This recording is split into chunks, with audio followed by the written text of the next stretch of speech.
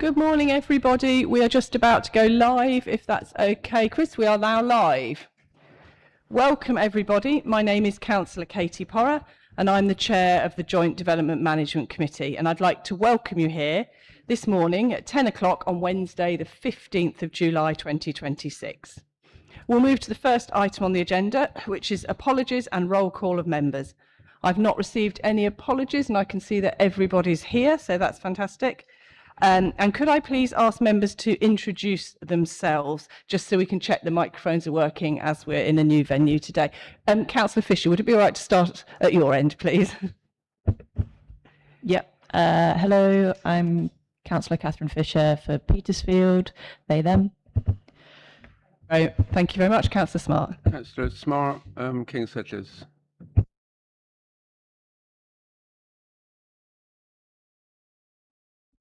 It is working. Is that on? Yeah, can you hear me now? Okay. Richard Williams, Whittlesford. Martin Khan, Histon and Impington. Tim Griffin, City Councillor for Coleridge Ward.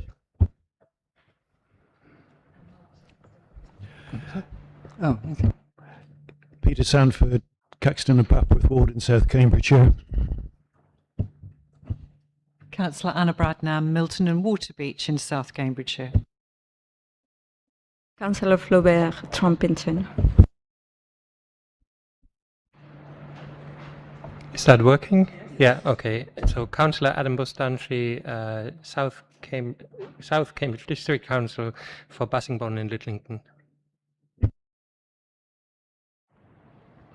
Councillor Bob Illingworth, East Chesterton Ward in the City.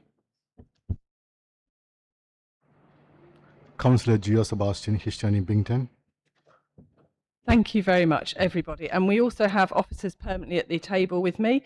We have Philippa Kelly, who's our Strategic Sites Delivery Manager. Good morning. We have our Legal Advisor, Vanessa Blaine. Yeah, that's it. Morning, everyone. And we have our Committee Manager, Sarah Michael. Good morning. And James Goddard, who is assisting in producing the meeting.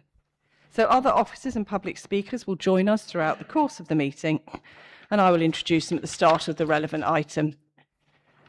If you need copies of the agenda, these can be found on the City Council's website under Committee Meetings, Minutes and Agendas. And we are in the small hall rather than the chamber today. So for those unfamiliar with the building, the toilets, the nearest toilets are down the stairs that are directly outside the doors at the back.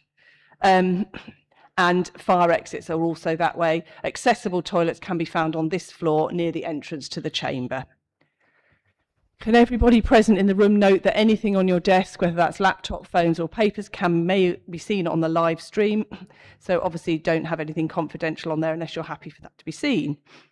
Please raise your hand if you wish to speak. And for anyone joining us via Teams for the online meeting, please raise your hand in the chat column. And do not use the chat column for any other purposes, as it is not confidential nor private, and everyone there is able to see it, and it's subject to a freedom of information or general data protection request.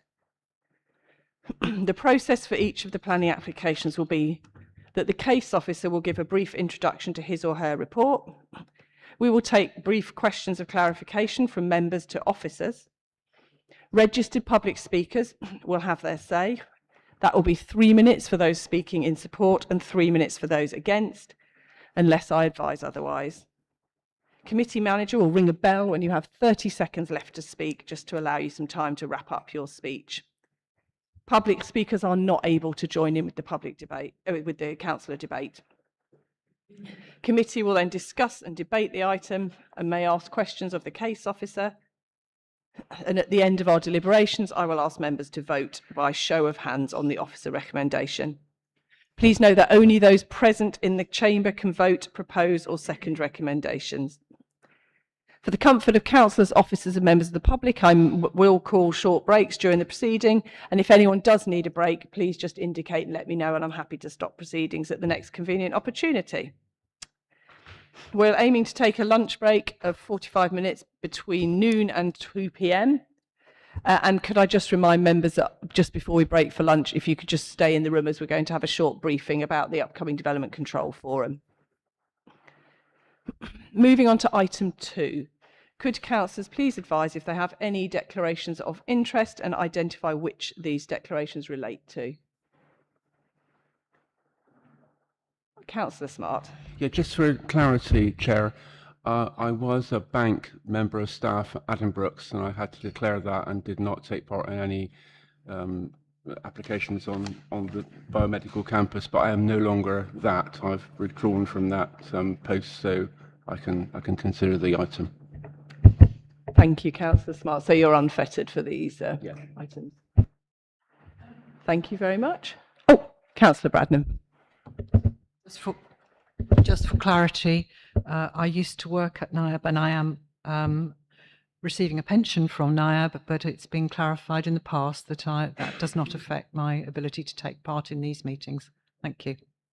Thank you very much, Councillor Bradnam and Councillor Khan. Darwin, it's nothing about the actual applications, but in terms of the pre-applications, Darwin Green is in my ward. I have made comments to the consultations about the country park. I won't be dealing with the application when it comes, but I may ask questions today. Thank you very much. I can see no more declarations, but do remember you can declare at any point if something occurs to you as we move through the agenda. Agenda item 3 is minutes of the meeting of the 17th of June, and they've been submitted for approval. Could anyone indicate if they have any concerns with these? Otherwise, I will approve them as a correct record. I will take that as... Oh, Councillor Bradnam.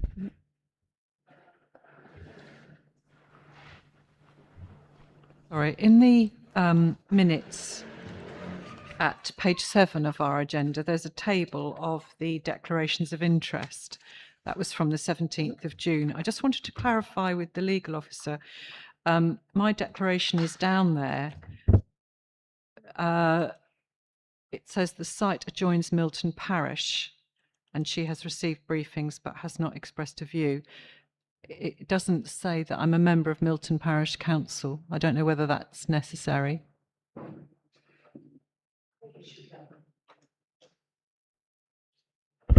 But in the capacity that I received briefings, it was as a ward councillor. So, you know, there's all sorts of things. Okay, so if you could add then that I'm a member of Milton Parish Council and have received briefings as a ward councillor. Thank you. Thank you, Councillor Bradnam. Sarah's going to minute that, so that will appear in the revised minutes for this meeting, and I'll sign off the previous minutes afterwards. Thank you very much. No one else? No, that's good. Okay, we're going to move to our first substantive item number 4, which is 26-01066 REM, so that's a Reserve Matters application. So this is land south of Dame Mary Archway on the Cambridge Biomedical Campus. And I'm going to ask James, the planning officer, to introduce this item, please. Brilliant. Thank you very much. I'll just share my screen.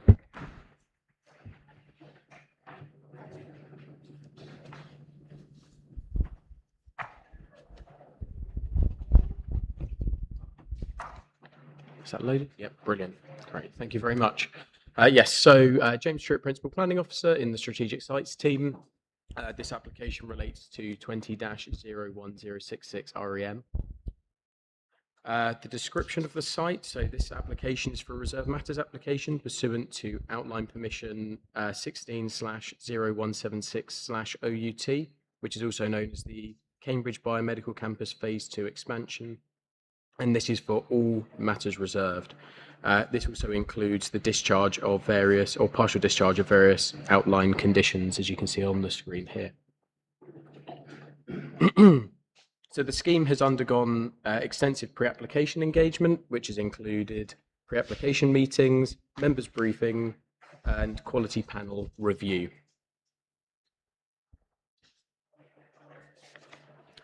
Location and context. So the site is located just here, which hopefully you can see. Yes, the lasers come up. Fantastic. So this is where the site's located. You've got Dame Mary Archway to the north of the site here, Francis Crick Avenue along here. You've got Cambridge South Station located here, and Royal Papworth Hospital here. So as you can see, it's on the southern edge of the Cambridge Biomedical Campus. It also sits within, obviously, the Phase 2 CBC expansion, which, if you look at the proposed site plan here, this shows the outline area in red, solid red, for the expansion land, and the dashed area here is the red line boundary for the reserve matters application. To the west of the site is the undergoing construction cycle park, which is located here, which is the semi-sunken cycle parking facility. And you've also got the under construction 2000 and 3000 Discovery Drive just to the north.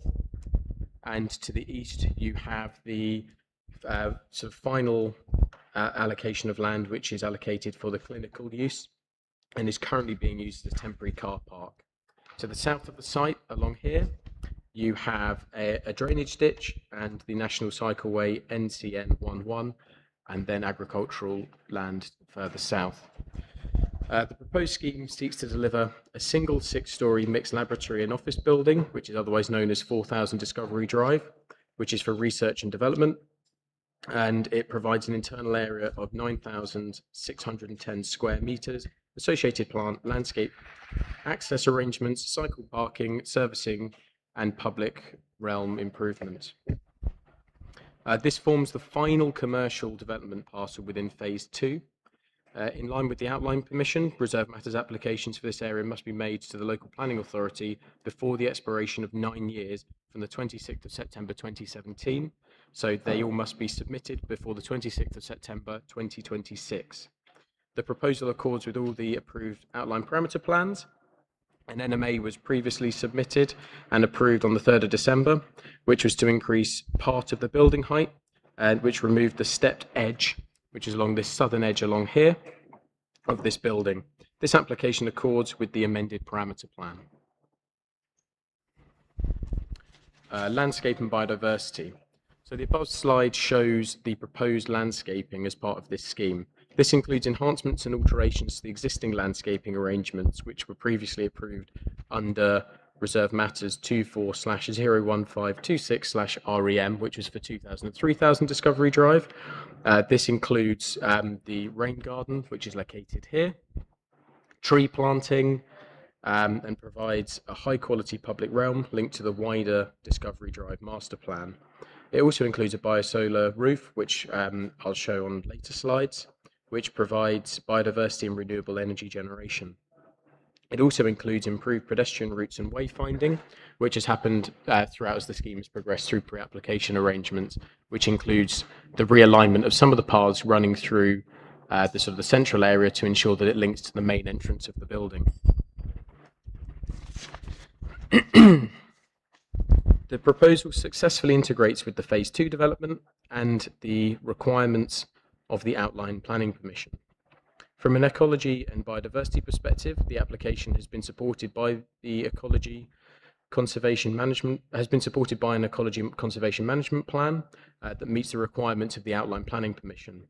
The biodiversity net gain report has also been submitted with this application, which shows the scheme will provide a 49.73% net gain in habitat units and 0.16 units increase in hedgerow for the 4000 Discovery Drive Reserve Matters site. The ecologist has reviewed this information and raises no concerns. The proposed site plan, sort of a slightly more focused plan on screen here. So this shows the ground floor arrangements, which includes the reception area here, which will include some informal bump space and meeting space. You've got the cycle changing area located just here, including showers, toilets, and lockers. You've got the main core, which includes lifts, toilet facilities, and staircases, and this is mirrored throughout all the floors up to the roof. You've got a plant area here, and you've got lab space just here. I have a later slide which shows some of the other internal arrangements as well. So the roof plan.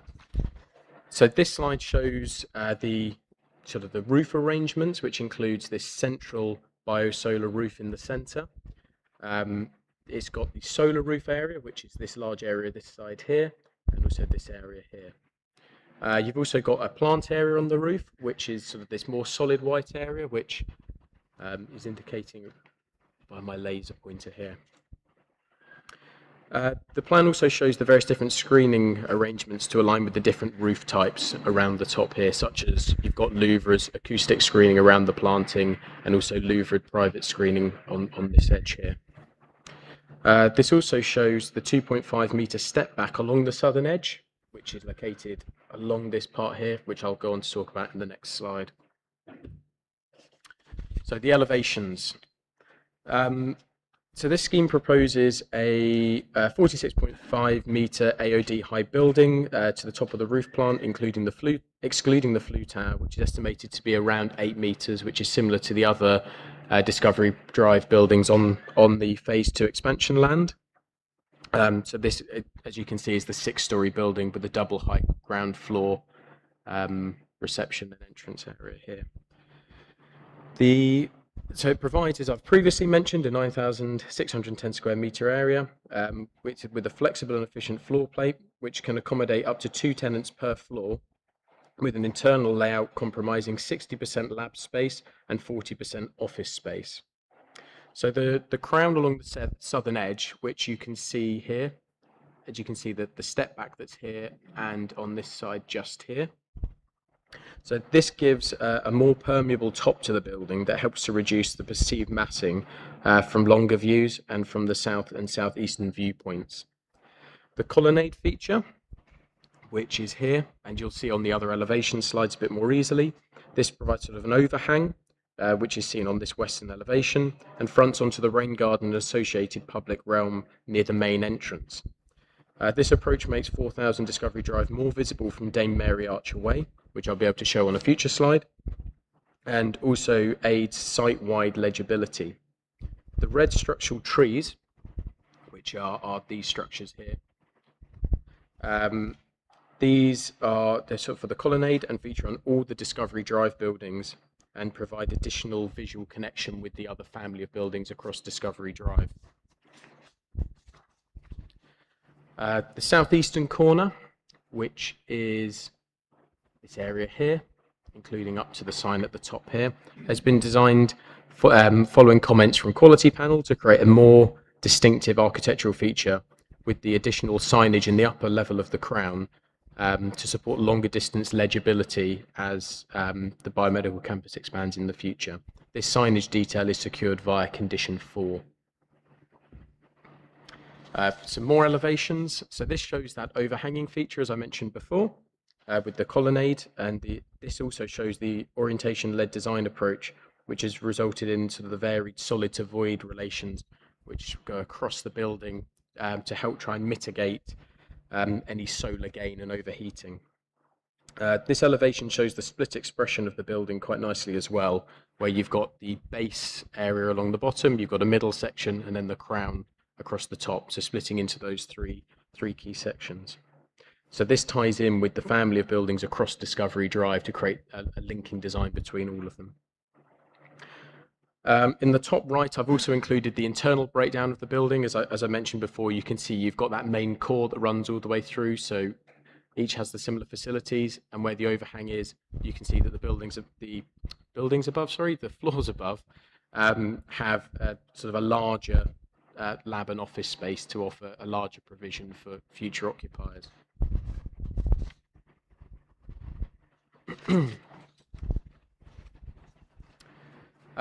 This is the final elevation slide. So this shows the northern elevation, and it shows, I want to show this because it shows that highly glazed entrance area, which helps with wayfinding and legibility across the Discovery Drive. And it's also one of the views you'll get from Dame Mary Archer Way, coming down and seeing the overhanging colonnade entrance with also the entrance area here, which is highly glazed. The building's material palette links to the existing buildings on Discovery Drive, and it is proposed that the warm tones are integrated from 2000 Discovery Drive and the darker accent finishes from 3000 as part of the sort of recessive elements, which are the sort of darker areas that you can see, which I'm indicating here. This helps it join with as I say, the existing family of buildings across Discovery Drive. Conditions 2 and 3 are recommended to secure the quality of material palette across this building. And following on from the Cambridgeshire Quality Panel, a number of updates and alterations have been made to reflect the comments made by the panel, including the realignment of the access path, the building entrances, and facade improvements. Where changes and improvements have not been possible that were recommended, justification has been provided and is in the officer report. Lighting. So, as you can see from the slide on the screen, 4000 Discovery Drive proposes to have a discrete integrated lighting strategy, which is just across the top here, which you can see, which is to help create a diffuse soft glow effect, which frames the upper elements of the building. The proposed condition 2 secures the integrated lighting scheme. The ecology officer has reviewed the scheme and has no concerns, though does note that the outstanding lighting information will be submitted as part of the condition update at a later date. This should be secured via the outline condition 16 as well. Sustainability. This building proposes to seek and achieve BREEAM Outstanding. The BREEAM pre-assessment provided demonstrates a score of 92.45 can be achieved, which is above the 85% requirement for BREEAM Outstanding. So there's quite a sort of flexibility there to still achieve BREEAM Outstanding. And this would make it one of the most sustainable buildings on the biomedical campus. The proposed building would provide a sustainable low carbon development. As previously mentioned, the facade is designed to minimize solar gain and overheating through fully integrated louvers, slender vertical piers, and expansive low emission glazing. I thought it was important to note that, given the hot weather we've been having, although it's a lot cooler today. The proposed scheme also proposes the biosolar roof with the additional solar panels. The proposed scheme would also seek to achieve a 25.6% reduction in carbon emissions, which is over the building regulation Part L baseline. It's also targeting the full 5 credits for BREEAM Watto 1, integrating both grey and rainwater harvesting. The proposed strategy shows the development would be highly water efficient, with the roof runoff being split between internal non-potable water and landscaping irrigation. Subject to the recommended conditions related to BREEAM certifications, water harvesting and water monitoring, the scheme is supported by the Council's Sustainability Officer. So, water management of flood risk. So the site is within flood zone 1 and is therefore considered to be at low risk of flooding and generally very low risk of surface water flooding. The lead local flood authority has advised that they have no objection to the proposed scheme. The proposals have been developed to include a range of sustainable drainage features, including attenuation, filter and discharge of surface water. This includes the rooftop attenuation, as I mentioned previously, into the rain gardens, swales and permeable paving, and also includes the water harvesting. The current surface water drainage scheme feeds into the previously approved schemes under the 2 previous reserve matters applications for 2000 and 3000 Discovery Drive. So this includes the various different SUDS features designed to accommodate all the surface water runoff from rainfall events up to a 1 in 100 year event, plus climate change. Hobson Trust were consulted and have no objections to the proposed scheme. Foul water was considered as part of the outline application. So the foul water strategy details are also secured via condition 4 of the outline planning permission. So this is prior to commencement of development and must be installed in accordance with the approved strategy, which was agreed as part of the outline application. Movement and access. So the transport statement and internal travel plan was submitted as part of the application. So it shows motorised vehicles will primarily be access the site from Dame Mary Archer Way. There's blue badge taxi servicing and emergency vehicles, which can be accessed through the middle of the site, which is seen in sort of blue along here. And also that the cycle and pedestrian access incorporates short walking routes to cycle parking areas and building entrances. So you have previously approved the semi-sunken cycle park, which is in a central location and easily accessed to 4000 Discovery Drive, as well as additional cycle parking located just here where the laser pointer is. And there is also internal cycle parking as part of 4000 Discovery Drive. To aid with wayfinding on the site, condition 6 is recommended to secure the external signage details for wayfinding. There were no objections raised by the Highway Authority or the County Transport Assessment Team. Cycle parking and car parking. So the cycle parking and car parking were provided across the commercial land for phase 2 expansions for 2,000, 3,000 and 4,000, with a total of 571 cycle parking spaces. So the level of cycle parking that's provided for this building is required from the outline permission to be 103 spaces. This building and across the wider campus provides 157 staff cycle parking spaces plus visitor spaces. There will also be 8 showers and 74 lockers within the building itself. There are 640 on-plot spaces for car parking, the majority of which are within the multi-storey car park, which was approved as part of a separate application. The proposed scheme has 84 parking spaces. This is inclusive of 79 spaces within the multi-storey car park and 5 accessible spaces located in this area here, along the front here. This accords with the outline requirement of the 5% disabled parking spaces. The proposed car and cycle parking arrangements are compliant with the outline planning permission and outline planning conditions 14, 31, 33 and 37. This is one of the visualizations from just the other side of the semi-sunken bike park to give a bit of an idea of what the building will look like should it gain approval. Officers have carefully considered the proposed development, and as the final phase of the commercial element of the phase 2 Cambridge Biomedical Campus expansion, the proposal is considered to provide a high quality and well designed flexible office and laboratory space that would support the expansion of the biomedical campus. It achieves significant biodiversity gains, targets BREEAM outstanding, and has strong sustainable transport strategy. This also acts as the sort of the completion of the phase 2 commercial campus, and the scheme is well integrated into the existing consented schemes of phase 2 expansion and is consistent with the outline permission, and is in accordance with the 5 parameter plans that are approved under that permission. And this is the recommendation. Thank you very much. Thank you very much, James, for your very comprehensive presentation.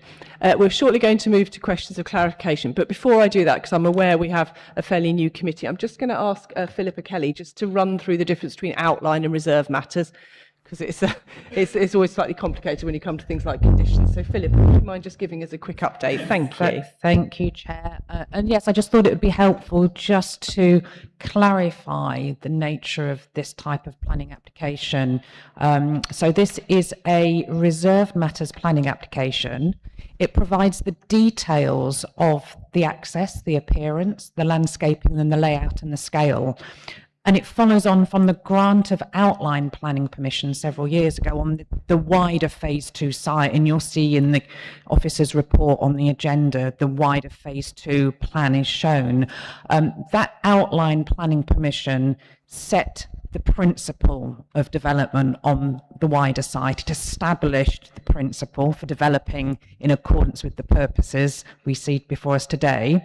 And the proposals also include the details in respect of a number of planning conditions which were attached to that outline planning permission and which all subsequent reserved matters applications are required to fulfil. So I hope that provides the context appropriately. Thank you. Thank you very much, Philippa. That's really helpful. So we'll move now to questions of clarification. So these are really just asking brief factual questions to the officer, something you felt needed explaining from the presentation or correcting or something that was missing. And then obviously we will move on to debate after we've heard from the speakers.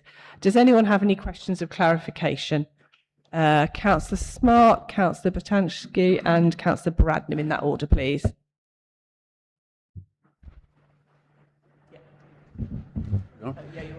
James, the last image you showed, elevation, it was called summary. What elevation is that? Which orientation?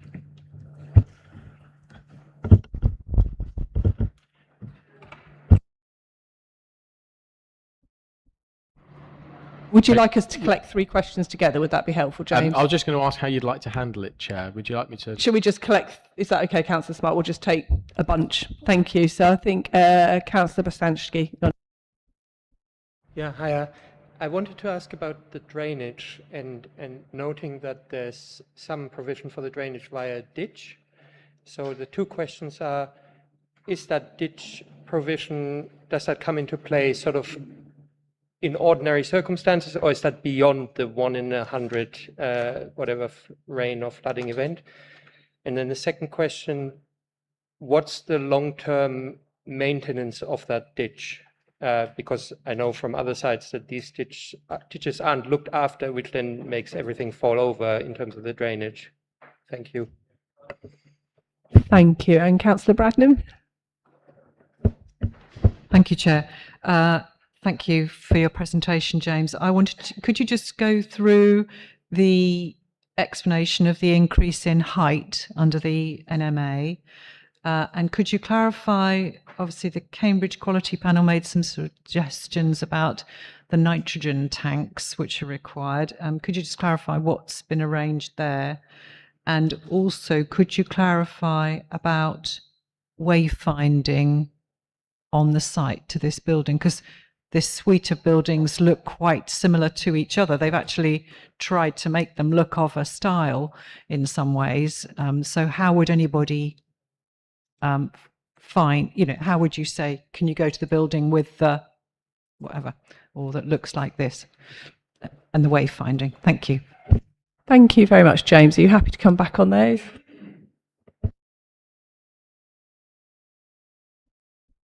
Brilliant. Sorry, having trouble with the mic there. Fantastic. So I'll try and take those in order. Apologies if I missed anything. So this elevation view from here, so this is a visualization.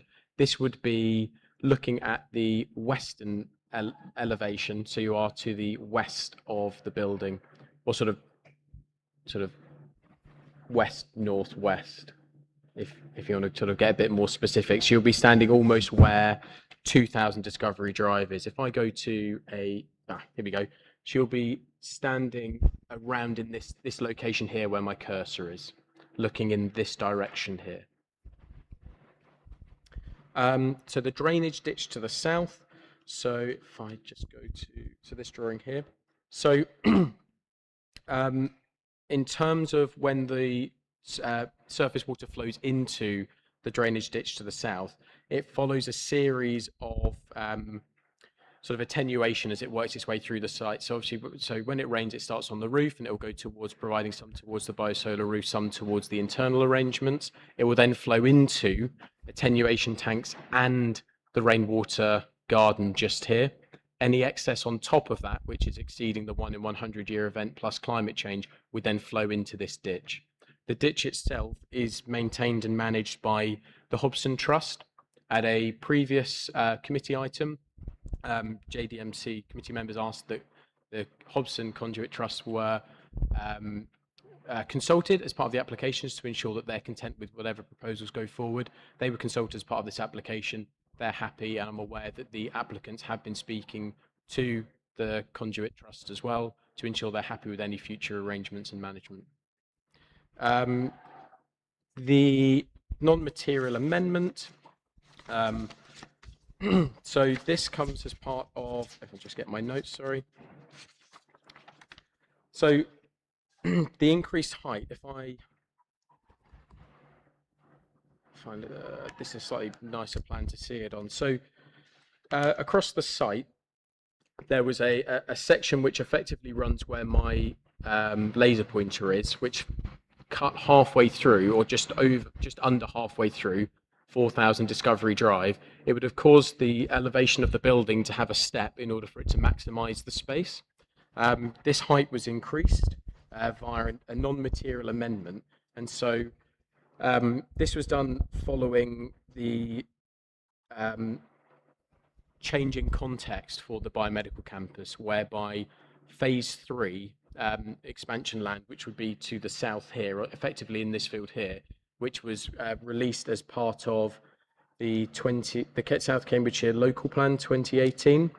to remove this part of the Greenbelt land. So the context and the nature of this southern edge on the biomedical campus has changed since then. There is also phase 4 expansion, which effectively encompasses further south in this area here. This has not been released as part of the local plan as of yet, but is indicated within the Cambridge Biomedical Campus SPD. So like I say, that the nature and the reason that the stepped edge along here has changed. This has been approved as part of an NMA, and the building height is compliant with the amended parameter plans. The nitrogen tanks. So there is a condition as part of my recommendation to secure the details of what the nitrogen tanks would be. I think it was recommended that the nitrogen tanks might stand out a bit more. This is not what is being recommended by officers as part of going forward. It will be that it sort of conforms and becomes a more submissive feature, given that the building should be the elements that stand out, and that's officers' view along with the urban design review view as well. The wayfinding on the site. So similar was a concern of officers, which is why the condition is recommended for this wayfinding strategy to help future users of the phase 2 expansion land be able to find the correct building when they come and visit the site. I think that's answered the questions.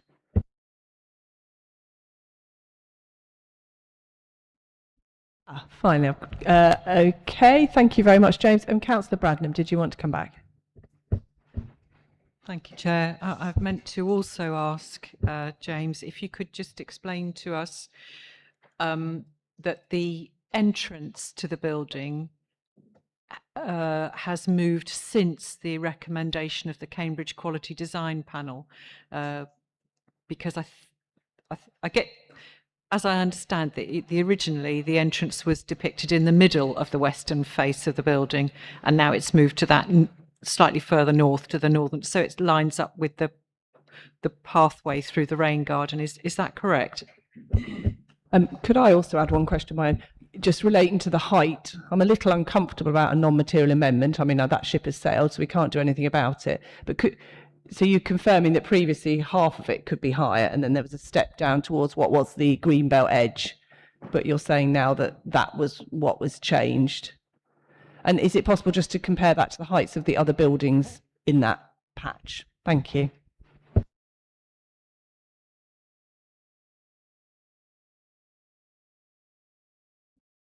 Brilliant, thank you. So in regards to the building entrance, this is a good plan to show it. So originally, as part of the initial pre-application arrangements, the entrance was slightly lower. This has moved higher up, but as part of the quality panel comments, they had requested it to be right in this corner here, which would have made it, from officers' view, quite difficult to access the building fully. So whilst the building entrance has moved further north, what has happened following quality panel is the entrance moving upwards slightly, but also realigning the paths to make sure that when pedestrians enter the site, it's the most direct route. And this also would then help align with the staff cycle access to the entrances as well. So it was a combined approach of altering the landscaping arrangements and a slight movement in terms of the main entrance.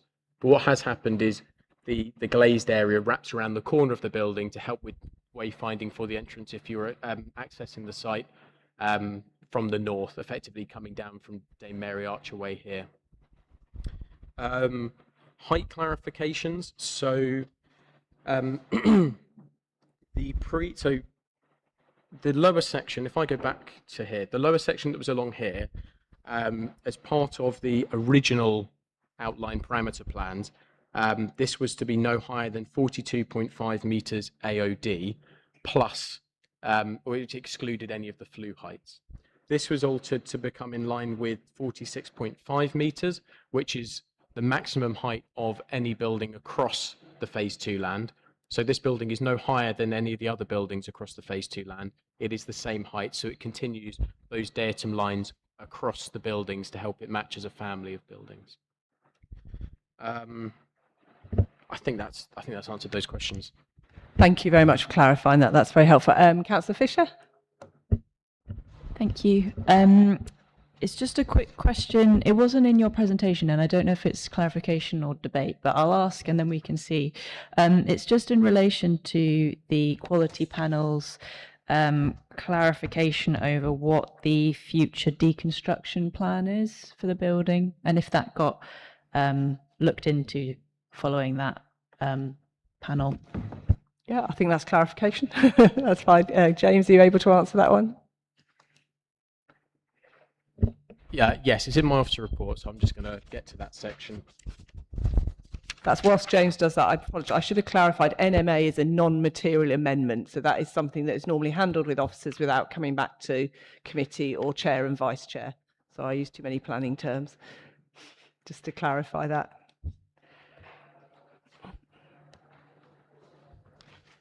So in terms of the future deconstruction, this approach was to the construction and deconstruction of materials was reviewed as part of the subsequent pre-application meetings following quality panel to discuss the end-of-life arrangements for the building. Any deconstruction would be required as part of a future planning application. So we'd consider that through that in terms of planning. But the building itself is designed to be as flexible as possible, and it can be altered in the future. Hopefully that answers that question. Thank you very much. I don't see any more questions of clarification. Thank you very much. We will now move to our public speakers. We have one public speaker, Derek Lloyd, representing the applicant and speaking in favour. Please take your seat there. You'll have 3 minutes, and my colleague Sarah will ding a bell at 2 minutes 30 just to let you know you're coming to the end of your time. Thank you very much.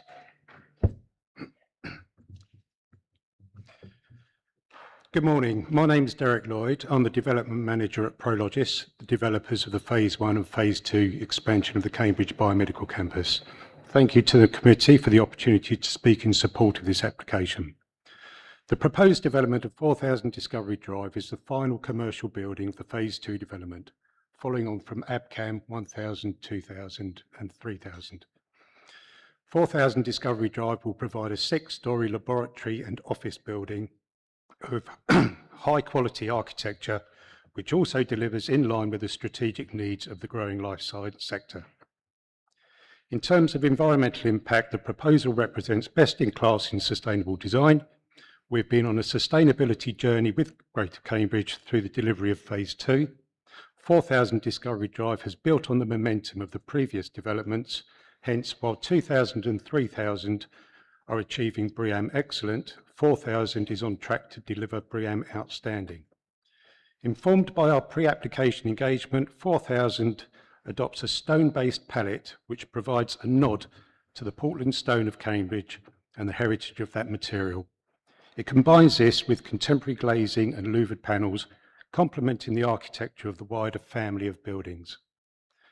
A generous colonnade on the western elevation is a distinctive feature for 4000 Discovery Drive, reflecting the corridors of conversation which the entire biomedical campus seeks to provide.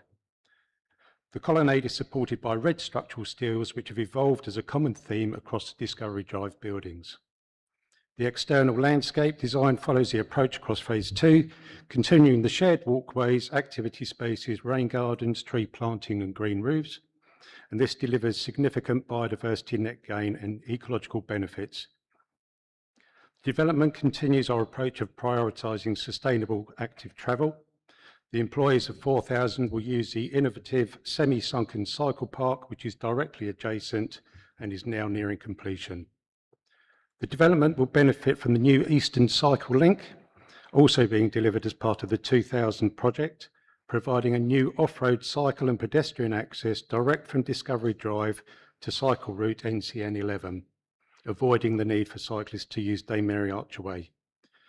Car parking provision has been strategically limited across the Phase 2, with the new multi-storey car park delivering less parking than the outline permission allowed, whilst EV and accessible parking are provided in compliance with the required standards. The proposed development accords with the adopted local plan policy for the site, supporting the expansion of healthcare and research activities at the biomedical campus as set out in the Cambridge Local Plan Policy 17. 4000 Discovery Drive will contribute to the ongoing growth of the campus, cementing its status as an international hub for scientific research, and Development. Perfectly timed. Thank you very much. Would you mind just turning the microphone off? There we go. Perfect. Thank you very much. We don't have any other speakers today, so we will move on to the debate. So I open the floor to members. I'd be grateful as ever if questions could be brief to the point and not repeat a point that someone else has already made, as we do have a very long agenda today. Not that I'm very happy to have a full debate. Thank you. Does anyone have any questions? Councillor Flaubert and then Councillor Bradnam, please. I'll take them in groups if that's okay, James. Thank you. Thank you, Chair. I have a few questions. Sorry.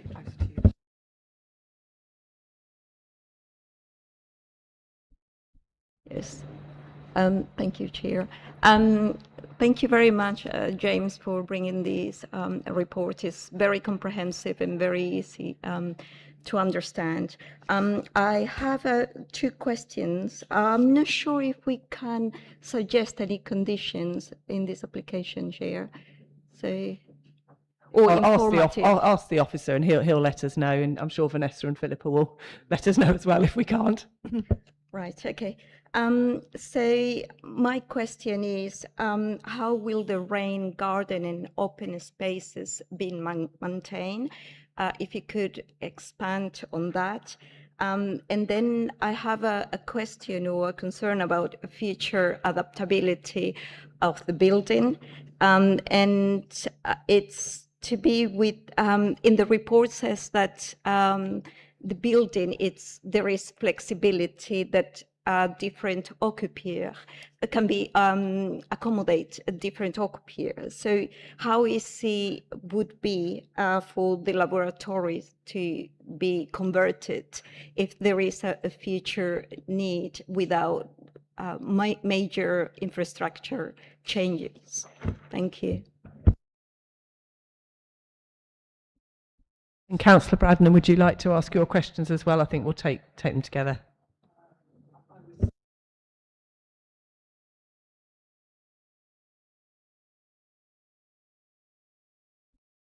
We're just having a few problems with the microphones. Bear with us a moment. In fact, let's just hold on a moment. I think we'll borrow Councillor Sandford's if it doesn't mind. Okay, thank you. Thank you. I was actually really moving into debate. Sorry, I didn't have any further questions. So. Okay, thank you. James, are you happy to take Councillor Flaubert's questions? So that was about the rain garden and then the future proofing and adaptability between uses. Yes, no problem. So the rain garden, I'm just quickly looking through the outline because there is various landscaping conditions that require ongoing maintenance across the phase 2. I'm just trying to find the correct condition number. But in my computer's being very slow. Could you just pull the mic a little bit closer? Oh, sorry, can you I not think hear it's me? because we've got fans whirring. It's just harder to hear suddenly. Apologies. Thank So you. there's, No, that's okay. So the landscaping management is secured via the outline, but I'm just trying to find the correct condition number that finds it.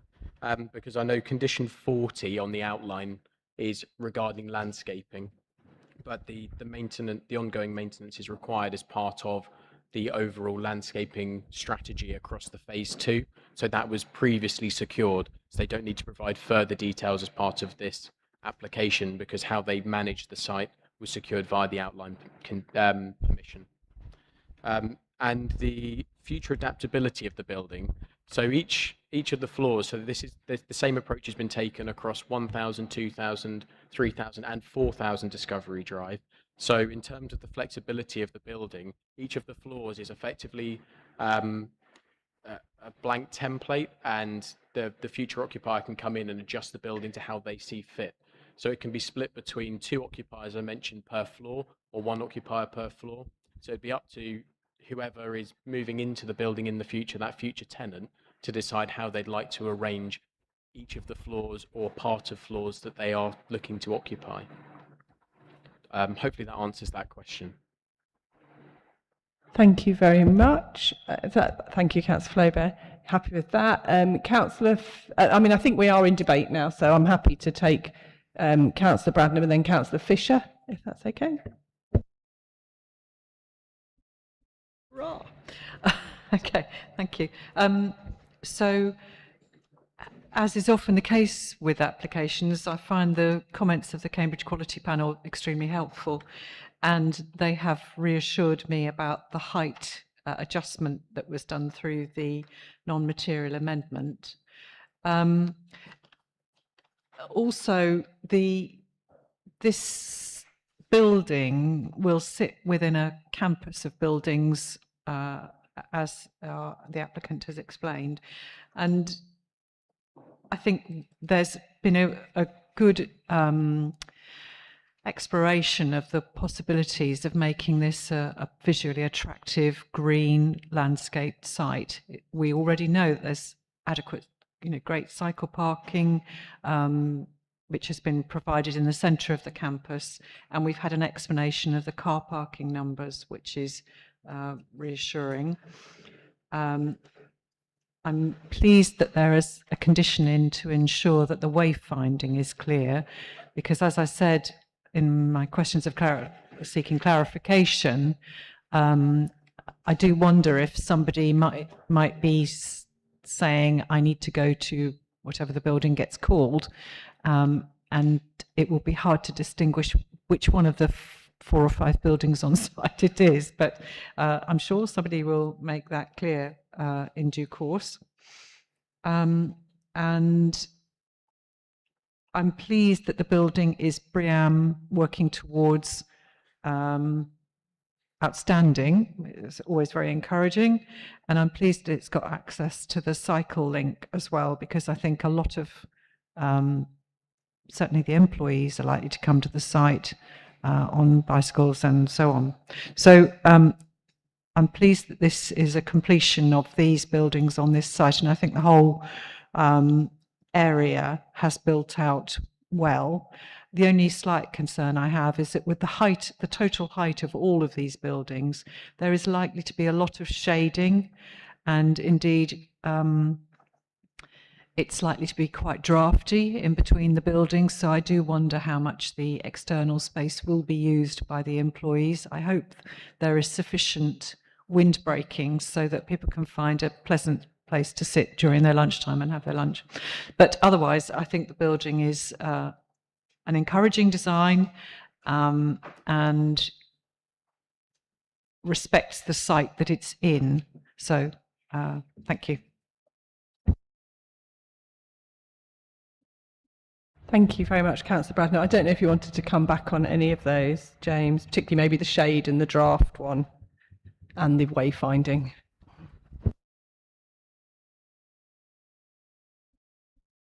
Sorry, having trouble with the mic again. There we go. Yeah, so just in regards to the wayfinding strategies I mentioned, that's secured via condition. So those details will come forward, noted the concerns that are being raised, and so officers will ensure that that is addressed as part of that condition discharge.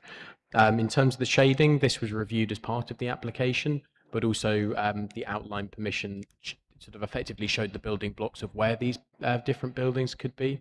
So that has been already considered. So whilst there will be shaded parts of the site as the sun effectively moves across the sky in at different times of the year, the planting scheme has been designed so that it would be able to be successful and thrive through the existing arrangements.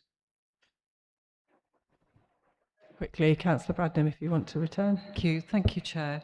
The reason I'm going on about wayfinding is, if you think about it, a lot of people are going to come to this site on the train or by bike. They'll park and then they'll walk. So they're going to be on foot. So if they accidentally head towards the wrong building, it's actually quite a long way to get to the next building. So that's why I want it to be, for people to be clear from the outset where they're aiming for. Thank you. Thank you. James, have you noted those comments? I think that's important when officers do look at discharging this condition, that is important. And I'm hoping the applicants heard what we're saying as well, because it's good to have the same style, but obviously there is that issue that people need to be able to differentiate. Councillor Fisher, go ahead. Thank you. It was about whether we could add another kind of paragraph to one of the planning conditions about materiality. because we've got planning condition number 2, which is design details and materials, which references policies 55, 56 and 57, and it's about appearance and local character. But I wondered if we could include a reference to policy 28, which is in the local plan, which is the climate change policy about low carbon construction, and whether we could ensure that the materials that get chosen maximize, good use of materials in terms of the climate. I'm aware that there is no mention of the circular economy in the local plan 2018, but there is in our new local plan, and I wonder if it's possible to put, as well as embodied carbon, we could talk about deconstruction, because I don't know if my previous question was clear about the purpose of my question, but the what are they called? The design review panel, or the people who were looking over the application, raised the point of what happens when this building needs to get completely dismantled, be that through a natural disaster or needing to use materials for an emergency somewhere else. And there is now the practice of trying to create a instruction manual on how to take apart a building using joinery and materials that can be dismantled easily rather than just kind of blowing them up, and whether that can also be added into this condition about a deconstruction pathway. Sorry, that was a very long suggestion. Thank you. Thank you, Councillor Fisher. And as you say, there's always a bit of because we've got the current local plan, which is policy, but obviously the new one isn't yet in force, so we can't normally condition that. I'm just going to hand over, James, if it's okay, to Philippa, who just wanted to pick up that, because some of these I think may be covered in some of the outline conditions. Thank you, Chair. I just wanted to come back on Councillor Fisher. You've made some important observations about the new emerging local plan and what that has to say about sustainability credentials of new development. My advice would be, as the officer has set out in section 5.1 of your report before you, that it's to be noted that the emerging local plan, and accepting we're at regulation 19 stage, it still carries limited weight in planning decision making. Now, once that's gone further through the process, there's been the examination and a decision to adopt, then we can start to, the weight will increase as the process moves forward. So at this stage, we need to have regard to the adopted policies in the 2018 local plan, and that is why they're referenced in those conditions that you've picked up. But my advice would be it wouldn't be appropriate to include the emerging joint local plan policies. Thank you. Thank you, Philippa. I think Councillor Fisher also mentioned an existing policy 28, is that correct? And that's the city policy, I'm assuming. I don't know, James. I mean, I actually wanted to add a question. Sorry. So BREEAM outstanding is exceptional for an office building. We very rarely see them. Does the BREEAM guidance do anything about deconstruction? I don't know if it does or not, because I'm assuming if it does, and this is going for outstanding, that would give us some comfort, but I'm not sure. Can I come back in on this one? And Philippa wants to jump in again. Sorry, if I may, I've just called up. Apologies. Yes, I just called up the adopted 2018 Cambridge Local Plan. You are absolutely correct, Councillor Fisher. Policy 28, carbon reduction, community energy networks, sustainable design and construction, and water use included in there. There's no reason why that policy can't be referenced on the condition that you've referred to. We can certainly add that in. Thank you.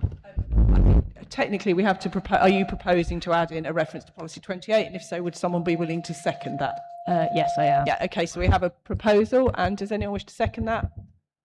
Yep, Councillor Flaubert. So what I will ask Philippa to do is to add that in, and when we vote later, she will confirm that that has been included. James, sorry, we've talked over you, James. Was there anything else you wanted to add? No, that's fine. I was just going to say that it's fine to add reference to condition 28 in that one there, but it's also, it would be considered as part of the BREEAM design stage as well. So just for an additional level of comfort, that is part of the BREEAM assessment as well in terms of carbon reduction.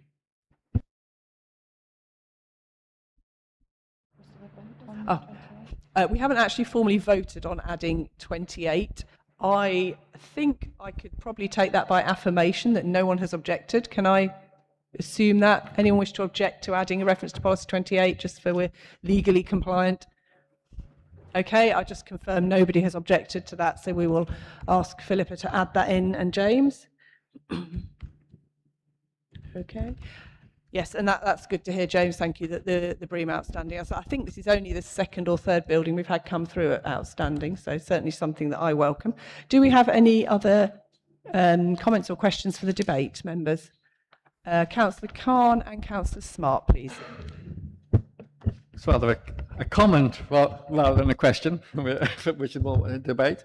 I was going to comment simply that when I looked at the initial plans of the facades on the presentation, they looked rather like a bland, rather modern building, and how important it was to see the 3D view of it, because that changed the image of it completely.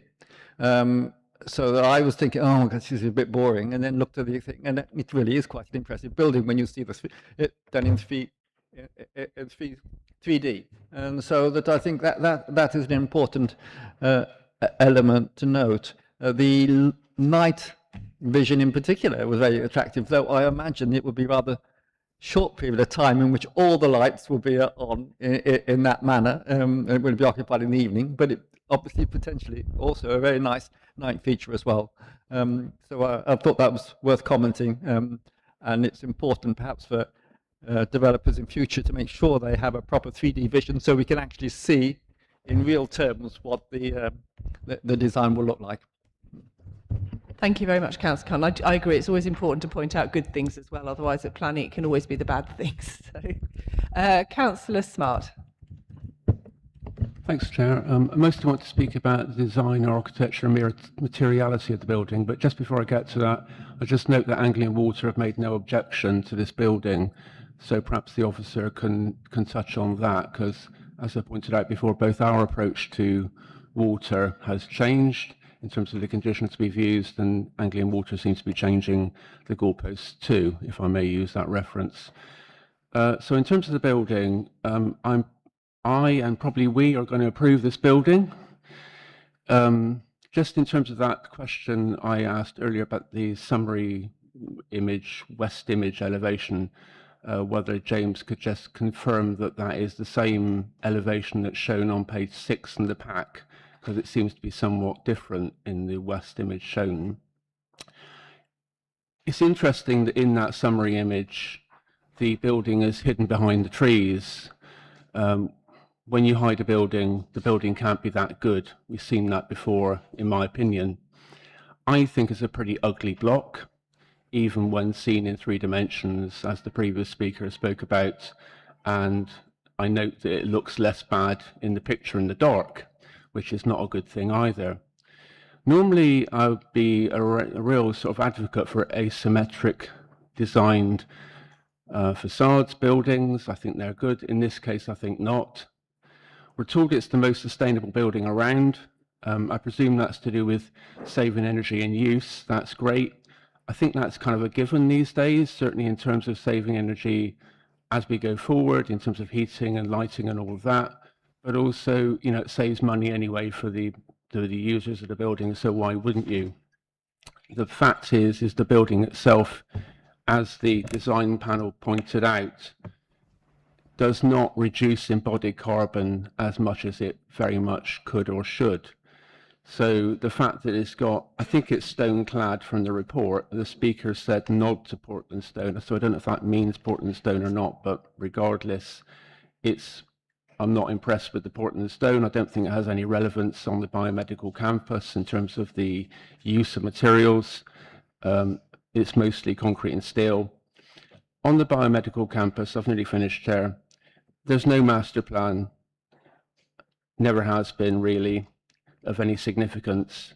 And it's a shame that they have no plan either for the construction of buildings. They could easily have made most buildings or all buildings with a structure of cross-laminated timber, and that would have been much less embodied carbon, if not zero carbon, but that's not been done. We have these buildings that are built from a previous age, the last century, using lots of carbon, and they'll be deconstructed, and then a new, bigger building will be built in no time at all. So it's not an impressive building in my mind, but it'll probably get planning permission, and I'll probably vote for it. Thanks. Thank you very much, Councillor Smart. I don't know if there's anything you wanted to address there, James, particularly cross-laminated timber, although again, it's not a policy requirement, so even if we wanted it, we couldn't, but I couldn't insist. Oh, Councillor Smart, you disagree? And they were sort of buried, but there were two questions, Anglian Water and the West Elevation. Oh yes, and the Anglian Water one, and I think that may relate to the outline permission, but if you could confirm. Yes, thank you. So foul water is considered as part of the outline permission. Condition 46 of the outline secures details of the foul water. So Anglian Water will be consulted as part of that when that comes forward in due course. They've reviewed the scheme in alignment with the outline foul water strategy and are happy with the approach taken for the scheme. In regards to the elevation that's shown, this is the same elevation. Thank you. Thank you very much. Is that happy? Councillor Fisher, have we got anyone else who wants to speak? Just no? Okay, Councillor Fisher, go ahead. Just on the back of what Councillor Smart raised about the embodied carbon, I note that the, I'm going to get the name of the panel right, the quality panel noted was whether there had been any calculations done on the embodied carbon, and they said that this would be very useful to see. I just wondered if that work had been done. Thank you very much. James? Yes, it had. So at that moment in time, the calculations hadn't been done. They've now been done as part of the application. So that information was submitted, which is where how they were able to calculate the 25 point something % reduction.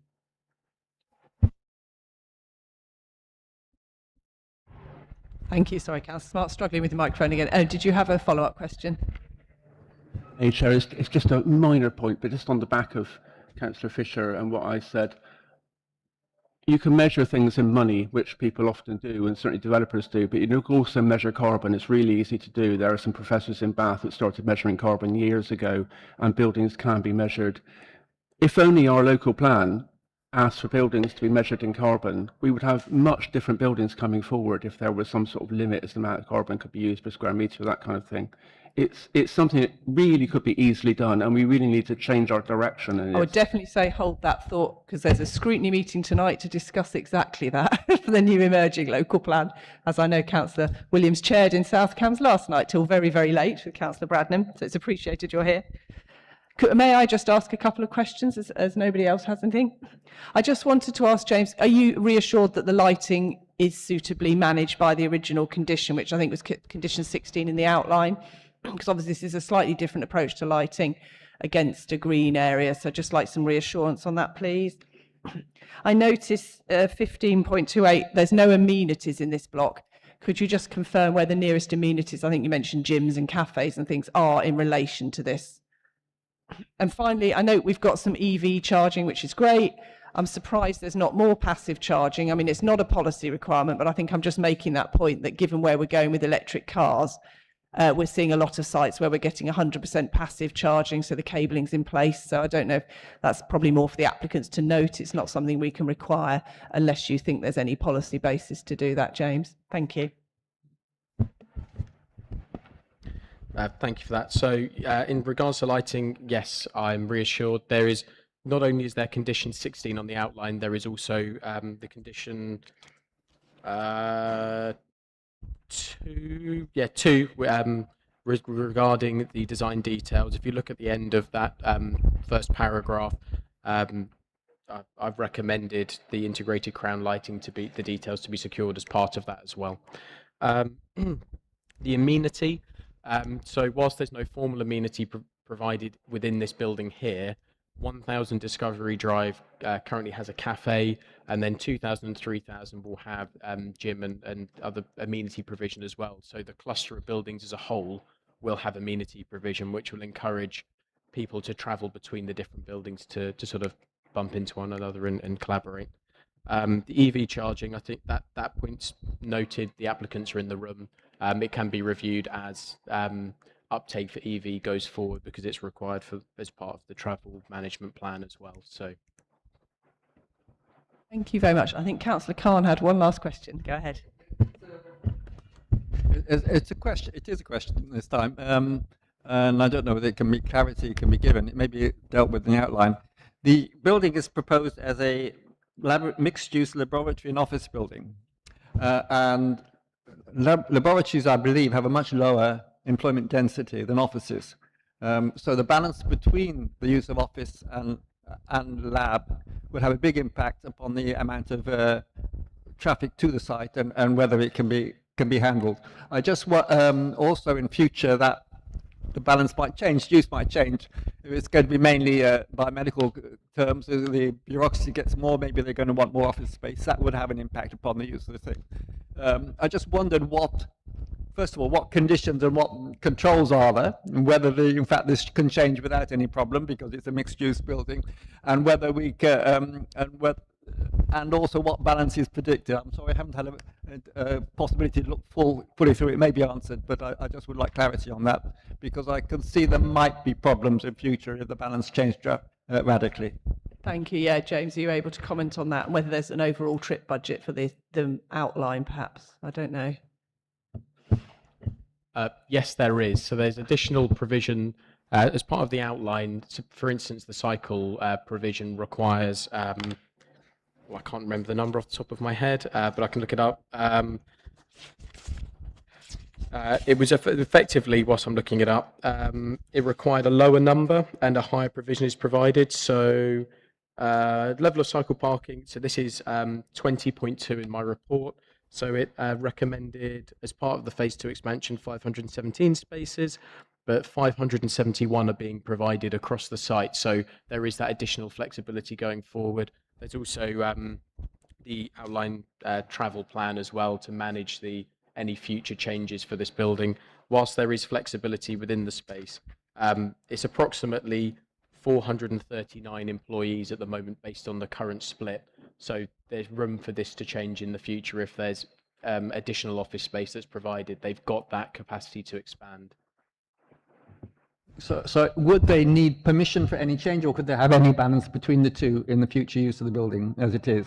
Do they need permission, in other words, to have for instance, if they wanted to be all offices, would they need permission to do that? No, they won't. It's a flexible office space. So it's being approved for research and development is the use of the building. So they can vary between those two as part of the permission. Thank you. We have one last question. Councillor Bosanchi, go ahead. Thank you, Chair. So this is a very general comment. So as a new member, I would certainly appreciate some training on BREEAM. So that it's come out through the debate, and we say things like, this is the most sustainable building, which makes me wonder, well, it's a little bit unsustainable as well. And how unsustainable is it? So I think that would be really useful.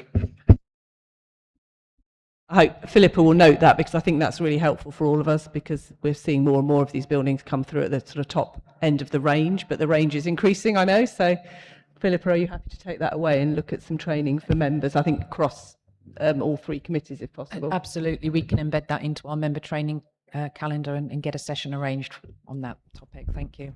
Thank you very much. I think we have finished the debate. I see no further questions, so I will now ask Philippa, our Strategic Sites Delivery Manager, to read out the recommendation and any amendments that we discussed during the debate. Great, thank you, Chair. So this is a two-part recommendation. You will find the recommendation under section 23 of the Officer Report to Committee. For those with hard copies, that's page 49 of the agenda. So with split recommendation, there will be the need to take two separate votes. I'll take criteria first.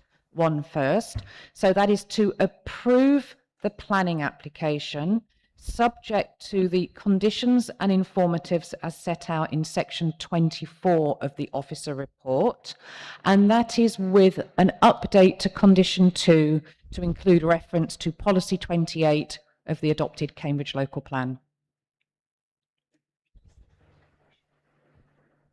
Okay, can I ask those, oh, Councillor Bradham? Section 24. Section 23, I think Philippa said. Oh, and section 23(1) is the recommendation, and section 24(2) is the condition we're amending, I think. Planning conditions. Oh, I see. Okay, fair enough. Sorry. Yep. So at this point, we're only looking at the first recommendation, adding in Councillor Fisher's amendment to include reference to policy 28 in condition 2. Can I ask for votes in favour, please?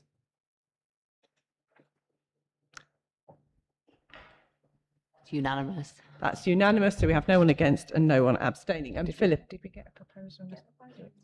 Yes, we had a proposer, Councillor Fisher, and Councillor Flaubert was a proposer and seconder for the amendment to the condition, which we agreed at the time through acclamation, I think we call it, when everyone says they agree. Is that, Yes, are you that's comfortable? good. We can vote if, no? Yeah, it's all good. Okay. And then Philippa, could you read out the second part, please? Yes. The second part of this recommendation is to part discharge the planning conditions that relate to the outline planning consent, reference 160176 OU2, in relation to this reserved matters parcel. I won't read out the list of conditions. They are all listed under the criteria 2 of the recommendation in the officer report. Thank you.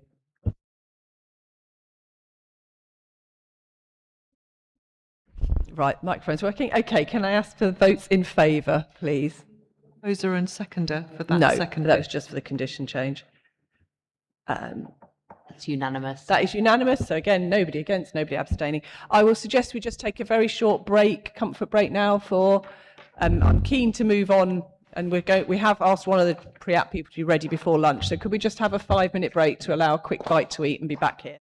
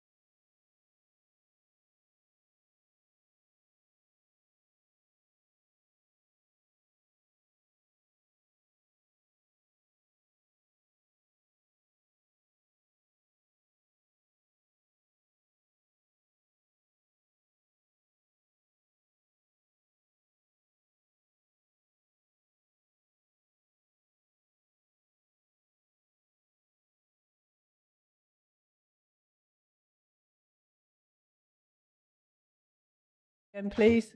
Yeah, I think that's a thumbs up I can see from behind the amp. Thank you very much. Welcome back to the Joint Development Management Committee on today, Wednesday, the 15th of July, 2026. We are now moving on to agenda item 5, which is 2304643/OUT. Before we do this, can I remind members to check their amendment sheet, as this has an amended decision recommendation on it. And I'd also remind you that you should have all received and read the statement from ward councillors. I think it was Payne and Clark, which we don't read out at the meeting as they're not here, but please do just confirm you've had sight of that. Okay, that is great. I will, before we start, I'm just going to ask Vanessa Blaine, who's our legal advisor, to just add a little bit of clarification about what we're actually looking at today, as it's quite an unusual one. We don't often see ones like this. Thank you, Vanessa. Thank you, members. So a bit of background to this application that was previously before you and approved. So the only thing we are looking at today is the recommendation before you. There's no debate. You can't add any conditions. It is simply to bring before you an alternative recommendation because the 106 had stalled, and it had stalled so significantly that the council was not prepared to allow it just to sit any longer. We went back to the developer, we gave them a deadline by which they had to respond. They failed to comply with that deadline. So it was originally going to come before you as a flat refusal, given the 106 had not completed. However, things have moved on slightly, and we are allowing them some extra time. The 106 is with me. I have conduct of it. It is drafted.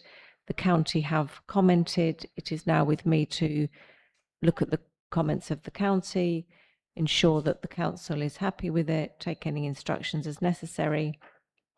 And once that's done, I will be speaking to their solicitor and saying, this is what the council's prepared to approve. Sign it, please. If they fail to come back to us or make any significant progress, or the 106 is not completed by the 31st of October, the Deputy Joint Director of Planning, following this recommendation, has the authority to issue a decision notice for refusal. So we're really only concerned about, let's get this 106 done and dusted with no more stalling. Thank you very much, Vanessa. John, would you like to give us a very short introduction to this change of recommendation? Thank you. Thank you very much, Chair. Good morning, everybody. For people who've never met me before, I am John Shuttlewood. I'm a Principal Planner here at the Greater Cambridgeshire Planning Service on the Strategic Sites team. This is just one item, as Vanessa has already described to you. We're only considering one thing today, and I'm indebted to Vanessa for the information that she's just provided as well. So just by way of refresher or introduction, the address is the former NIAB site on Huntingdon Road, Cambridge. And the proposal is to outline application for all matters reserved apart from layout, scale and access arrangements onto Lawrence Weaver Road for the demolition of all site buildings and structures other than Chapter House and the erection of buildings for laboratory, office, Class C and Class G and cafe uses, and also associated facilities and infrastructure, along with the relocation of existing facilities serving the retained Chapter House that are currently accessed from Lawrence Weaver Road, including refuse storage, vehicle access, car parking and cycling.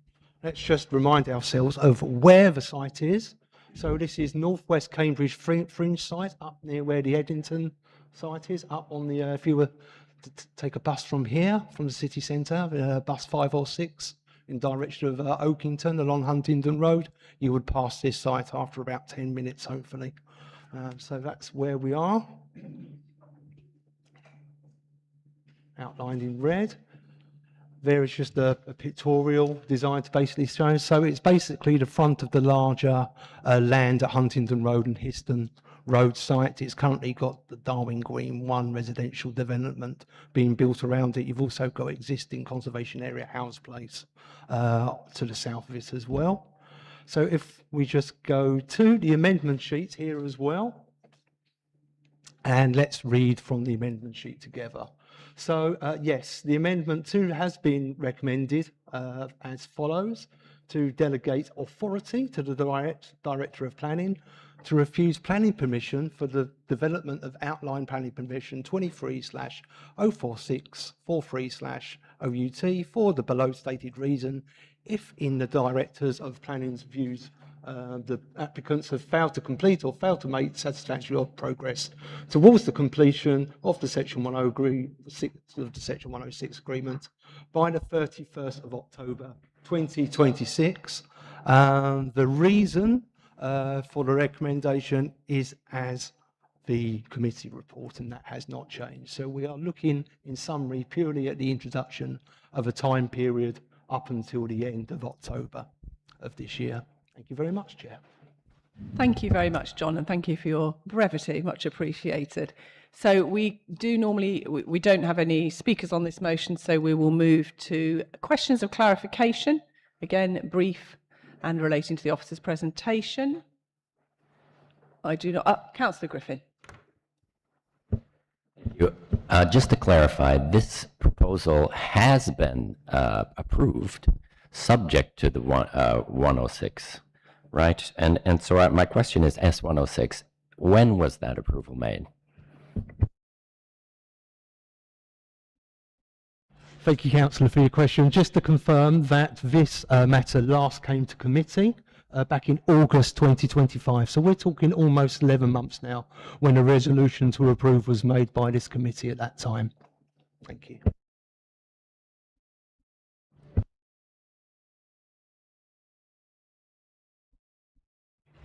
Thank you very much. And Councillor Smart. Looking at the bringing in the community infrastructure levy, will that take over from S106 on this application, or does it not happen that way? John. I believe, yeah. I don't believe so at the current pace of this application. No, not at this moment of time. I believe it will depend when the actual effective date of the seal starts. Yeah, my understanding is, if this were rejected, then obviously they'd have to come back through under whatever policies are in place in the if a community infrastructure levy comes in. I think the idea is, in theory, next January, but obviously it's subject to various approvals. Philippa is nodding to correct, so that's correct. Councillor Bradnam, Councillor Khan, please. I just wanted to observe that we made this decision to approve back in August last year, and given that the applicant has been slow to bring forward the S106, I think this is a very sensible process to focus their minds on getting that S106 sorted out. It sounds from Vanessa as though they are, but this gives us the opportunity to refuse if they don't. Thank you. Thank you, Councillor Batters. We're moving towards debate. I mean, in my opinion, I'm happy to open the floor to debate stroke questions of clarification, as I think they're probably going to overlap. So Councillor Khan and then Councillor Basanchdi. I completely understand why you want the proposed recommendation, but obviously when one looks at what we should decide, we have to look at the alternative. What happened if we didn't approve this recommendation? Would there be a deadline when the application failed? Would it just stand in limbo? What is the alternative? And Councillor Basanchdi, do you want to ask your question as well? Yes, I Yeah, I think I agree with the recommendation, but I just wanted to ask for clarification. So it says the council is unable to secure financial contributions towards public transport improvement. So given that in this country we often don't do public transport particularly well. I'm on. Okay. Given that in this country we often don't do public transport particularly well, what would the contributions be used towards? Has that been identified? Is there something that is sort of not going to be provided because the public transport provision is not in place? Yeah, I'll just ask Philippa to cover that. It was agreed when it went through, but it's helpful to know. Yeah, thank you. If I can just clarify what the contributions were intended to be spent upon, that's in the officer report to committee at paragraph 2.3. So there's financial contributions for further bus services, controlled parking zones, and also towards the compliance and monitoring of the Section 106 process. Thank you. Vanessa wanted to add something. Go ahead, Vanessa. So none of the contributions will have changed, and the county has commented. I've yet to look at in detail at their comments. I don't expect them to be any amendments. So nothing will have changed other than we are focusing their mind, get this 106 done, or we will refuse it, depending on your decision today. Thank you. Just to add, if I may, to Councillor Khan, so my question as well is what happens if we don't? Because my understanding is there's no time limit, so a developer could just never do this. And the way our conditions work is you have 3 years from when you get approval. So at the moment, this is just allowing more and more time, I think, but if John could confirm that that is correct, I'd be really grateful. That would indeed be the case, yes. We'll be continuing this incredible glacial motion moving forward. So obviously we're trying to, in the interest of planning clarity, we are trying to move this forward. After 3 years, would it just lapse, or would it just not happen, or just, no, it wouldn't even lapse?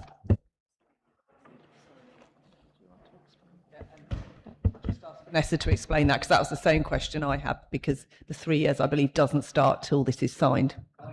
I think, but Vanessa, can you tell me? Yeah, so the decision won't be issued until the 106 is completed, and we can't go on ad infinitum sort of with just wandering around in space. So we are tightening up. We are not allowing developers just to, keep things running at their pace. And this is probably one of the first you'll see. Thank you. Councillor Williams and Councillor Smart, I think. Thank you, Chair. I'll just be brief, just to say I think this seems like a very sensible proposition to me, and I'm very happy to support it. Councillor Smart.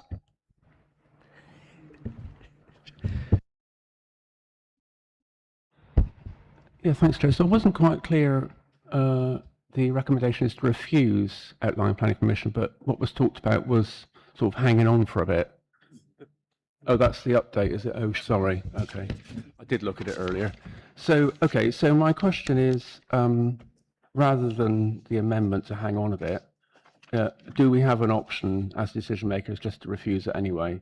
Because and I say that on the basis that I know that officers work really hard with applicants to get stuff done. And when applicants can't be bothered, then we have a problem. And it seems to me that that's the case here. So they just ought to get a refusal, and then they can put another application in if they want to. But we shouldn't be mucking around with applicants like this if they can't be bothered to put the application in and do the correct work on the S106. Thank you. I'm back online. Vanessa, I don't know whether you want to address that, because that is a fair point. I think it's an extremely valid point, but having focused their mind, they did move. And the county, the last position that really made us go back to them and force their hand was they failed to provide an undertaking for the county's costs. And it was going backwards and forwards, and it was getting very boring. So at that point we said, that's it, time's up. Yes, you could put forward an alternative proposal, but what I would say is they have an end date of the 31st of October. I will not allow it just to wander off until the 31st of October. The 106 will be returned to them within the next 10 working days. At that point, I will give them 5 working days to come back to me.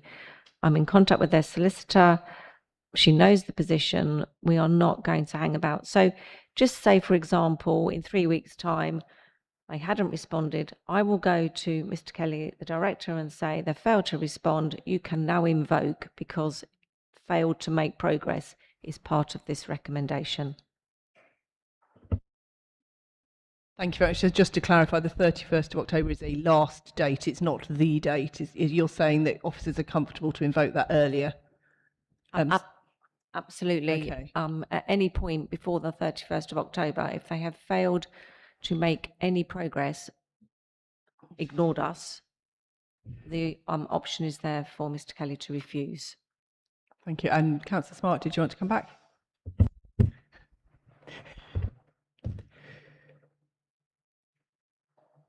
Yeah, it works. Thanks for that, Vanessa. So I'm willing to go along with that. I'd just like to say, Chair, though, that we do make charges for planning services, but we don't necessarily cover our costs. And when officers are running around doing stuff with applicants which they shouldn't be doing, it's costing the council money, and it isn't our money, it's residents' money. And we have to provide best value for residents. So if if that's happening, we should be on that and stopping it, basically, because we have to provide an efficient and effective service which is timely for us and also cost effective. Thank you, Councillor Smart. Yes, I do agree with you. We don't want to be wasting officers' time. Vanessa, would you like to come back? Just to say that once it gets to me, I ask the other side for a solicitor's undertaking for our costs, which they gave me. They've absorbed most of those in me going backwards and forwards. They're going to have to pay again. So there is a financial penalty to them. I know it doesn't cover the cost of this, but all the time that's been wasted so far has in legal fees they have to pay for. Thank you. That's reassuring to know that it's not coming out of the public purse. Councillor Bradnam and Councillor Fisher. Thank you, Chair. I just wanted to point out to members, this illustrates the point that the decision was taken in August 2025 to approve this planning application with the various conditions that were associated with it, pending delivery of the S106. So it doesn't take effect until this S106 has been delivered. So as the Chair pointed out, the start date on the 3 years for delivery doesn't kick in until the S106 has been delivered. So it's right and proper that we're taking this action to concentrate their minds and get the S106 sorted out. Thank you to John Shuttleford for taking the rather dramatic step of doing this, but I think it was obviously necessary, and I'm glad that Vanessa has been engaged with, their solicitors, and it looks as if it's had the effect desired. So thank you very much for officers and legal for getting this sorted out. Thank you. Vanessa wants to come back again, and then we'll go to Councillor Fisher. I am on this mic a lot today. Members, take comfort. We are not letting 106 slide. This is not the first developer that's been threatened with this, and it really focuses their mind, because I am very clear when I write to them. We will take this back before committee with a recommendation for refusal if you do not move on it, and it's not just on this one. Yeah, I feel quite strongly that they've already wasted a lot of our time, and I would be inclined to kind of revert back to the more harsher sentence. If anyone wants to second that as a position, and maybe we could vote on the two options.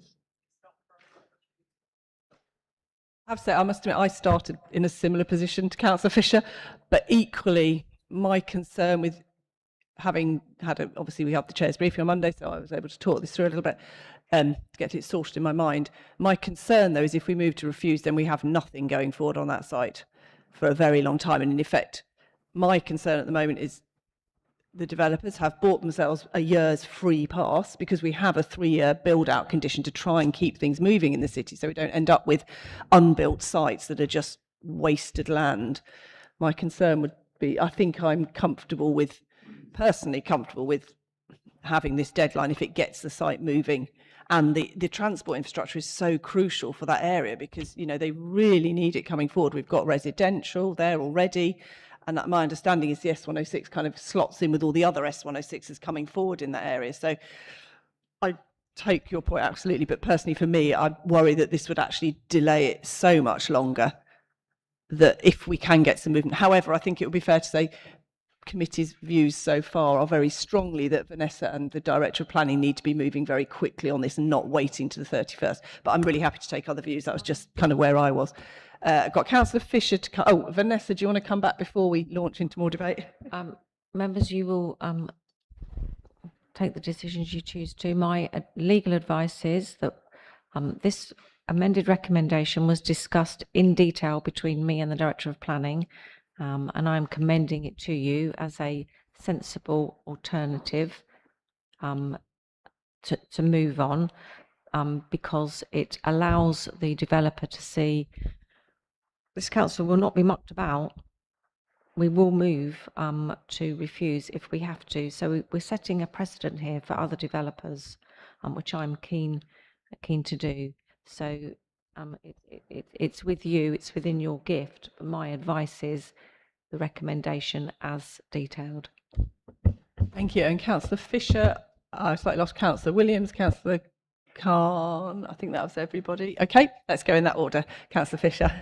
I very much agree that we need to put developers in their place and kind of understand that the legal framework kind of lies here to produce good buildings. And I think that the argument that this site wouldn't be developed for a while to kind of appease bad developers who aren't willing to conform to the stipulations that we put isn't a good argument. I think there isn't a shortage of people who can develop land. You know, there's a lot of wealthy people who could snap up that land and do something good with it. And this is just another form of kind of sitting on assets and not doing anything with it. And I just have no patience for that at all. Planning permission was granted for this, but that land could be used for all sorts of things, and there might be another developer that comes along and wants to build something better, like some housing.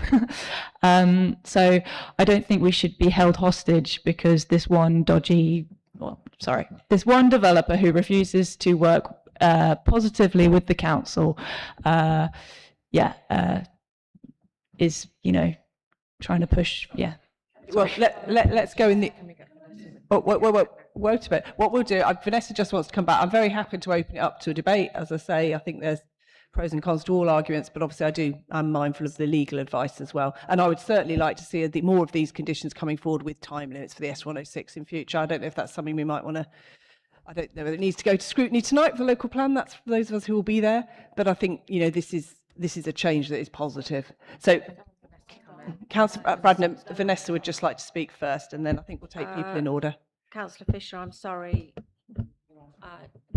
that was not an appropriate comment to make. That is the word dodgy has never been associated with this developer, and that is not the view of this council.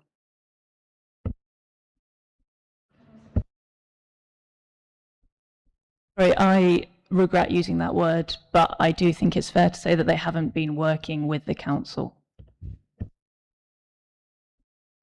Thank you, Councillor Fisher. I think Councillor Brandon, was this a point of order? Okay, please.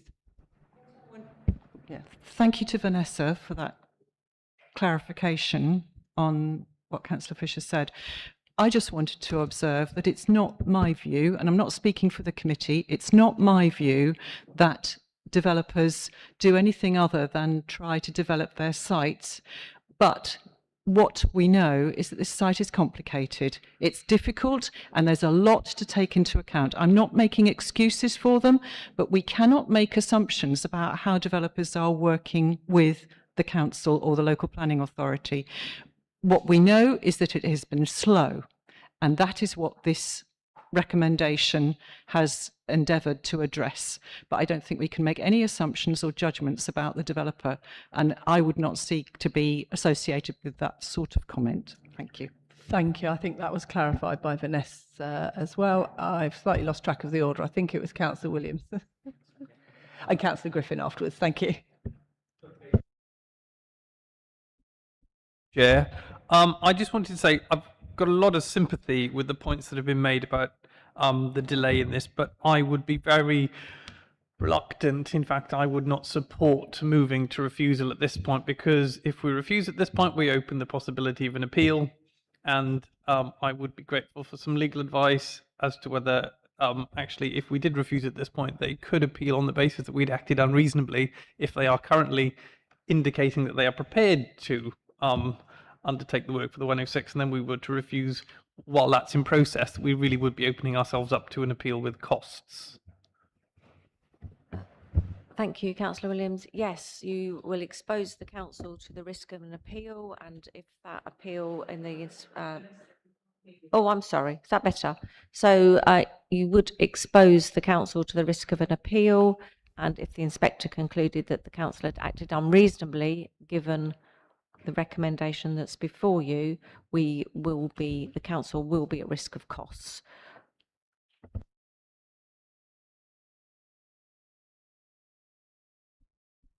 Do you mind if I just come to Councillor Griffin and then come back to you, Councillor Fisher? Is that okay? Thank you. Councillor Griffin, and then we'll go back to Councillor Fisher. Thank you. I'd like to support this recommendation fully.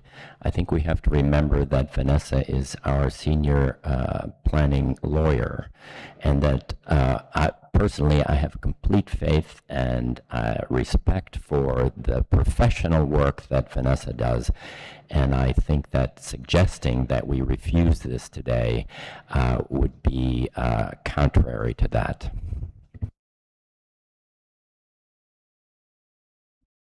It worked. Councillor Fisher. Yeah, from memory from the training we had on making decisions, we're not allowed to take into account the fact that costs might be accrued in the future on legal grounds. This committee is not here to consider financial issues, but it is my responsibility to make you aware that the council could be at risk of costs, and I'd be failing in my duty to this council professionally if I didn't do that. Thank you. No, and I note that's correct, Councillor Fisher. I think for me the risk is more about putting it to appeal and it winning, whereas I would rather have a little bit of leeway, because I think that's showing that the local planning authority is engaging.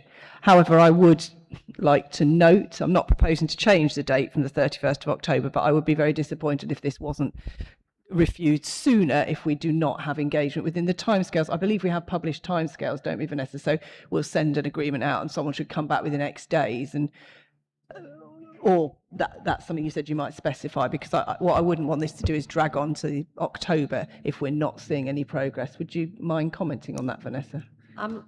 What I can do is when we come back in, where are we? So when we come back in August, I can bring an update as to where we are.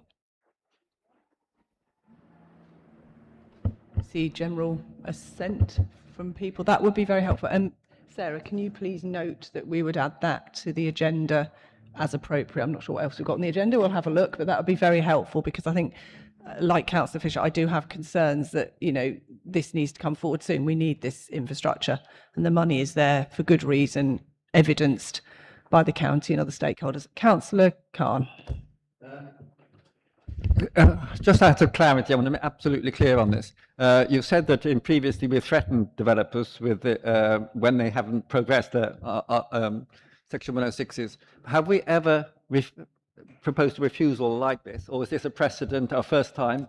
Because if it is a precedent, it would set have important policy implications. I'm very sympathetic with it. I absolutely agree with it, but I would like to know whether we are actually, for the first time, presenting it to the committee and making this proposal.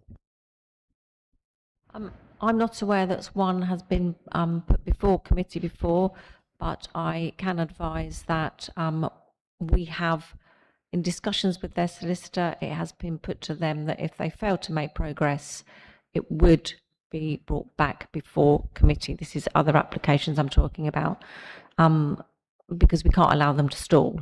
But we were concerned enough on this one to bring it back to you with this recommendation. On that, commenting on that point, I agree with those who say that we should keep the October 31st. We shouldn't do it immediately. I think it would be improper not to give people, having presented to committee, giving people, the developer, the time to respond and to take action. I think it would be, I don't know what the term is, I'm not a lawyer, but you know, not really giving them proper human rights and sufficient warning to respond. But I think 31st of October, so an ultimate deadline is probably the right one. Thank you very much. I have Councillor Smart. I think that is the last speaker I can see at the moment. Go ahead, Councillor Smart. So my question was going to be, how long should the applicant get the S106 sorted, presuming that there's no problem with our staffing, which there isn't.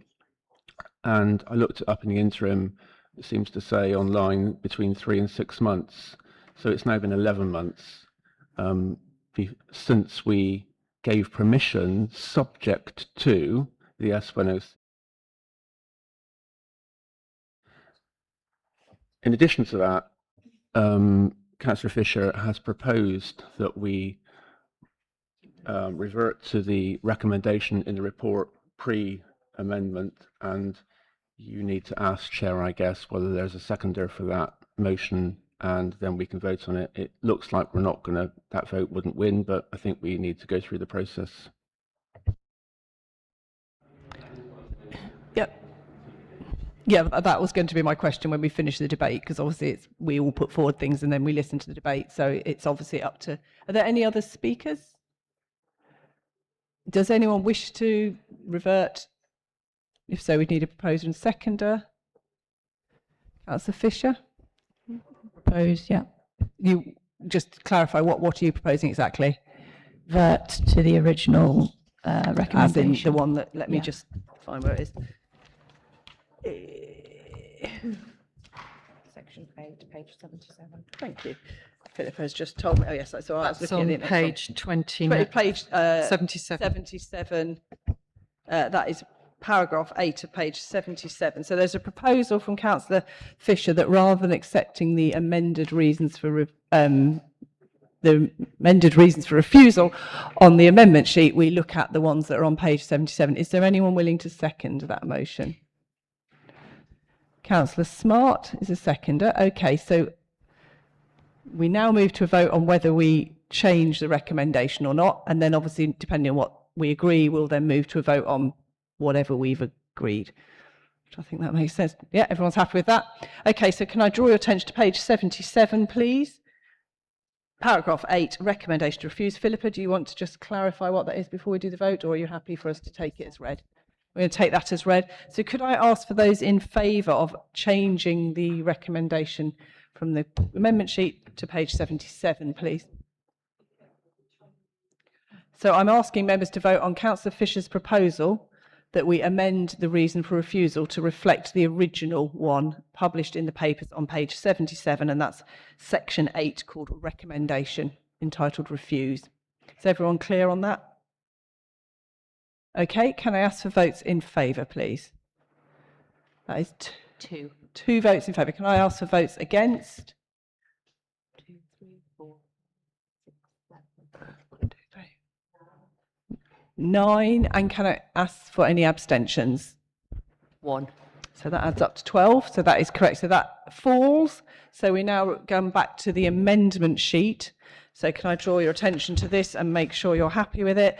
This is an updated recommendation. Philippa, do you want to summarise? I will summarise. Thank you, Chair. So the updated recommendation on the screen is to delegate authority to the Director of Planning to refuse planning permission for outline planning application 2304643 out if the applicants have failed to complete or failed to make satisfactory progress towards the completion of the Section 106 agreement by the 31st of October 2026, and the reasons for the refusal are set out in the second paragraph on the screen. Thank you. Thank you Councillor. Well, I don't think we need to propose and second, as we've got that on the papers. We'll take that as read. So could I ask for votes in favour, please? Unanimous. That is unanimous, so no one against, no one abstaining. So that is now passed. And I would note to Philippa and John, if you could please convey the committee's concerns. That obviously, for Stephen Kelly, we would hope he'll take a very proactive approach to this and not be waiting until the 31st of October, which I think is a fair reflection of what was in the debate. Yeah, I'm seeing some nods. Thank you very much. We now have 3 pre-application presentations. I'm happy to take one before lunch because they're normally about 50 minutes in length. Does anyone want a short comfort break before we move to that? Thank you very much, John, by the way. Okay, are we happy to move the first pre-application briefing? Okay, I'll just give John a moment to take, and we have the pre-application speakers in the room. If you'd like to come forward to the public speaking area, that would be great. Thank you.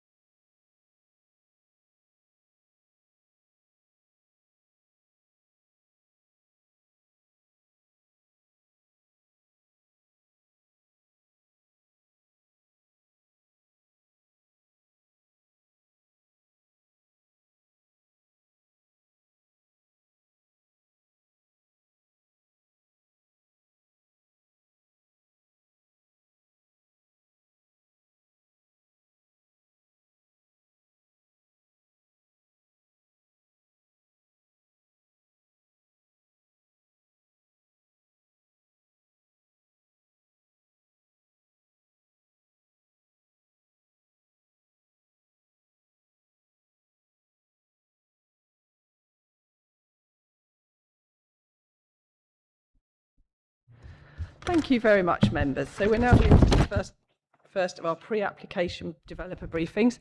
So this is agenda item 6, and it's from Springstead Village, Cherry Hinton in Cambridge. Before we move to the presentation, I'm just going to ask Vanessa to remind us of the rules around pre-application and not predetermining ourselves. So Vanessa, would you mind just having a quick word? So just for clarification for our new members, this is a presentation to you. It is not for you to discuss. It is not for you to show any leaning to one way or the other. You can ask closed questions of clarification, but please bear in mind the training on bias and predetermination that you've received. If at any point you've got any concerns and you need to speak to me, let me know.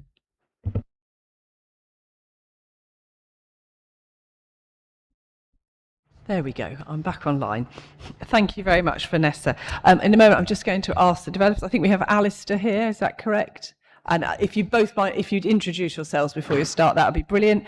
Developers have 25 minutes to run through their presentation, and then we will have up to 25 minutes for questions afterwards. As ever, if you can keep the questions focused, brief, and preferably not repeat what others have said, that would be much appreciated because we do have quite a long agenda today.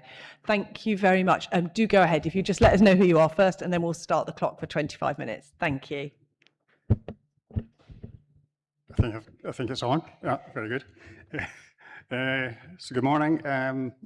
My name is Alistair Wood, and I'm the Planning and Development Manager for L&T Care Developments, who are the prospective applicants and developers of a care home for older people within the Springstead Village development.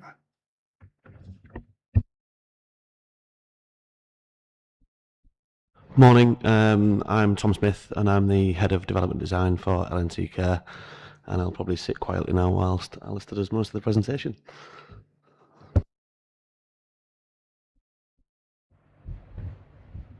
So good to go. So I'll just briefly run through the proposal. So it comprises a new 3-storey, 66-bedroom care home, as a care home being a Class 2 use.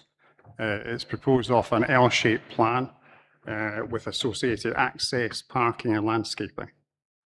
Now the development would be within the Springstead Village development, which is north of Cherry Hinton and southeast of Cambridge Airport. Just a little bit about the company, which has not changed up there. Sorry.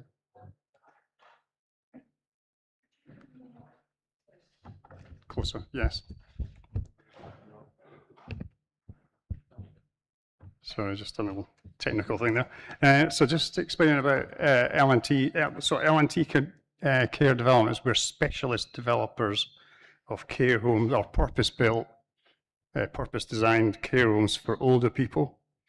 And to give you an idea of our credentials, we have delivered over 100 such facilities over the country within the last 5 years, and a total of 250 different projects, again, nationwide.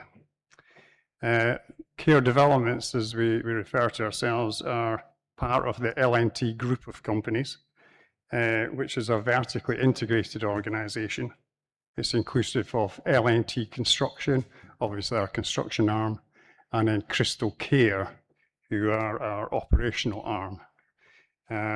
So this makes L&T in this situation developers, contractors, and operators of all the new care homes developed by the group. So just an introduction into Springstead Village. Got a hitch here.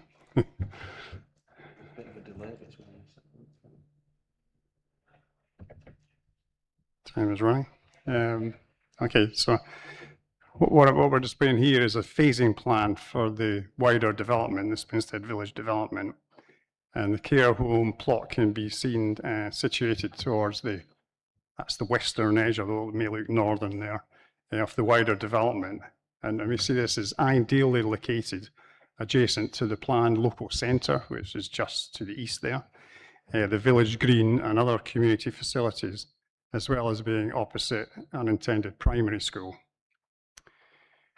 So in addition to that, the plot also has benefits of open aspects to the north, across the airport site, at least for now.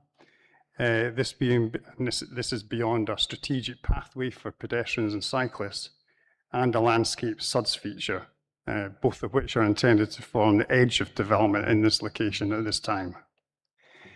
We've managed to display here a drone visual that was taken on the 7th of May of this year. This sort of illustrates the extent of development at Springstead to date and the location of the care home plot, which is still a little distance beyond the development edge at present. I thought you might be able to see, but there is in process the construction of the estate road beyond the edge of development and towards the care home plot. That's already underway to give connectivity to the care home. The next slide is an extract from the approved design code for Springstead Village.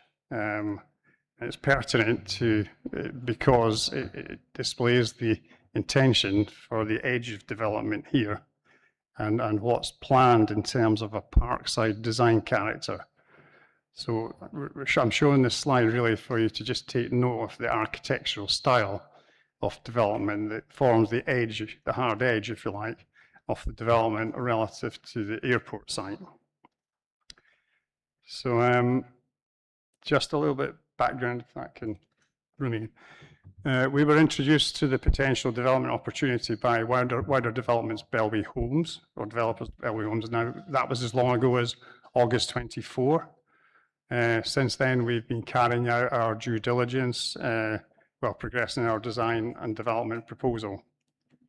Communication and dialogue commenced with officers of the council during November of last year. That led us into entering into a planning performance agreement, and that was formalised at the end of March.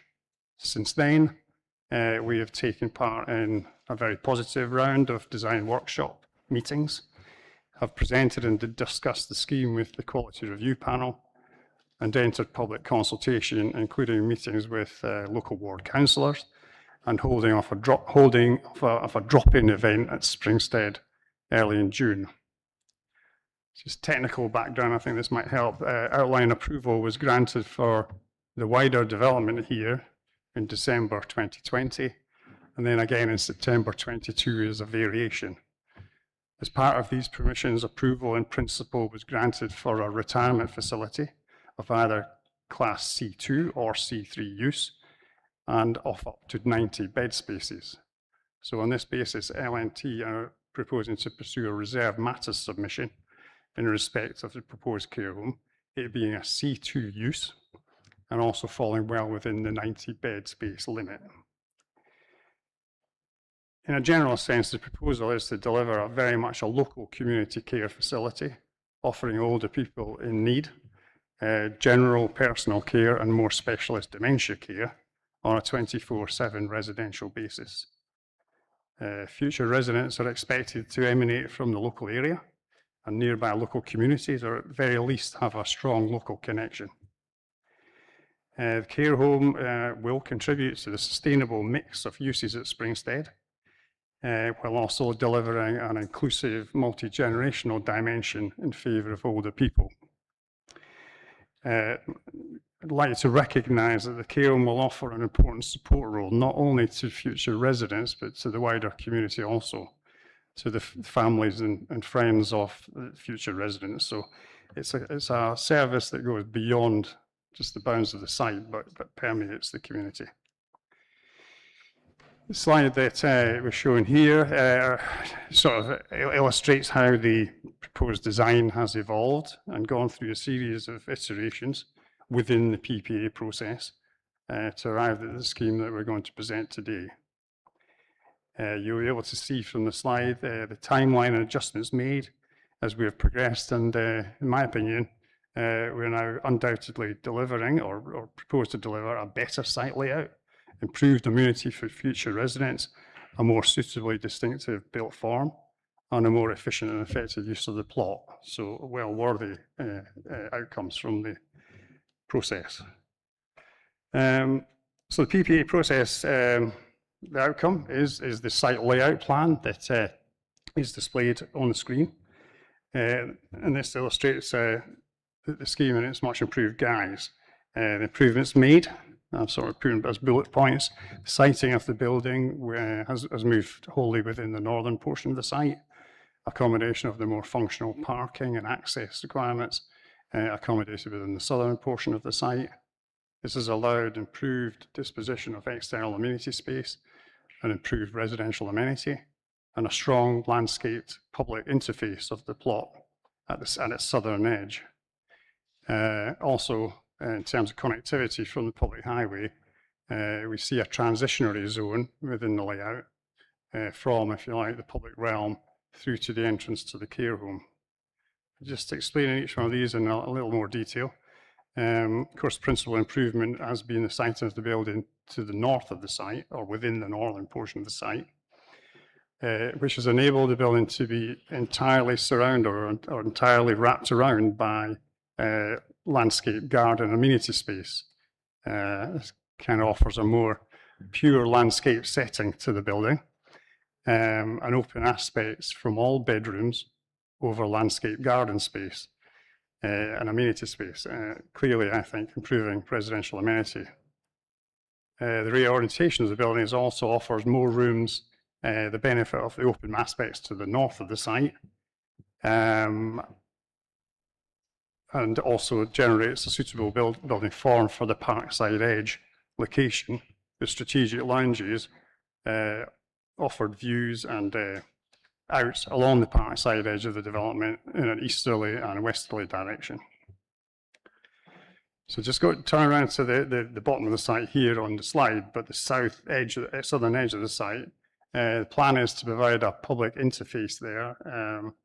This is proposed to be attractively landscaped, with adjacent to the public highway, and it would be provided complete with bench seating, which could be used by residents of the care home, but also by members of the public alike. You'll see from here, actually just beyond the edge of the southern edge is the main access into site. That's proposed at the eastern edge of the end of the frontage to the site. But just inside that, you'll see the pathway or an access way into the site from directly off the public footway, which will continue through the site. And this is where the transitionary zone comes from, the functional elements into the landscape setting of the building. But that will offer pedestrian priority through the site to the building entrance. So the transitionary zone, which I've mentioned, this is an interesting, we've developed an interesting concept through the PPA here that we're looking to provide, and it's quite important, to provide a parking within a park. It caused a little bit of amusement at the time, but the prospect is that this will be an area that shall have a soft landscape, not hard landscape, but strongly landscaped edge with integral planting too. So the concept and objective is to provide parking in a more amenable manner, not appearing to be highly functional, but still being functional. Just on that point of functional sense, the area, this transitional area, the car parking area, will accommodate 25 parking spaces.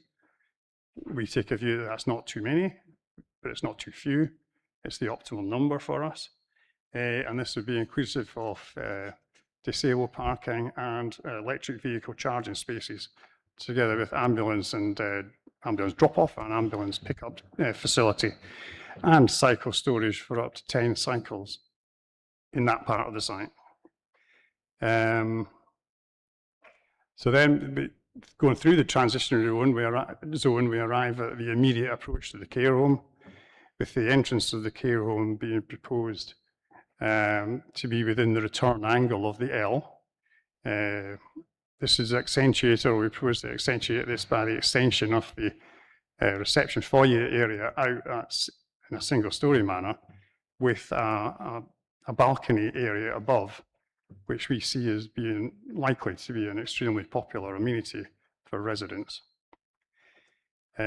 Within that area, there's also a curved portion of pathway, which will allow residents to sit within in the approach to the care home, maybe meet visitors and staff as they arrive.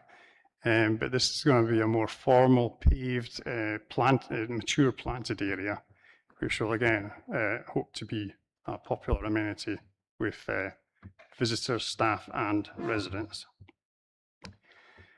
Just going to look at the interior of the home, just to give a little bit of idea of what we are proposing here. So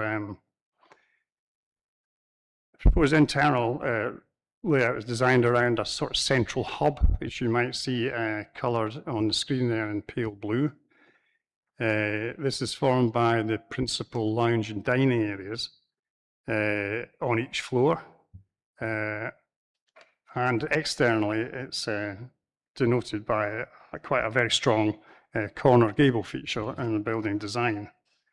Now, from this central core, the residential accommodation is planned to radiate out from the centre, and that's denoted, the residential accommodation, it's not showing particularly clearly here, but it's denoted as a peach colour. One interesting aspect of our homes is that at ground floor level, within the southern wing, a back of house arrangement is provided, which will include the kitchen, laundry and staff facilities. That's meaning that all other parts of the building are purely residential, so those functional elements of the home are placed in one area of the site. And the interior design, which is just arriving, it was important to show the quality of what we provide. So this shows the interior design and decor, which is typical to one of our homes at present. And this has been referred to not necessarily by us, but by others, and so therefore I feel comfortable in saying this as akin to a 4 or 5 star hotel. We've got some of the illustration of the rooms. So throughout the building, there's a series of amenity spaces provided, inclusive of secondary lounge spaces, which will be at the eastern end of the layout, eastern end of the building. There'll be an Art Deco style cinema room, a sky bar, cafe and tea room, garden room and other spaces, and even a private dining area, which residents will be able to, or families of residents will be able to attend, perhaps for birthday or the likes.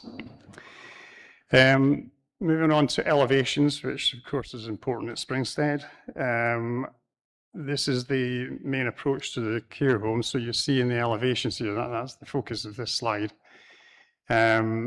and it displays the entrance into the care home, the extension out at ground floor level, the first floor balcony, and the use of materials, which all accentuates that entrance point. So moving to the next slide, and this is will be to the north and northwest. This is to illustrate the strong corner feature. So behind that angled gable is the main lounge dining spaces, which currently has an open aspect, but also has a view along the parkside edge.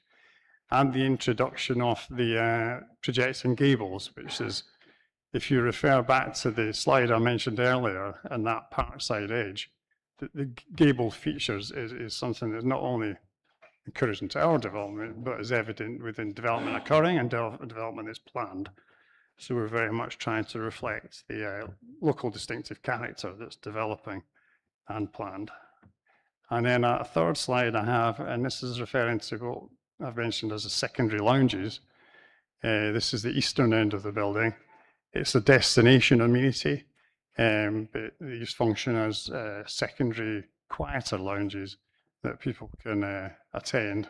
It gives people choices, and that's the most important thing within the care home, that it's not just one space and a bedroom. It's people can freely move around the care home. Generally, in terms of architectural detailing of the elevations, these have been retained as relatively simple, and that's kind of reflecting the style, the architectural style. It's evident and encouraged by the design code. Interestingly, the decorative elements come from the brickwork, and that's using quality materials and brickwork detailing, such as in places contrasting striped brick courses. It looks very effective in reality.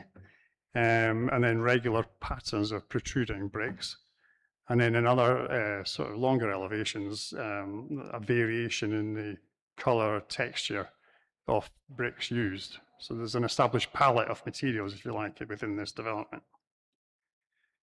The next slides I want to sort of focus on the landscaping. So if you can look at landscaping within these, we've now reached a fairly advanced stage in terms of landscaping. And the landscaping scheme generally tries to create different areas. So there's 4 or 5 different locations focusing on different approaches around the care home. So what I've got illustrated here is the northern garden space, which is enclosed by boundary treatment of brick piers and railings. And within this, you'll see areas of sunshine and shade. You'll see a meandering wander path, which will be of a smooth surface suitable for wheelchair use. And of course, a multitude of planting and mature trees. We'll look into the next slide, which will take us to the south of the building. And this is going to illustrate an area which is still attractive in its guise here, but also intended as a relatively larger space, a sort of multifunctional, I've called it here, event space, where the likes of a garden party type event or fete could be held, or anything requiring a slightly larger space for activities and community engagement and general health and well-being reasons for the future residents. Interesting in this case, within the next slide, which is at the southern end of the building. Now this, if you recall, is where the back of house arrangement was, staff facilities at ground floor, and it was deemed appropriate here to provide within the garden space on the end elevation of the building, that this will function as a staff breakout area. Again, providing this areas of sunshine and shade and seating. It's a hard environment, the care home environment, and so we're trying to just offer respite, if you like, to staff in any singular day. So I need to move on now to issues of sustainability and climate change. Now, sustainability and measures to address climate change permeate our proposal. As you are aware, sustainability is an all-encompassing concept considering all aspects of the build and operation. Just for my purposes today for this presentation, I want to focus on what have been two key issues during the PPA process, and that these being energy generation or renewable energy generation on site and consumption, and the potential overheating of the building.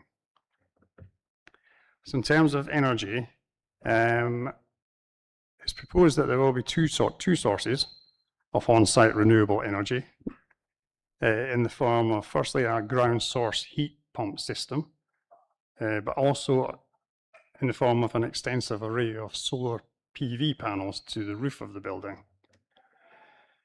Now, a ground source system is proposed that is reliant on 10 200-metre deep boreholes. These will be provided within the bounds of the plot, and this system will provide almost all the heating to the care home that will be distributed through the building through an underfloor heating system. Now, significantly, this system also provides low energy comfort cooling through the reversal of the heating technology, and this has proved to be a very effective cooling system within care homes and within those care homes where L&T have installed this many times now. Now, in addition, the array of solar panels on the roof is proposed, and that will generate the care homes, a significant proportion of the care homes' electrical energy requirement, assisted by on-site battery storage. Notably, a glint and glare assessment has already been considered by the airport operators, to which they have raised no objection in principle. But from the evidence we have, both these sources of renewable energy on-site will provide 75% of the care home's energy requirement from these sources, which is way beyond, I think, any parameter required at present elsewhere.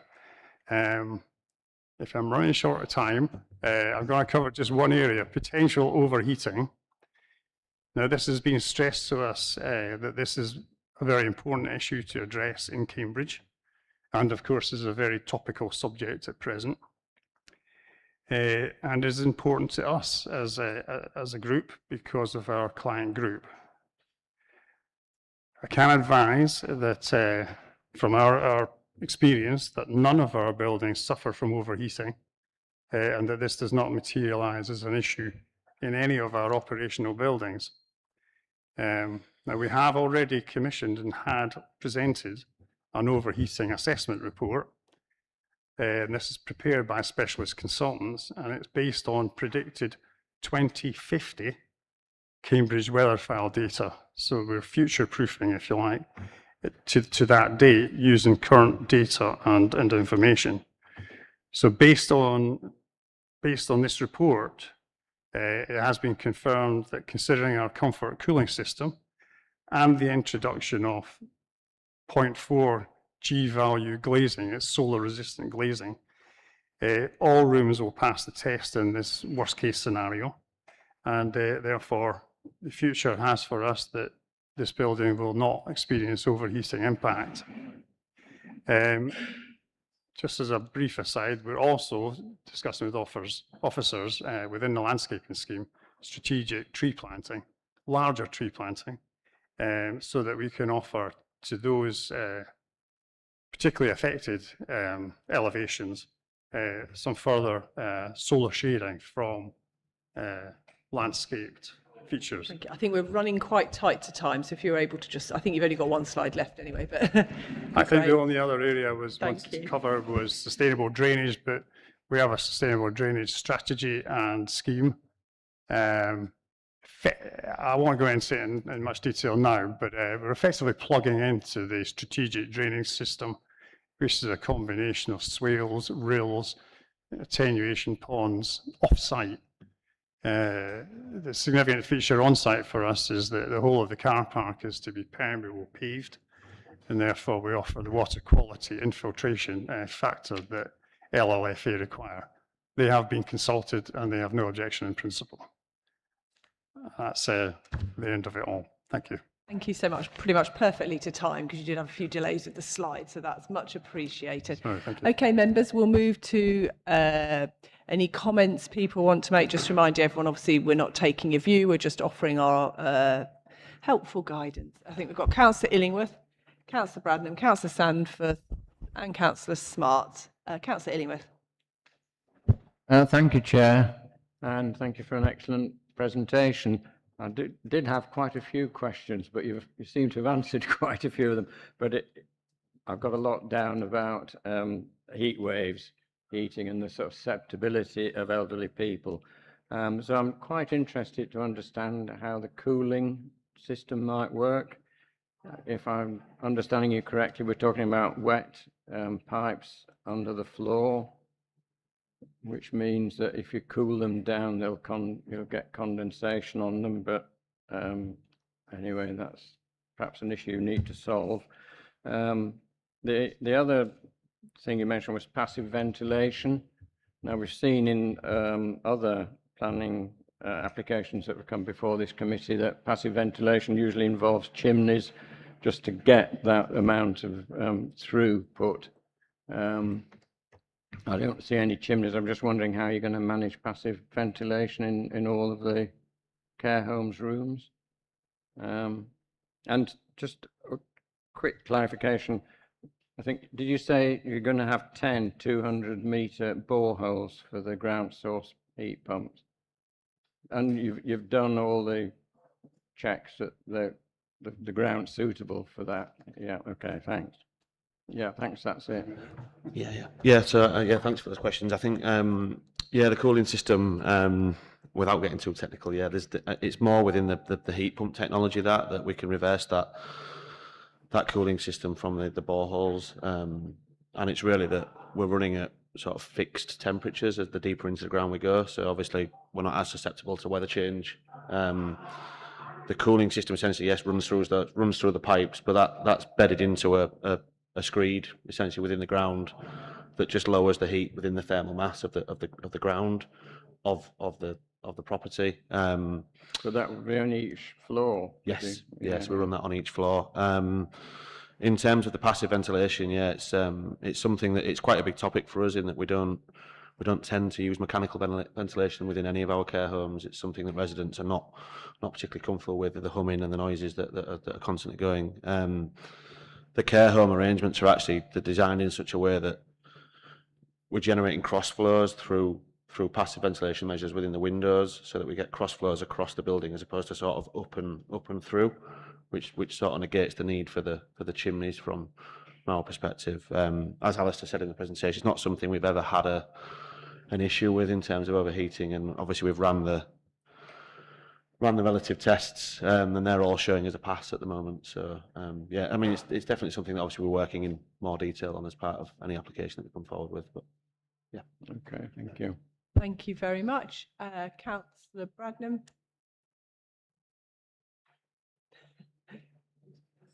Thank you.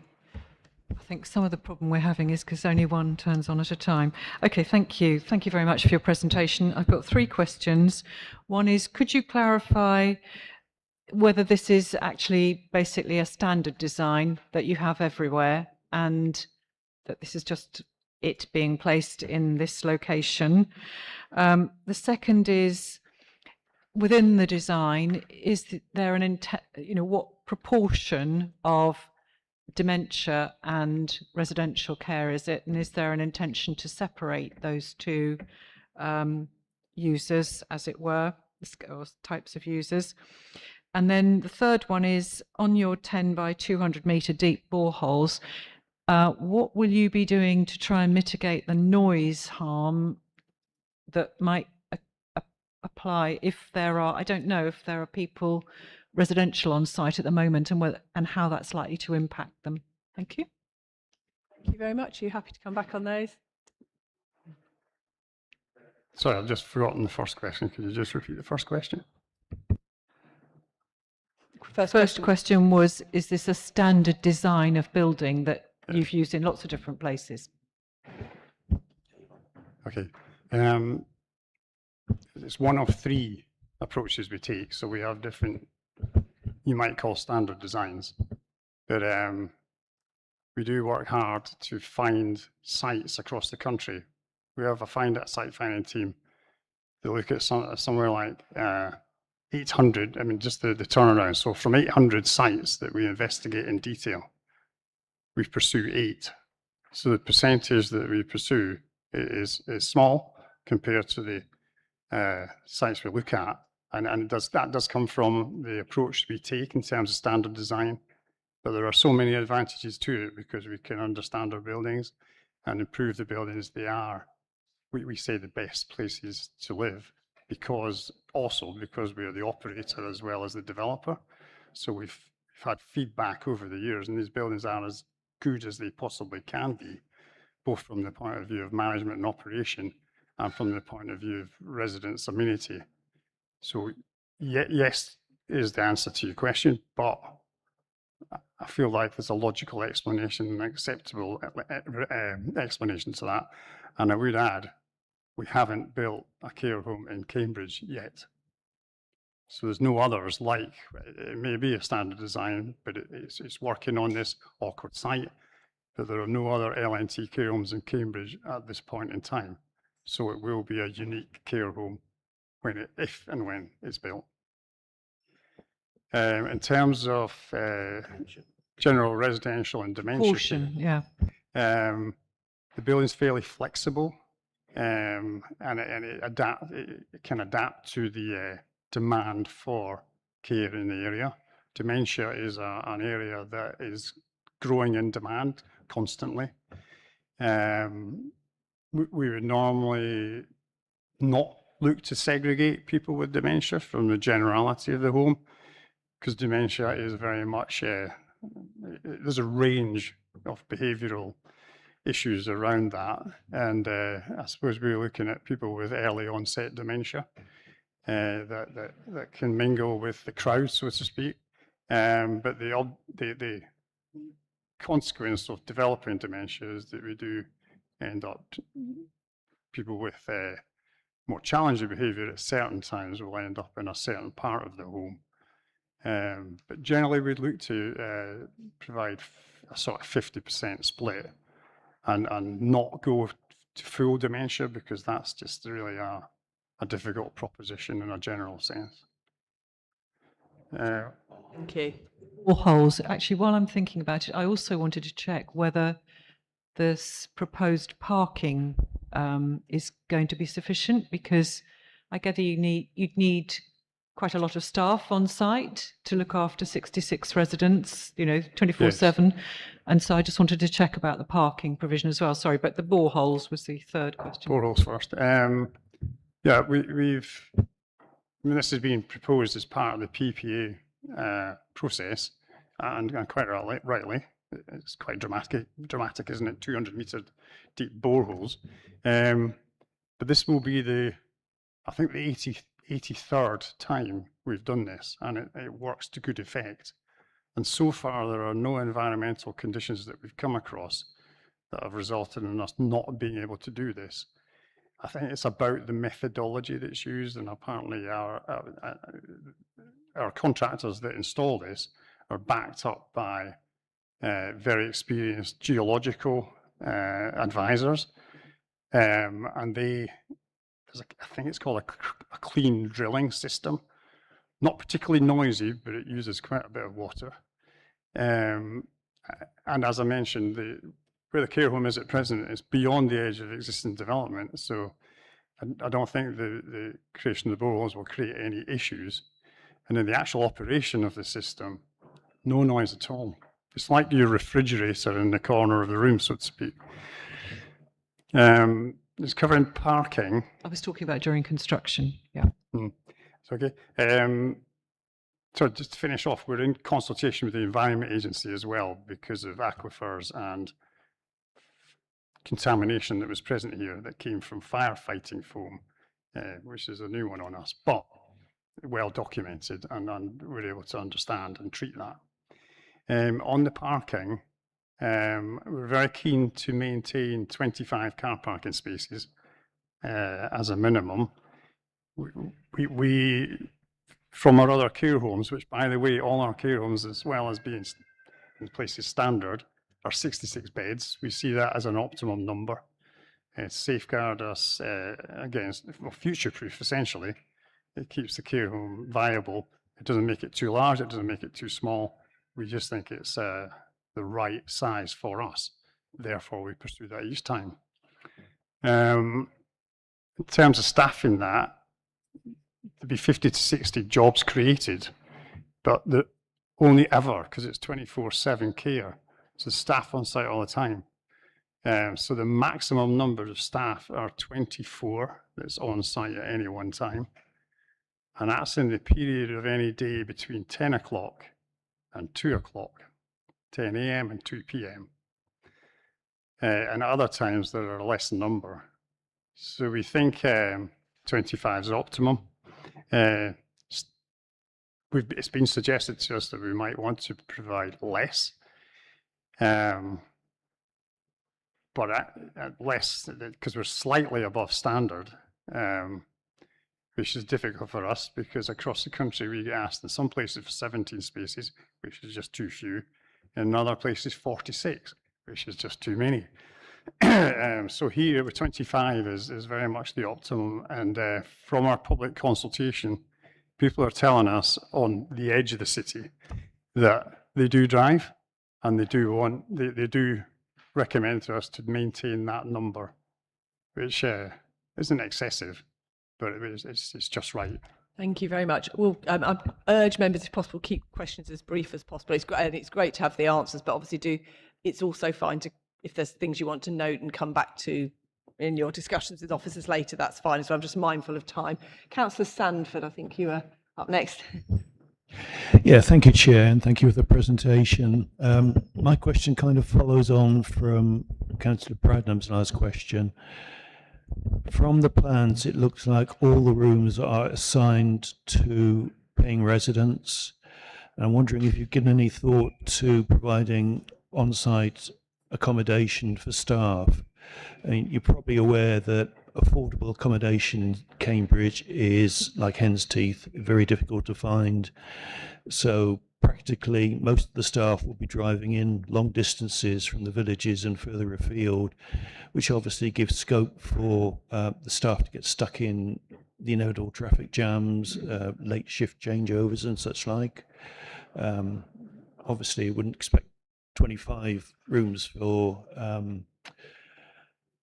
staff, but 2, 3, 4 on-site rooms for staff, possibly. Thank you. What I'll do is I'll just take a couple more questions and let you come back together. Councillor Smart, I think you're next.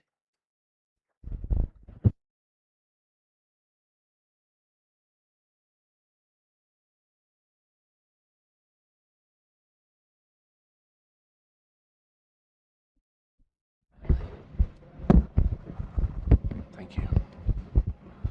Sorry about that, Chair. I'll try and be brief. I've got a few points. So Springstead Village is a silly name, just a made-up name. Unfortunate, I don't like it. Care homes may be good for those that want it. I'm not sure they're a good thing.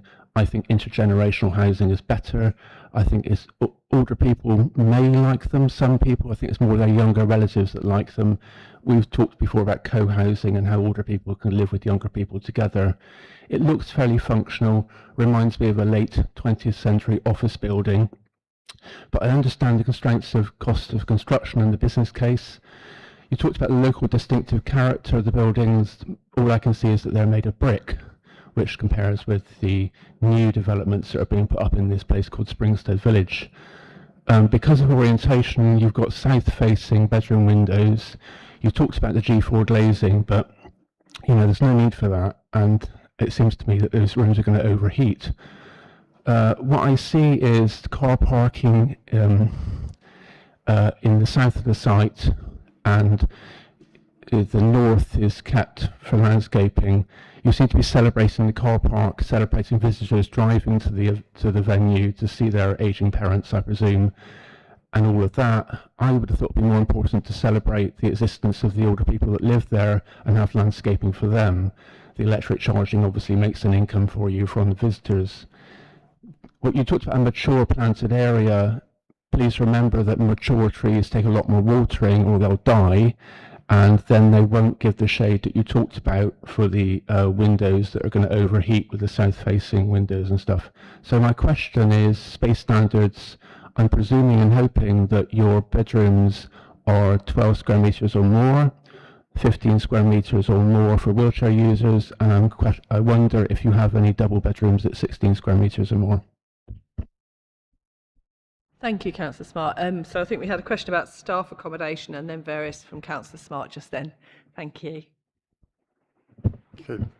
We've not found it necessary to include staff accommodation within any of the care homes we've built. And partly this goes back to this point about local community care facility. We expect residents to come from the local area. We also expect staff to come from the local area. That's the plan. That's what's happened naturally, and occurs, that's what happens in all of the care homes. I know there might be a different perception here, but I'm not so sure there is. There will be a level of population that will be able to provide staffing to this care home, and we're confident that we can attract that staff, those staff members. We offer much more than the normal care home operator. And I'll stop at that point on that question. Remind me again. Had overheating, single aspects and space standards, I think, and car parking. Yeah. Well, the rooms within the building, I mean, this is down to our chairman. Our chairman wants our buildings to offer more spacious accommodation, not because we have to, because he wants to. So the rooms are 15.5 square meters, excluding the ensuite facilities, which are all wet room facilities to meet modern day requirements and expectations. There are no, within this particular design, there are no double bedrooms, but if there were a situation where there was a need for two people to enter the care home simultaneously, or at different times, we would try to accommodate that couple in adjoining bedrooms, and it has even been known for us to provide adjoining door to make that more comfortable for them. So all of that is thought about. The overheating issue, as I say, we've been investigating that in great detail in recent times. We believe, and this is not just in a theoretical sense, because very fortunately, because we've built many of these before, we can draw on our experience. So I sat with the operational directors of Crystal Care only earlier this week, and they both said they don't have a problem with overheating in our buildings, particularly at this time, and it's never been raised as an issue by any residents or their families. So what we're reading into that is the comfort cooling system that we have, which is accommodated within all the communal spaces and to all the corridors of the care home, is proven to be effective, as is the G-value glazing, which removes 60% of the solar gain to those particular elevations that's susceptible to the sun, south-facing elevation. So we don't think there's an issue, and we have a report now to confirm that. We're addressing it, if you like, through the system. The interesting thing here is our comfort cooling system, I think, that you may not have come across very often, but it is proven to be the clincher here in terms of the building not overheating. Thank you. I think Councillor Smart mentioned making sure your mature trees thrived and car parking. I think you've sort of addressed the car parking already in a previous answer. I'm just keen to let other members have a discussion. Mature trees or... Yeah, I think in terms of the sort of car parking, that whole process was part of a design charrette and compliance audit against the design code. interesting, the building was originally positioned further south and orientated to the south. I think there's quite a lot of feedback through the design process that officers and locals, as part of the public consultation, were looking for us to actually engage more to the north, onto the landscape to the north and sort of easterly towards the school, and that whilst access is obviously vehicular access is to the south, that actually the primary space or the sort of public interaction will be along that northern edge, which is why we sort of reorientated in that direction. In terms of the trees, mature trees, I think we're looking at a significant amount of water butts on site. Obviously, it's quite a large building mass with a lot of rainwater sort of landing within that mass and stored on site. It is a full-time managed site. We have landscapers on the grounds at all times, daily, sorry, as well as obviously operational staff within the building. So the landscape is maintained and managed. It's quite a big part of our offering to Thank to you. residents. I think maybe it's something to note for Yeah. future coming forward. When you're looking at management conditions, that might be something you Yes, could consider absolutely. explicitly. Oh, Vanessa wants to have a quick chat. I've got Councillor Bachansky next. I've got a couple of questions, but I think what we'll try and do now is move to giving you more questions and you can take them away after Councillor Bachansky. But Vanessa, did you want to just speak quickly? Thank you. Sorry. Oh, bear with me 1 sorry. minute. Vanessa just Oh, wanted sorry. to address something previously. Sorry. Can I just reiterate, please be careful about expressing any views either way over anything at the moment, please. Thank you, Members. Vanessa. Yeah. Councillor Bachansky. Thank you. Great presentation. This is not meant to be a critical question, so I'm looking at your slide 16, which is the thermal modeling, and it all shows green and probably in accordance with some sort of standard. But if I look at the details, so it seems to suggest that, say, in bedroom 17 will have 4 nights a year over 26 degrees, if I'm reading it correctly. And obviously, a night over 26 degrees for an elderly person is quite uncomfortable or potentially dangerous. I think it's great that you've got the modeling. You're assuming, I think, a very realistic and dispiriting climate scenario.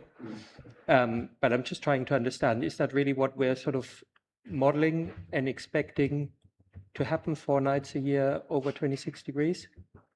If I might add, my question related to very similar. I mean, I have a level of scepticism, a single aspect home. You've got no louvres, you've got no sunken windows that we'd expect to see in passive design. And these are elderly people, people with dementia who probably can't speak for themselves necessarily if they're particularly ill. Cambridge is hot, it's humid, there's often not a breeze. I would hope that coming forward you might be able to consider some additional passive cooling, because my understanding is if you have the ground source heat pump is really exciting. We hardly see any of these, so it'll be really interesting to see how that comes forward. But if you've got passive cooling, certainly in the new emerging local plan, which is not policy yet, obviously, we would expect to have mechanical heat ventilation, I've forgotten what it's called, MVHR, or something in the bedrooms, or air source heat pumps that can be reversed in bedrooms as well. And I think I share Councillor Bastansky's concern that Cambridge, particularly with the humidity and the lack of wind, 26 degrees at night is challenging. But obviously with the current policies, I appreciate they aren't perhaps as robust as the new ones, hopefully will be. And I think that was covered most of my questions. The only other thing I'd say is you've got a primary school nearby. Talking of intergenerational would be really interesting to see, maybe in terms of public art or just that kind of involvement. There's a lot of research now about young people and older people bouncing off each other in a really positive connection. That might be something to consider. And did you want to answer any of Councillor Bachansky's points on the heating issues and mine? Yeah. No, I'm a planner, and I have to admit that overheating is not an issue that comes up when we deal with planning applications. It does in Cambridge, I know now. But we've commissioned specialist consultants to address this issue for us. And the table that's displayed in the slide is the outcome of that assessment. So technically, I'm not in a position to really say, but what I'm hearing is that in worst case scenario, and that is using weather data that is available now for Cambridge in a location not, gathered from a location not far from Springstead Village, and projected to 2050, we're having a positive outcome.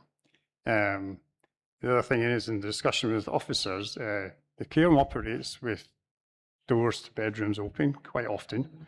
It's a resident's choice. Resident can open a door or close a door and choose to be open to the corridor where the cooling is. But this latest iteration of the report is based on all doors closed. So with doors to rooms closed and using the projected weather data, it's resulting in an output that, and it will be a standard, there must be a standard what constitutes overheating and what doesn't. But according to the report we have, it's saying that this building will not overheat, taking account of the comfort cooling, taking account of the G-value glazing, with no need for any other measures. I think, I suppose, that's all I can say. It is really. something that comes up a lot in Cambridge, and our officers have a lot of experience, so hopefully you could talk to them just to look at. And, you know, the passive cooling, I'd normally expect to see a modern building coming forward with louvres, with overhangs, just to moderate the heat coming in. So does anyone else have any more questions? We're very pushed for time, but obviously if anyone else has anything to add. Oh, Councillor Smart. Last word to you. Thank you. I mean, I appreciate what's been said by the applicant about glazing and overheating and all of that, but I really think they should think hard about that, because glazed rooms facing south seem to me, in my life experience so far, to mean that air conditioning, mechanical air conditioning systems will be fitted on the outside of each room to cool the room, especially for older people. It seems like an obvious no-brainer to me, and I think that should be thought about. And you, Chair, said about louvres and things. I wouldn't rely on planted trees to give shading. I think there needs to be actual louvres or something like that, some sort of physical infrastructure to help with that.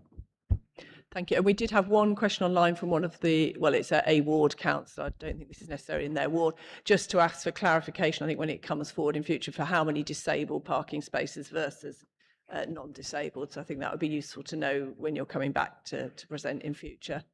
Oh, and Councillor Khan, you want to sneak in with the last question? No, it's just a comment. I wonder whether you considered response to having actually, on the opposite side, a whole wall of rooms facing due north, which might, whether that has an impact from your experience on mood or attitude of the residents.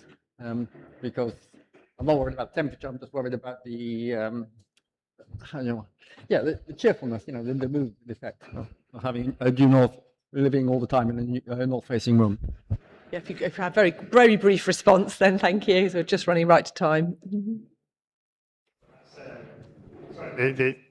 Through the resiting of the building to the northern portion, we now have more bedrooms than before facing northwards. I don't think that's an issue. We used to be encouraged to have south-facing bedrooms to make to gain from solar gain. Now it's turned on its head in a different direction. But what I find the client group, they don't experience. I know it sounds odd, this, but you introduce mechanical ventilation, and that will create drafts and coolness. And elderly people don't particularly, from our experience, don't particularly like that. So the comfort cooling is a controlled system that cools the environment, and it works really well. It works perfectly without the drafts of ventilation. Thank you. More worried about the light than the climate within the room, because obviously that's determined by the ventilation system. And I'm very much interested to see that you're using the ground source heat pumps. I did a study once about 20 years ago on the States, and where ground source heat pumps like this are widely used in large buildings, and that was where the major energy savings was, because of the effect on cooling. So I was interested about that. But I just wondered, because you've got experience of so many rooms, whether actually it has an effect on how to say the mood of the patient, patients, the residents. That might be or whether something for us not. to take slightly less planning related, if that's all right. You're welcome to obviously talk to the developers afterwards about that. Yeah. Do we have? You're thinking is a consideration of having complete north-facing rooms important? I Yes. don't know. No, that's I don't know because they've got experience. That's something maybe you can think about, and obviously when it comes back at some point, if it does, to committee, if you're talking about well-being and how it affects resident experience, that would be useful to know. Thank you very much. Much appreciated, developers. Thank you for coming in. Very interesting ground source heat pumps as well. We'll now close the meeting and stop the live stream, if that's okay, Chris. Thank you very much. I'm just waiting to see if I can see a thumbs up from behind the... Could I just ask members to wait just a couple of minutes, because we're just going to give a very quick update on the Development Control Forum, and then we'll go for lunch. Oh, it should only be 1 minute, hopefully. Thank you very much. Chris, are we off?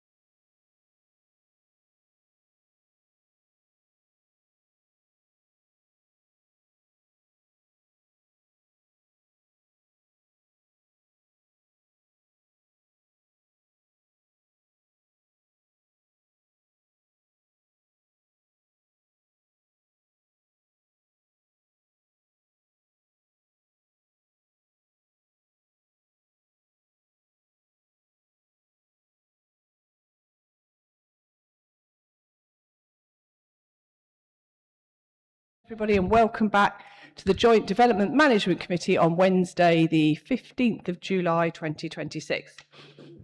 We're going to move on to item 7 of the agenda, which is another pre-application developer briefing, and this relates to William James House, Cowley Road in Cambridge. And as before, I will ask the developers to spend up to 25 minutes with a presentation, and then we'll have 25 minutes maximum for members to ask questions or make points.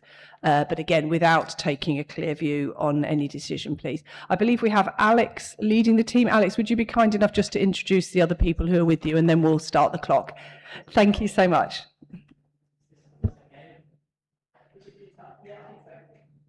I'm Alex Baker from Allies Morrison Architects. I'm joined by I'm Alex Baker from Allies Morrison Architects. I'm joined by Oliver Unwin from Allies Morrison Architects, and behind us is Lyndon Gill from 25 Planning Consultants. Online, we're joined by Josh from the Landscape Architects, and Harry will be joining from Rembridge, the developer. Okay, shall I share my screen?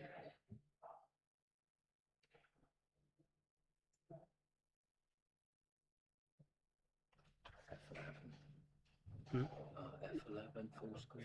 No, this is, oh, is it not?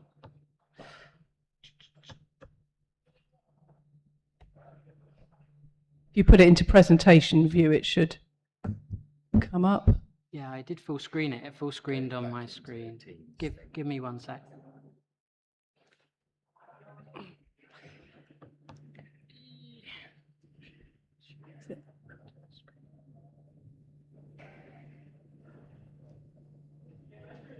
Ah, there's Martin. Hello, Councillor Smart. Oh, there you go. Perfect. Okay. We are working on behalf of Rembridge, and the proposal is for a new flexible commercial development which will create 77,000 square foot of mid-tech, light industrial or logistics uses. The proposal connects the industrial estate of today to the long-term future vision for the area, facilitated by the Area Action Plan and the proximity to Cambridge North Station. Having commenced the project late last year, we have had 3 pre-application meetings, as well as several focused technical workshops, and we intend to submit a detailed planning application later this month.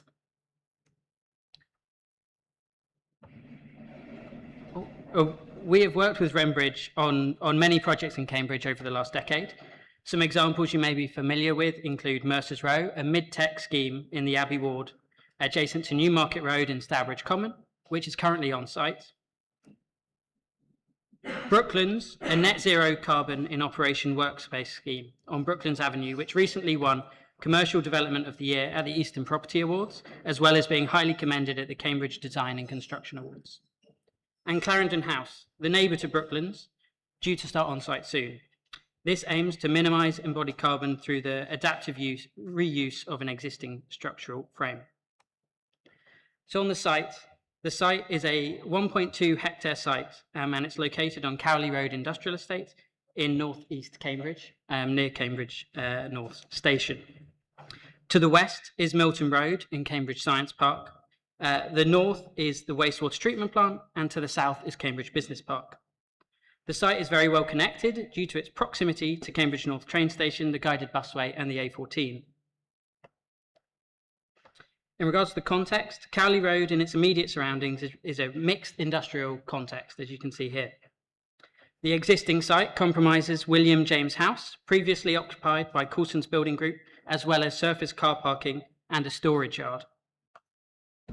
Nearby, the new City Council Operation Hub is located at the northern end of the estate road. On planning, in regards to the planning policy, the adopted 2018 local plan allocates this as an employment area. The recent draft Reg 18 proposals support the intensification of industrial, mid-tech, storage and distribution uses in this location.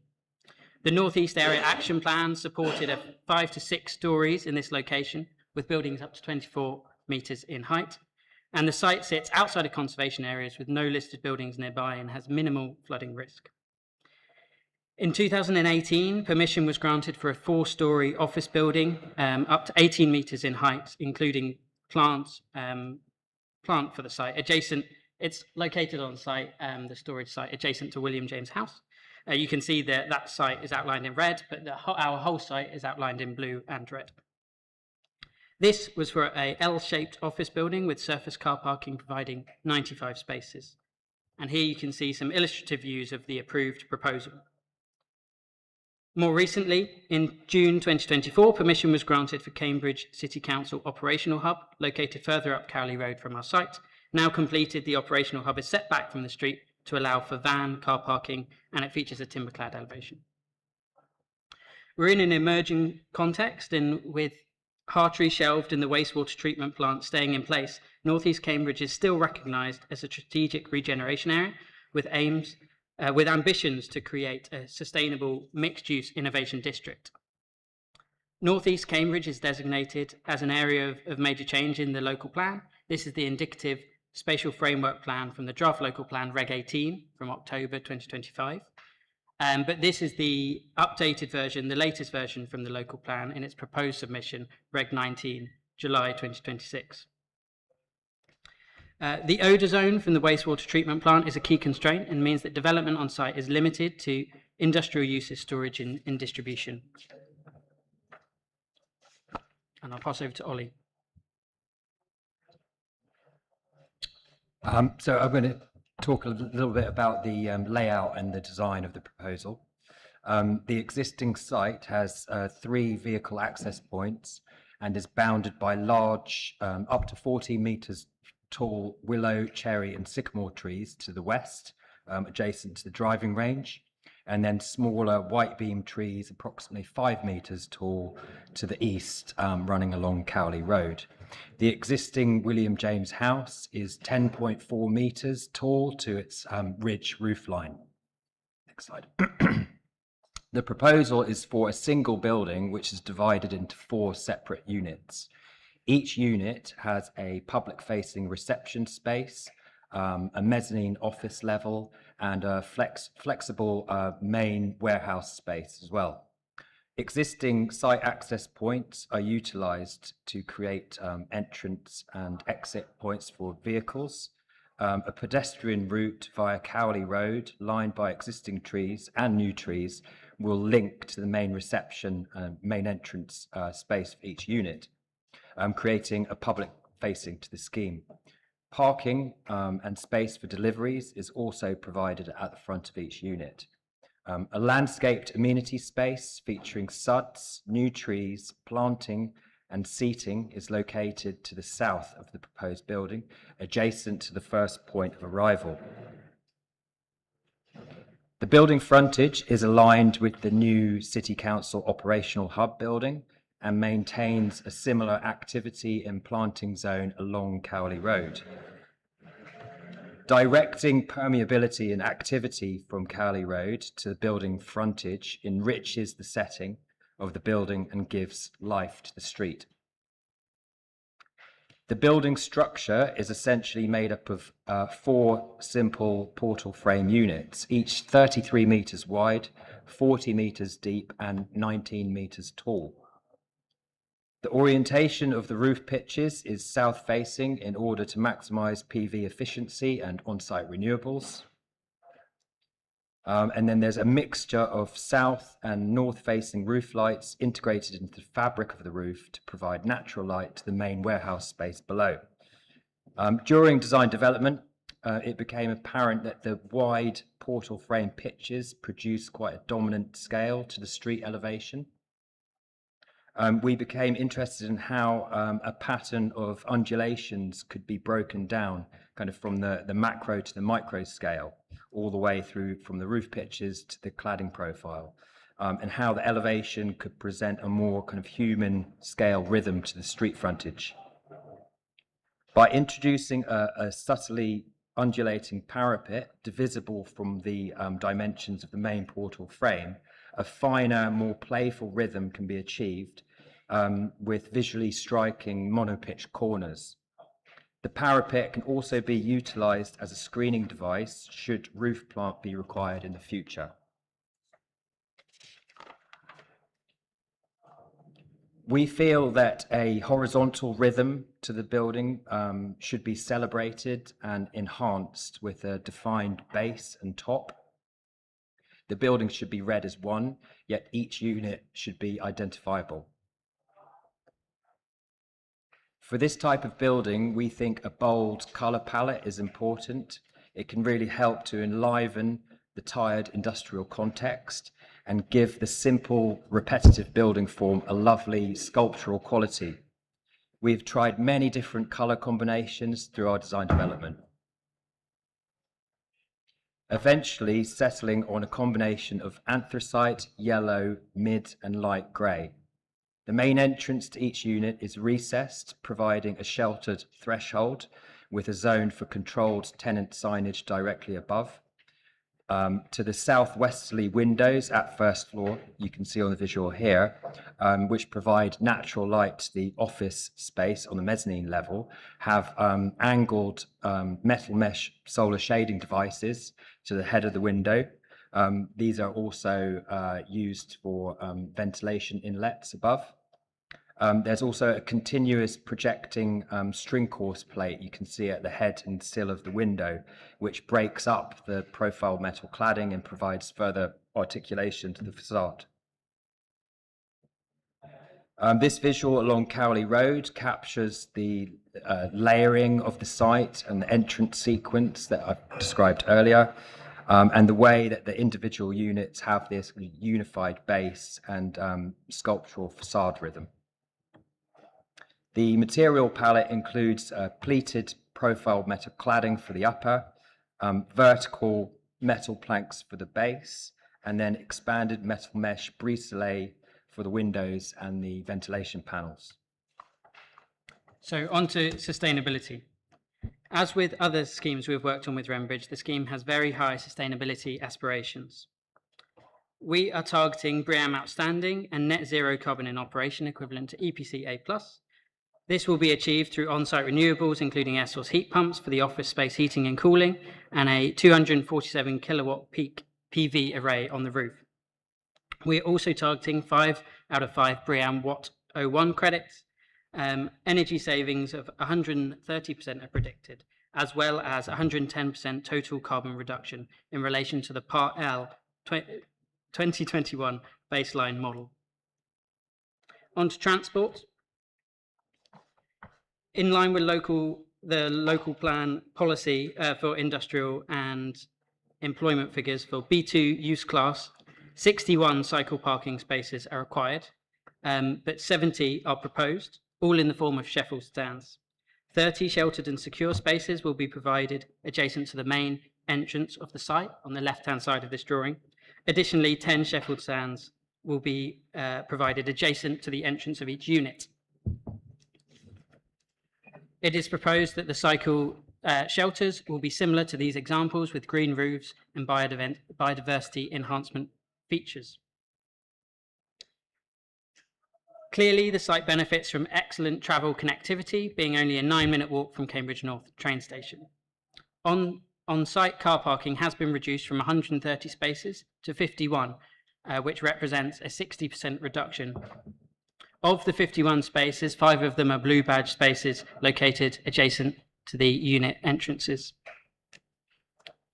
100% passive electrical vehicle charging infrastructure will be put in place with ducting and capacity for future demands, alongside 10 active EV charging spaces, which accommodates approximately 20% of the total parking provision.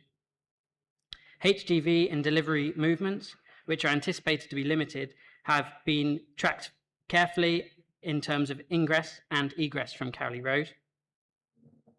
Vehicle tracking has also been undertaken for the forecourt of each unit. On inclusive design, the building has been designed to be fully Part M compliant. Each unit is equipped with automatic entrance doors and a lift, providing level access throughout, as well as a wheelchair accessible WC and shower. On waste and recycling, a dedicated refuse storage area is provided within the forecourt of each unit. These can be open on one side to allow easy access while providing effective screening from adjacent landscaping and parking areas. This approach reduces visual clutter while simplifying operational and maintenance. On landscape, the landscape proposal features a variety of different edge treatments. Along Cowley Road, the proposal retains the existing line of trees, including rowan, white beam and cherry, supplemented with new trees and planting beds to reinforce the character along the road. The arrival planting emphasises the rhythm of the units and will include flowering species to introduce moments of colour. New trees and wildflower lawns create a semi-natural edge, softening the boundaries to neighbouring plots. Here you can see the amenity space in more detail on the left-hand side. It is arranged around the attenuation feature, organically shaped to integrate seamlessly with the surrounding landscape. This will be seeded with wet-tolerant grasses and wildflower mixes, contributing to both its functional and ecological value. Seating is positioned to allow users to overlook and enjoy the space. Overall, we are providing an additional 32 new trees, supplementing 14 retained trees, which are shown in grey, the new trees shown in green. Thank you, and we welcome any questions. Thank you very much, and your brevity and speed was fantastic. Thank you so much. So, members, do we have any questions? Councillor Fisher.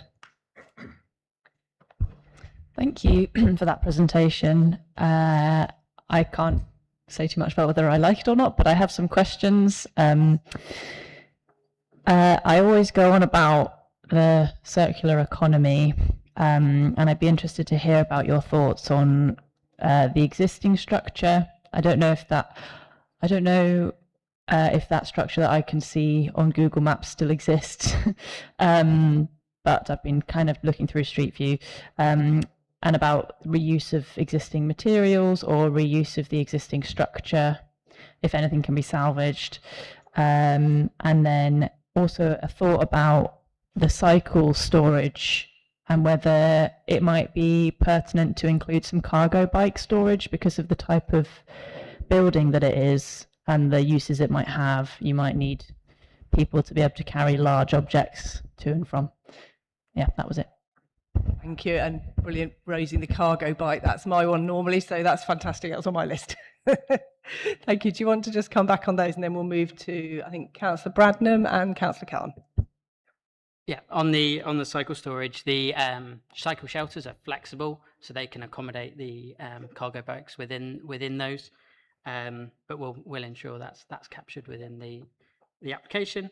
On the existing structure is not really suitable for the uses that the client wishes to proceed with. At later stages, we may look at opportunities on reuse of the structure. In terms of, I think it's mostly concrete, which is difficult to reuse, but any steel work may be kept. But we'd need to review that with the contractor at a future stage. Thank you very much. Was there anything else, Councillor Fisher? I think that covered it. That's fantastic. Yeah, and again, obviously, when you come back in future to committee, it's always helpful to have those kind of anything you are doing positive for the climate is useful to know. Councillor Bradnam.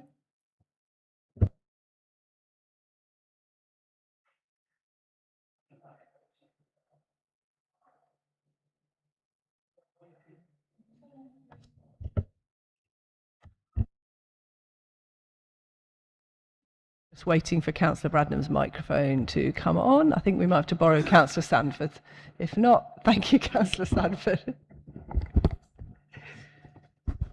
Thank you. Whoops. Thank you. Right. I wanted to ask, thank you for your presentation. I wanted to ask if you'll be required to, firstly, I wanted to ask, have you any thoughts about what uses these 4 units might be used for? And secondly, are you having to work within a TRIP budget, and is that influencing the nature of the buildings that you're building? Thank you. Also, I simply note the reference to a playful rhythm on the roof of a very industrial building. But anyway, yes, if you could just answer about the TRIP budget, really, and the uses. Thank you. Yeah, go ahead.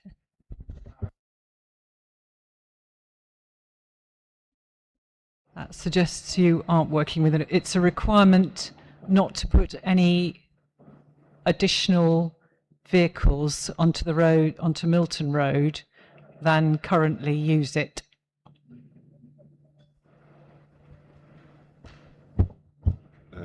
Is that working there? Okay, I can try and answer that one. I'm not a transport consultant, but I'm the planning consultant. So I'm aware that there is a trip budget associated with the North East Area Action Plan and with the Science Park in particular. We have accounted for the existing use of the building and the trips that would be associated with that have to be approved within the planning application, but there won't be additional trips as a result of the development. The car parking has been tailored to that specifically. It hasn't restricted the uses, but what it does put an element of pressure on us to do is where there may be, and we don't believe there will, be an uplift in vehicle movements, then it places more pressure on us to make sure that there is greater accessibility for the site to use sustainable modes of travel, be that walking, be that enhancing cycling. So the cycle provision will be far better than what is there at the moment. We anticipate that we might be asked to make some potential improvements to the footpaths, etc., just to facilitate that modal shift if it is required. Thank you very much. Councillor Smart, I've noted your question, so we'll come to you after Councillor Khan. I was really asking, it's nice to see a very large PV provision on the roof, but I'm concerned these sort of warehouse buildings tend to have rather not heavily strong roofs and access. I'm wondering whether you've considered access for maintenance in the long term, because obviously there's a limited life to PV, there may well be problems, and generally, roofs for this sort of building are difficult to access, but I just wonder, have you considered that and made provision for it?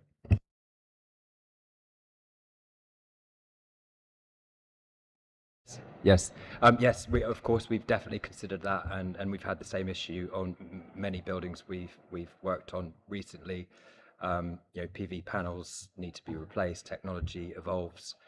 So what we've done for each unit within the stair and lift core, there's a dedicated separate space with an access hatch, so you can access directly to the roof, and then there will be a man-safe system that takes you all the way along each valley gutter to allow for cleaning of the PVs and replacement in the future. Thank you very much. Councillor Smart online, are you able to? Yeah, thank you. Can you hear me okay? Not very well. Speak a little bit closer to the mic if you could. How's that? Can you hear me now? Just about, yeah, you go for it. Okay. So I'd just like to ask a couple of questions about design and architecture and about the roof and colour. So interesting on the roofscape, what you did, what you plan to do. So did you come to that conclusion for any particular reason on the arrangement of the roof? You know, like, for example, the most obvious thing that came to me as you were describing the project was a sawtooth roof, but maybe you feel that's like passé now after schemes like Newport Street Art Gallery in East London, places like that, architecturally. But, you know, the sort of way that you've done it, I suppose, is probably cheaper, but I'm not quite sure that I'm convinced that you've achieved what you talked about. And on colour, how did you settle on anthracite, yellow and light grey? You didn't sort of give a reasoning for that. Was it an aesthetic choice or to do with the environment around the building, you know, local context or what? Thank you. Just for clarity, it wasn't in... Oh, bear with me a minute. That's all right. We'll just turn the volume down as it gives up for I think Councillor Smart, in case everyone couldn't hear, was talking about why that particular design of roof, why the colour, and whether the developers felt it was achieving the ambitions they mentioned. Just so that's on the public record. Thank you. Go ahead. Okay, first of all, on the pitch of the roof, yes, there are efficiencies to be had with a sawtooth formation because you get increased south-facing area. But we do, as Councillor Smart began to recognise that in this location and for this type of building, budget and cost efficiency is important. So that's why we have to stick with quite a typical and simple portal frame design, and we want to kind of definitely make the most of that. Hence the kind of finer rhythm of the parapet that we've introduced. The parapet does also function as a guarding, so for access and maintenance on roof, it provides guarding, and I think we were also quite intrigued by, I mentioned, the kind of mono pitch detail that you end up with on either corner of the building. So that's quite a nice approach to the site. It's a bit of a statement on that main entrance. In terms of the colours, I alluded to the fact we've tried many different combinations. Again, budget constraints. It's not that you can choose any color within reason. There is a kind of a range we have to stick to, and we just felt that the anthracite and the yellow work really nicely together. They're quite complementary, and we just, after trying many different iterations, we just felt it works nicely with that kind of unified base and the brise soleil as well. Although I'll just add, of course, within planning conditions and submission of samples and approvals on colours, we're happy to do more work on this and justification. Thank you. I had some questions. Oh, Councillor Illingworth, you go first. Thank you, Chair. I was just wondering, what are you doing about heating and cooling, or is that down to individual tenants?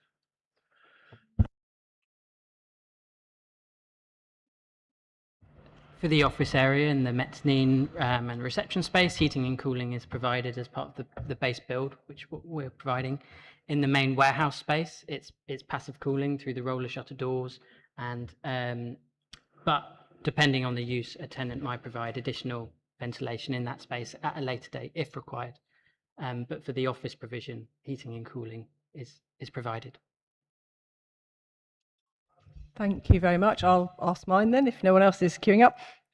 Yeah, so I was going to ask about the heat and the cold, actually, because obviously this is it's an industrial light use building. I noticed you had the skylights. Certainly in the last couple of weeks, it's very apparent in my house that if you have skylights that you can't put blinds over, it gets incredibly hot with the sun. So I wonder, I mean, not for comment now necessarily, if that's something you'll be thinking about in terms of allowing those to be covered over so they're not streaming the sunlight in. But again, I think that type of building can be either freezing cold or boiling hot. So I suppose it would be very useful to, when it comes forward, if it does to planning, to have some further explanation about how you're happy that that is meeting the necessary limits. I know they're talking about introducing a maximum heat limit now, aren't they, as well as a minimum. I wanted to check as well, so delivery lorries, potentially, depending on the use, you could have some quite large lorries coming in and out. It would be useful just to hear how you think that's going to intersect with the pedestrian and cycle access. So will you be planning to have obviously pedestrian cycle priority so that they're not arguing with a large Arctic lorry on the way in and out, so zebra crossings and those kind of things. Just want to check the mezzanine floor, I assume would have disabled access. Oh, you're nodding, so I'll take that as a yes. And could you just confirm the height that this is going to be? Apologies if I missed that earlier. Was it 19? Okay, thank you. And just whether they being in, because you're obviously in the odour impact zone, admittedly in the outer one, whether you think that would have any impact on the conditions for those working there, and if there's anything you're doing to mitigate that. Thank you.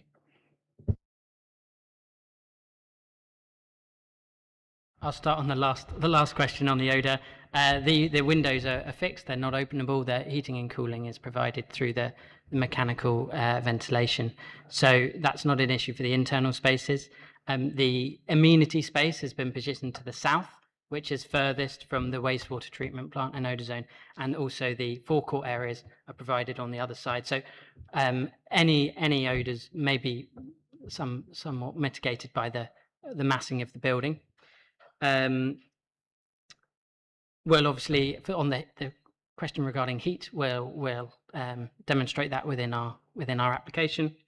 And then the vehicles we're showing on the tracking are the largest vehicles, just to demonstrate that they can work. But these aren't necessarily going to be the vehicles accessing the site every day. So they're going to be minimal. Go on, Ollie. Go to the slide with the... Oh.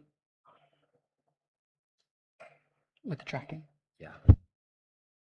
And then just to add, in terms of prioritizing pedestrian movement, so you can see there's a path that goes along Cowley Road adjacent to the trees there. What we've got is kind of mini pedestrian crossings that are aligned perpendicular to each unit entrance, so pedestrians have priority. And that path that leads to the main entrance also has landscaping and new trees as well. Thank you very much. Now, does anyone else have any other questions? Oh yes, sorry, Councillor Bostansky, you already asked, and then Councillor Bradnam, please. Chair, slightly frivolous question. You said something like having a sawtooth roof maximizes the south-facing potential.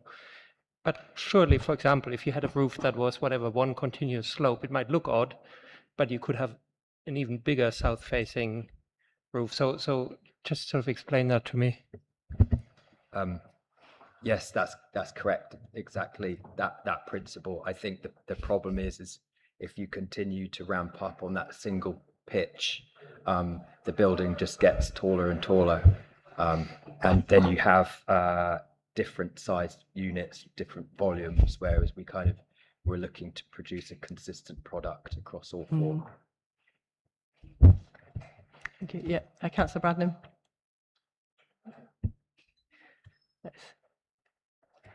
Right, okay, thank you. I just wanted to clarify that the proposed height of 19 metres is twice as high as what's currently there.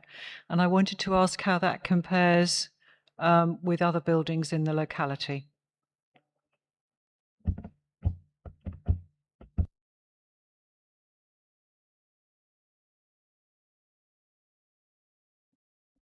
Trying to find the right slide. Do you want to so the other buildings are roughly around 10 metres, although they vary. But the previous planning consent that was granted was 18 metres in height, including plant on top. So we've looked to align broadly with that, and also with the types of uses and the flexibility of tenants that were required. They require the height that we're proposing because just for flexibility on storage and the uses and the variety of uses within the warehouse space at the rear. Lyndon, I don't know if you want to add anything. Happy to come in on that as well. I've done probably a hell of a lot of industrial work and commercial work around both Cambridge and nationally for a number of developers. And the bigger the units get, these are relatively small units, but the bigger the units get, the higher the requirement is usually for the internal racking. You'll see some of the really big units like over in Milton Keynes, they would want an internal clearance of something like 21 to 24 metres. Whereas the internal clearance is 15, and the typical standard for units of this size would be 13 to 15 metres for internal clearance. We're asking for the 15 here because it gives far greater flexibility into the type of occupiers that could come in here. And because it's not a particularly sensitive location, if there's a part of the city which is probably less restrictive to this kind of slightly higher development where you might get more flexibility, this seems like quite a good example for that. And the sawtooth does add height, but it equally creates visual interest, and that's so it's 15 metres into the edge of the building. The additional height is as a result of the sawtooth. So. Thank you very much. I mean, certainly, I think as and when it comes forward to planning, it would be useful to see it in its context with other buildings, as well as the one you've consented in this pitch, which you have previously consented, is the one on the right, and the one on the left is something. It just the one on the left is the existing William James I House. beg your pardon. So this was for the site adjacent. You know, our Right. our site comprises of two adjacent plots. the red plot and the blue plot here. Okay, so that was the full site. It would just be useful, I think, when it comes forward, just to give planning members an idea of the just general, because there are tall buildings in that area, we do understand, but it's useful to get it in the context, I think, as Councillor Bradnam was saying. Councillor Smart, I think, had his hand up again. Go ahead, Councillor Smart. If I could just briefly come back, Chair. Can you hear me now? Is it okay sound-wise? Could you, we're just going to put your volume up a moment. Hold on, Martin. You put it up. Try again. Go for it, Martin. Yeah, thank you. Sorry I couldn't come in person. So I just wanted to come back to the applicant about the two aspects that I raised, and thank you for the answers, and they were very honest answers, like talking about cost, which is fair enough, and I appreciate that. But I think, so what I'd say is Cambridge is a global city. We punch above our weight globally, mostly because of the universities that we have here in Cambridge, but it's a great city and it expects the best. And we often do get really good architecture, and you have a history of producing good architecture. You showed that at the start of the presentation. And I think you could do better here. I think you should think about the roofscape. You're obviously happy with it, I guess, what you've got, but maybe just think about what you could do to make it even better. And in the colouring of the building, I'd say just think about that as well, and maybe consider having panels on site, and maybe not be limited by panel colours that are provided at, from the supplier, but consider whether you want to have them bespoke sprayed or not. Because I accept that anthracite, which is REL 7016, the standard colour, it's been very fashionable now for 15 years or more, in fact for hundreds of years if you consider it another way. But you could argue it's a little bit out of fashion now, really, and fashion is important in design. It does go well with the dark yellow, the cadmium yellow, but I'm not quite sure about the light grey, and that's a personal opinion, but I'm just saying what you've done is you've taken standard colour panels, put them together, and attempted to make something beautiful. And I think it is good, but I think it could be better, and that's all I'm doing, is just trying to encourage you to make the best building you can. Thank you, Chair. Thank you very much, Councillor Smart. I'm not sure there was any response required there. I think that was just that we appreciate those comments and agree definitely with that. So on our Mercer's Row project, we actually got 2 metre by 2 metre sample panels of the cladding on site, and makes a big difference actually, the orientation, the colour, how much light it receives. So thank you for those points. Thank you. Councillor Bradnam, did you want to add anything?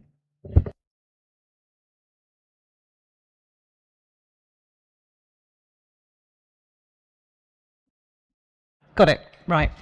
Thank you very much. I actually liked the appearance, and I think we're not allowed to express an opinion, so I'm being careful here. But I have no objection to the appearance that presented, as shown. Thank you very much. I have one more question. I was a little bit confused about what you meant about the roof.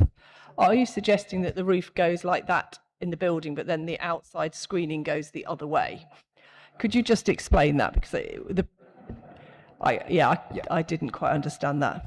And you were talking about the parapet and the square corners. I don't know if you could just elaborate a little bit more, because this is probably the most useful diagram, or these thank two. you. So the standardized portal frame, it's designed to have huge clear spans. It's a very efficient, and I mentioned cost-effective structure. So we wanted to stick with that for each unit. But what we've done is we've divided the half span into two to establish an alternative rhythm.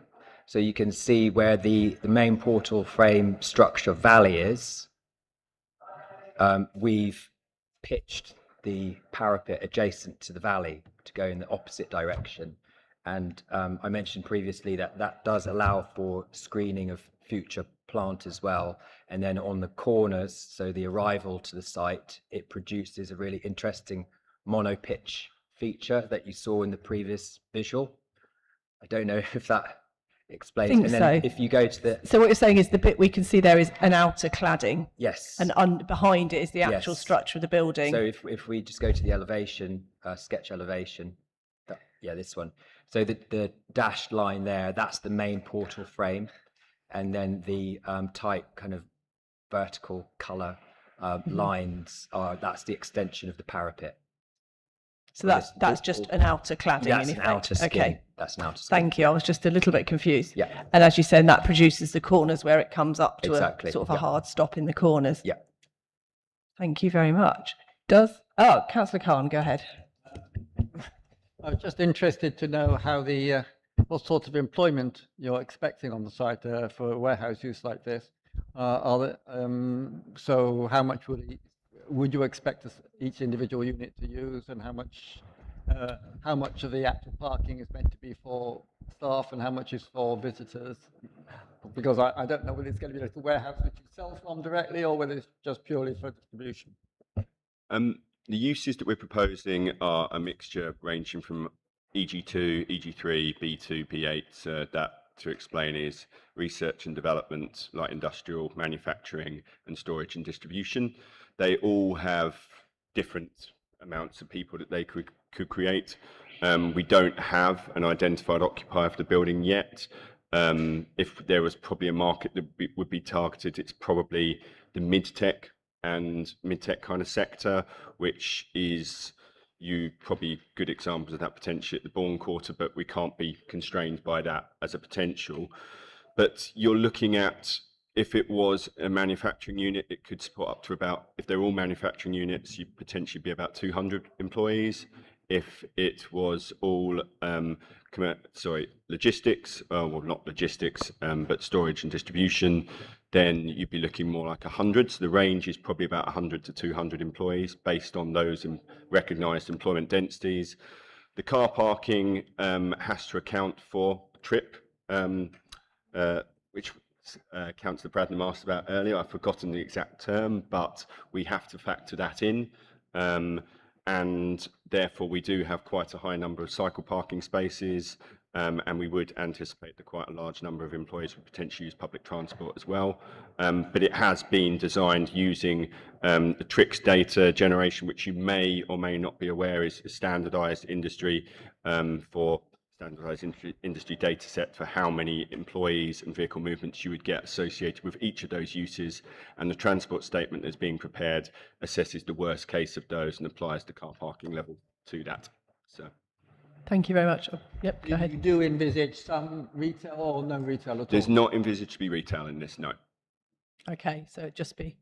Thank you very much. Yeah, and I should say, I would like to note, we always welcome, I think, BREEAM Outstanding as an ambition. Passive charging, I think I mentioned it, the previous one, is always welcome. And it is welcome policy-wise to see an over-provision for cycles. And as Councillor Fisher rightly says, cargo bikes, I think, will be an important part of that, because particularly when that area develops out more, there will be people cycling to school and dropping their kids off.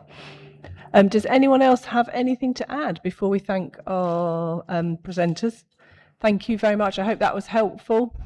And obviously we'll leave you in the capable hands of the planning officer to take this forward, and hopefully see you back at committee at some point in the future. Thank you very much. Thank you. Do members want to move straight on to the next one, or would anyone like a comfort break? We're happy to move on. Okay, we'll just let the current speakers organise themselves, and then we'll welcome our next pre-application developer briefing.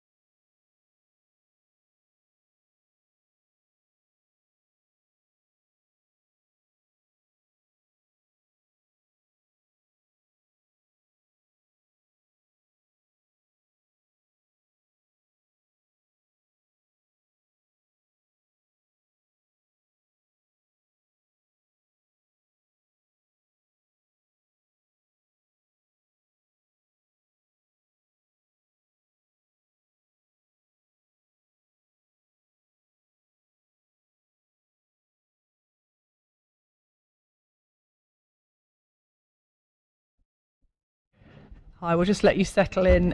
Are you already logged into the Teams meeting so you can share your screen, do you know? Excellent, brilliant. That's fantastic. We're not live at the moment. We'll wait a minute and then we'll go back in a moment. If we just hang on a minute, Chris, if that's okay.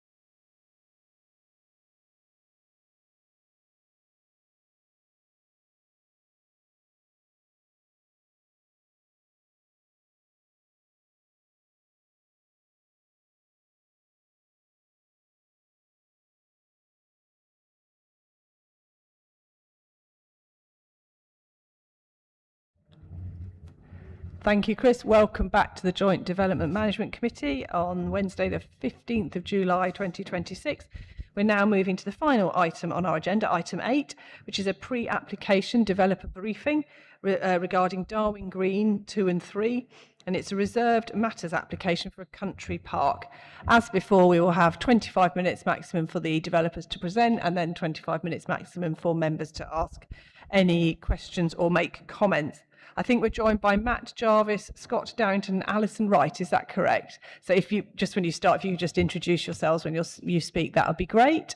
And I think they're hopefully going to share their screen and we can have a look at the presentation. So it's a little bit slow today, so don't worry if it doesn't work immediately. Oh, that looks positive. Excellent, thank you very much. And just press your microphone. It should light up red when it's live for you to speak. They're a little bit temperamental. There we go, perfect. Go ahead. Good afternoon, members. My name's Matt Jarvis, Technical Director at Rural Could you just bring the Solutions. microphone a little nearer because the acoustics are not brilliant, unfortunately, in here. Thank you so much. Good afternoon. My name's Matt Jarvis, Technical Director at Rural Solutions. We're the landscape architects involved in Darwin Green phases 2 and 3, and we bring to you today for your comment the country park designs that we've been working up with officers. I'll pass over to my colleague. Hello, my name's Alison Wright. I'm a planning director at Bidwells, and I'm the planning consultant for the application. And I'm Scott Darrington from Woods Hardwick. We're the civil engineers assisting on this scheme.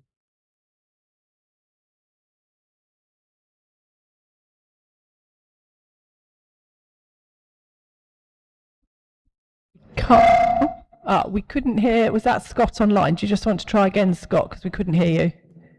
So yes, Scott Darrington from Woods Hardwick. We're the civil engineers working on this scheme. Thank you. I think Scott said he's one of the engineers working on the scheme. Thank you, Scott. I'll hand back to Matt and Alison. Thank you very much. What we want to do today was take you through the design of the country park for Darwin Green 2-3 and invite your comments and views on where we're at and where we've got to.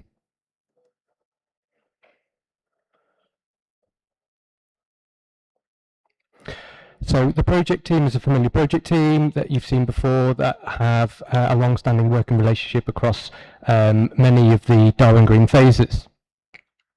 A little bit of background, the country park is around about 45 or so hectares. It forms part of the northern and eastern buffer to what is a 1,000 home development forming part of Darwin Green 2-3. The key principles of this is to integrate a significant amount of green infrastructure, access and ecological and habitat management for health and well-being and recreation of new and existing residents in the area. A little bit of background, this is obviously phase 2 and 3, which builds on the work that we've been doing at Darwin Green, which is phase 1. The outline consent for Darwin Green 2-3 was granted in 2024, and the current work streams that we've been working on at the moment are things like the design code, which is currently in the final stages of being approved and shortly to be submitted. Once that design code is submitted, we will then be in a position to submit reserve matters applications, which will be covering things like the key infrastructure and the country park, and then subsequently the residential phases as it's built out. A quick update of the timeline of where we're at and where we're going. Obviously, the outline planning permission was September 2024. We have positively engaged with the local authority and their officers, which I'd like to go on record and say that the whole process has been really, really good and really positive. They've been really supportive, very, very helpful, and helped shape what we bring to you today, and that we are wanting to obtain your views on where we're at. So we've had up to 3 pre-apps with officers, and we've gained really good traction and really good support at officer level. And we are looking to submit the design code, which will be the trigger for all other RMAs. So the design code is going to be around about August 26, shortly followed after by the infrastructure reserve matters application, and then we're targeting a date of around about September 2026 for the country park RMA. Quick reminder as to what has shaped the country park. The approved landscape framework, which sat as a suite of documents as part of the outline planning permission that was approved in 2024. This landscape framework plan shows the majority of the country park wrapping round what is the development area, which is 1,000 new homes, which includes key green infrastructure, and also the schools, the primary school and the secondary school in this location. The country park then wraps around that and includes key drainage, existing green infrastructure, mitigation measures along the A14, and then a number of ditches and hedgerows which are being retained, along with the integration of play facilities and kind of community facilities such as allotments and community orchards. This area here is reserved for playing fields associated with the school site. Again, really quick update as to where we got. That framework plan then led to the outline design before detailed design, in terms of this was the 2024 illustrative master plan as it was at the time, which sought to develop the design ideas at the time. So we haven't just been working on the detail in the last few months. This has been something that we started back in about 2016 and has been quite some time. So we are really excited to bring this to you today. It feels a long time coming. A quick description as to why the red line the way it is. As you see at the bottom edge, we are not including the school pitches because they will be brought forward by the school operators themselves in terms of their requirement. The outline permission sets the space required for those schools, so we are not designing those school pitches. What we do have is we've got a key link to the south, which then brings us up into the large area adjacent to Girton. So the Girton is along that kind of western boundary, if you like. Along the north, we've got the A14, we've got the overbridge that I'm sure you're all familiar with. The red line boundary doesn't include the overbridge because we don't own or we're not designing that at this stage because of various land ownership constraints. So we do stop at the bottom edge of the overbridge there. This red line also takes into account the reasonably recent A14 upgrade works, so it actually steps down and in there, and then includes the existing woodland area where the pylons are, and then you may well be familiar with the relocated DG1 pond in this location, and then the red line hugs the development area around that kind of boundary. So that really gives an indication of why the red line is shaped the way it is. Moving on to master plan and the key strategies. So what we wanted to do today was present where we're at in terms of some of the key moves that we've made in terms of the design, the linkages, the character, and the integration of existing features and promotion of new landscape and ecological habitats. Some of the key areas in here you'll be able to see include a key network of recreational paths, majority of which are shared, quite wide paths for cycles and pedestrians, and really developing a hierarchy as you go through the country park in terms of hierarchy of network of circulation routes to allow users to basically develop routes that they want to go on in terms of however long they want to walk for or cycle for or explore. I will then take you through the schematics that have led to the detail. We have got technical details that we can present later on, and we've also got some 3D visuals, but I wasn't going to present those until something that came up in terms of needed to show the character.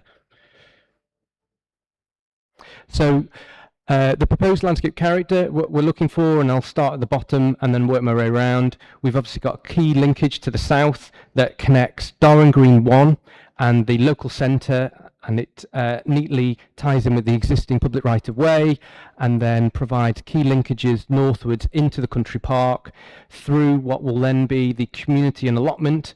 So this will be a real hub of activity, and it's ideally located close to the school to the south, and also the community rooms that will come forward in due course as part of the development area. As we go further north, we extend the character into an open amenity grassland, so that really helps passive recreation for a variety of users, along with the network of paths through this space. And we were also very keen that we wanted to promote a species-rich and ecologically diverse space. So we're retaining key elements of hedgerows and ditches to then clearly distinguish between open passive recreation and then slightly more quieter, more contemplative and a more species and ecologically rich, diverse landscape here. As we move along the northern edge, the character there along the A14 will be partly bunded, heavily planted with new green infrastructure to provide a new robust boundary along this northern edge of the development. As we go further round and we start to pick up the development edge, we have some significant SUDS features that will integrate a new realigned watercourse and new ponds. And this was really creating a kind of a waterside development feature along this northern edge.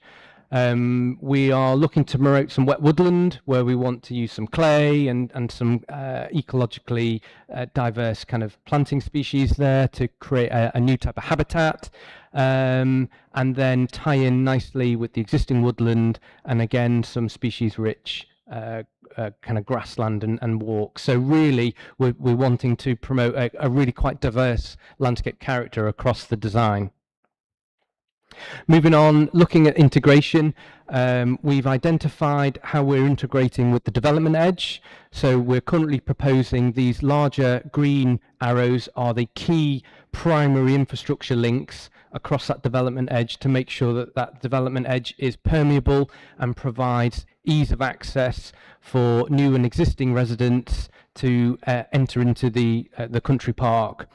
Along the western boundary, we have a number of key access points which tie into various locations within Girton, and we feel that that is a real positive of the country park to make sure that we aren't forcing existing residents particularly to have to walk around a very long-winded route, as we know that to get to the public right-of-way that exists in this corner, you have to walk all the way around. So these orange locations are completely new rights of way that will provide access.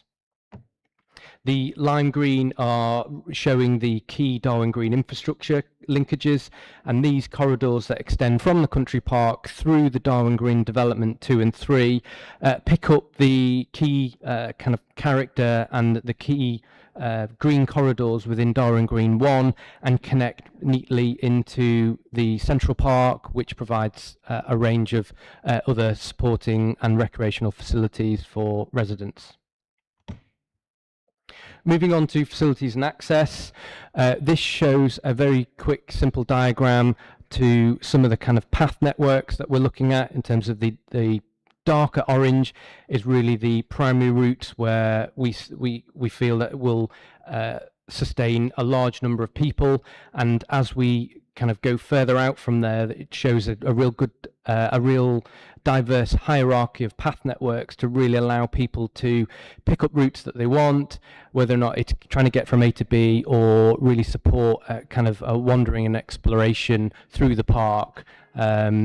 We feel that this neatly ties in with local facilities such as the community centre, so key linkages in with the community centre, which is the number 2 there, and then we've also got the allotments and the allotment buildings and the car parking associated with the allotments and the country park in this location here.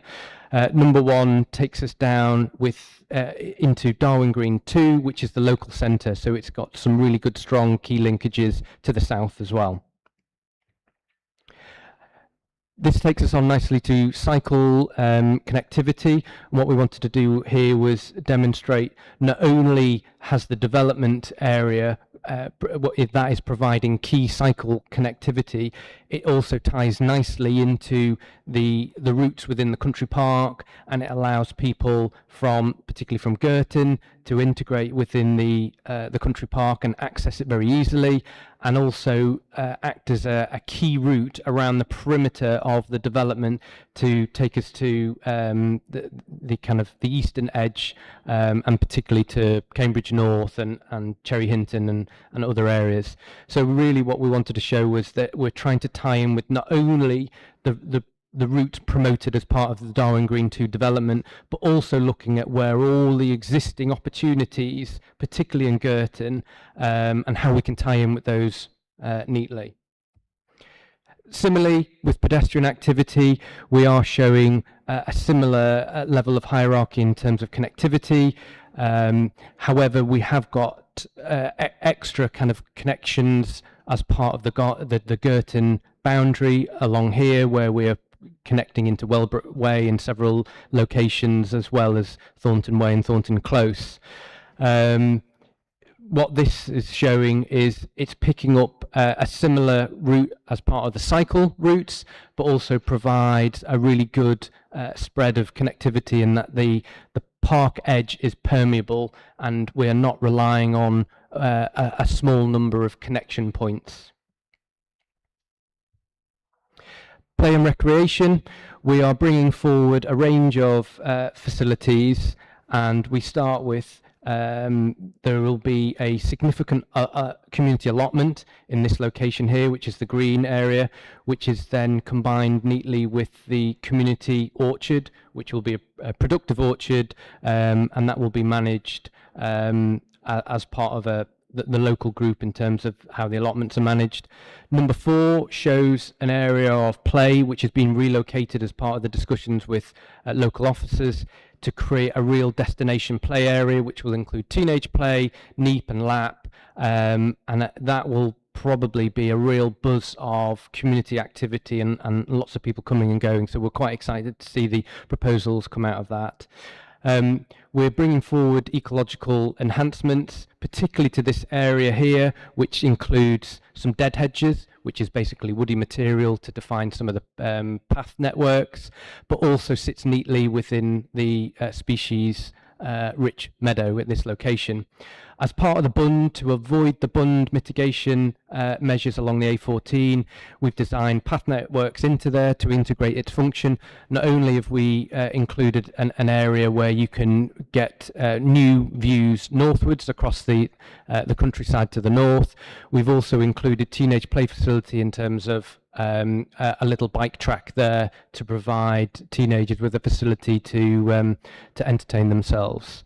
And as we go through, these routes show there's a hierarchy of routes, so we're quite excited that, you know, this could be a future park run or whatever, and people can pick their own routes and however long they want to run for. So we feel there's a lot of value here in terms of the play and recreation that this park can offer.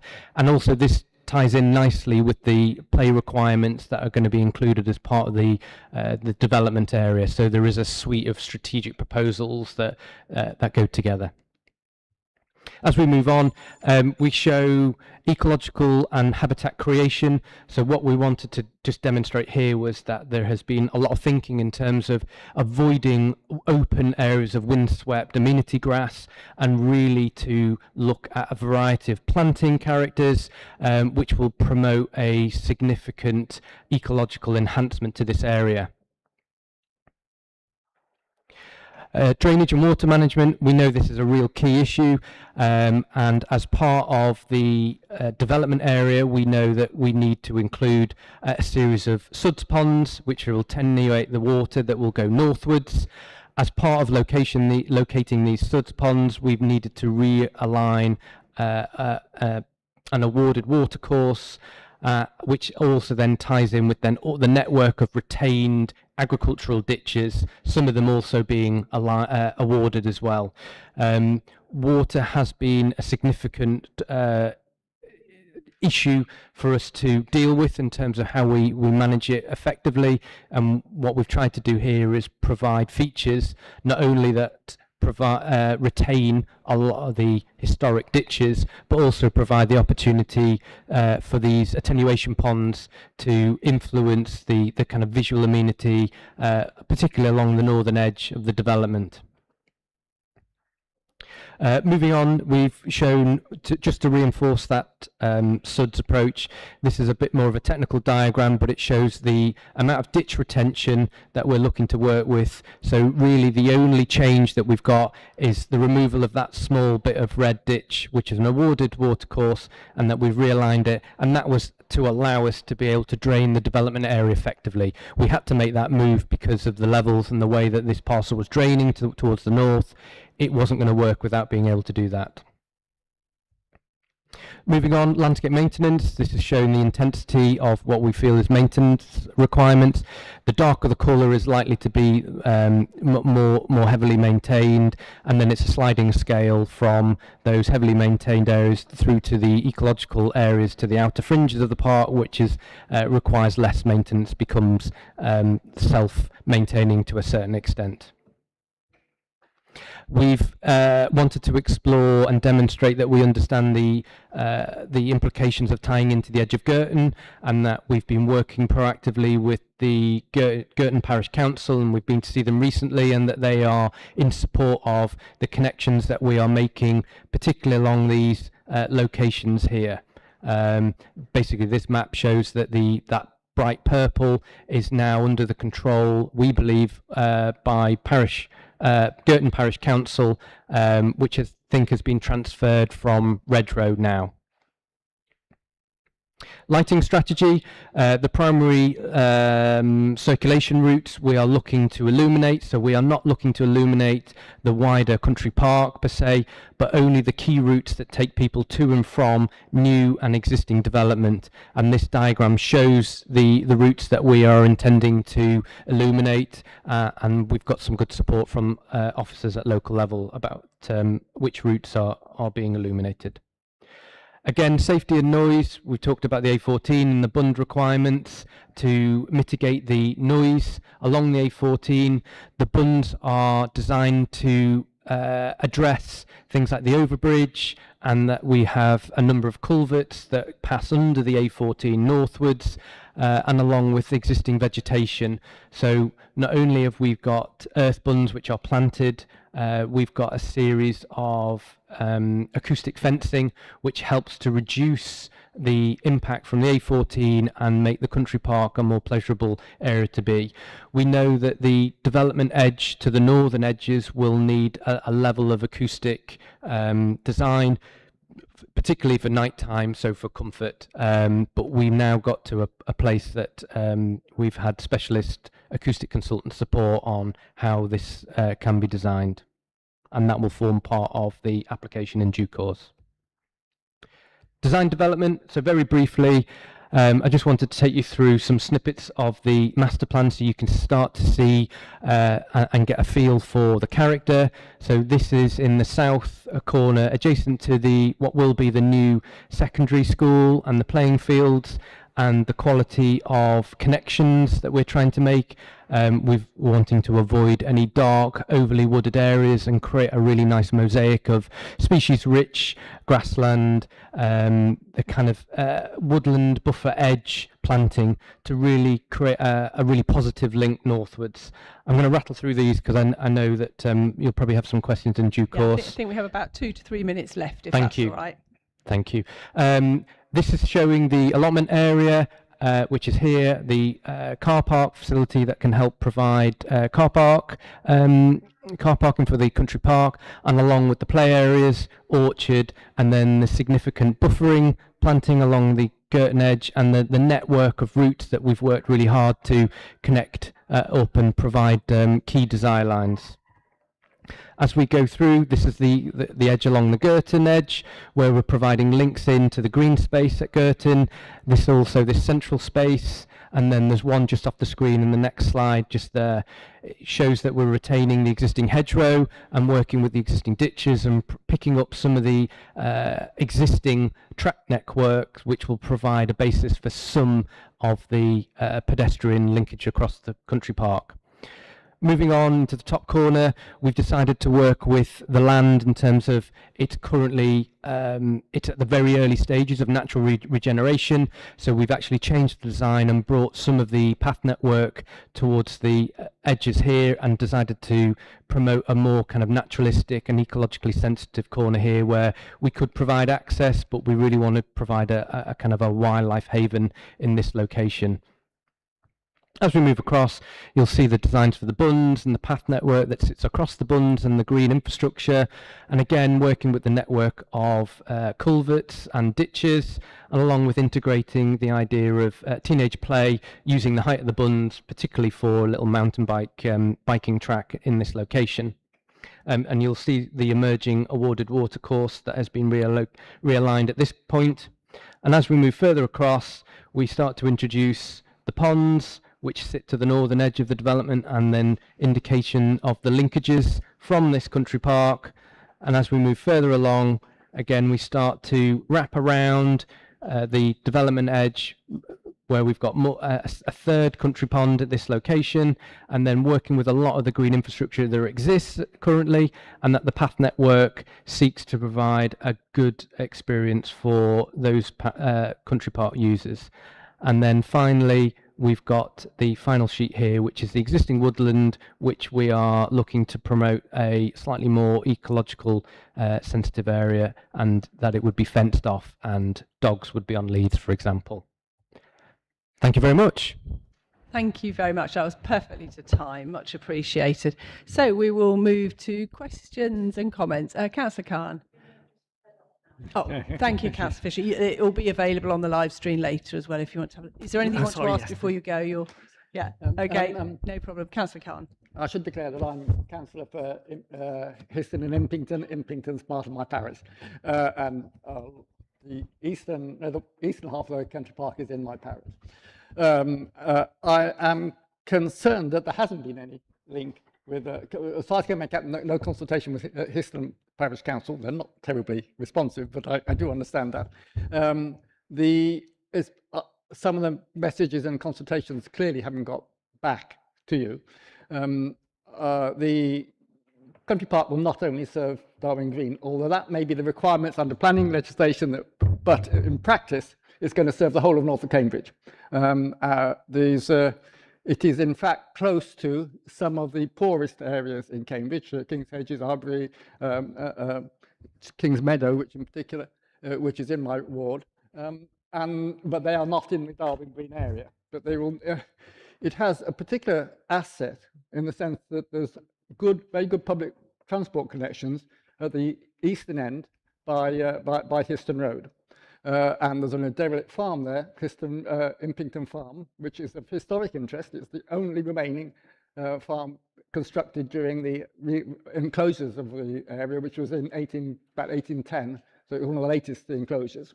And the local village society is interested in it. There are a number of societies in the village, including, for instance, Histon Impington Green Spaces, which has recently bought some nature reserves. I understand that the country park is going to be managed by the Land Trust. That's the plan. That's what I've been told by Barrett's. So that they will be obviously involved in the management of the country park. I think I just wonder what you think about the opportunities. It seems to me there's a real opportunity of providing a centre for the whole of North Cambridge from that eastern end, where there's good access. In fact, the access to Impington Farm is still an adopted highway. And the sort of use that I was thinking was particularly potential there was a city farm, which there isn't in Cambridge.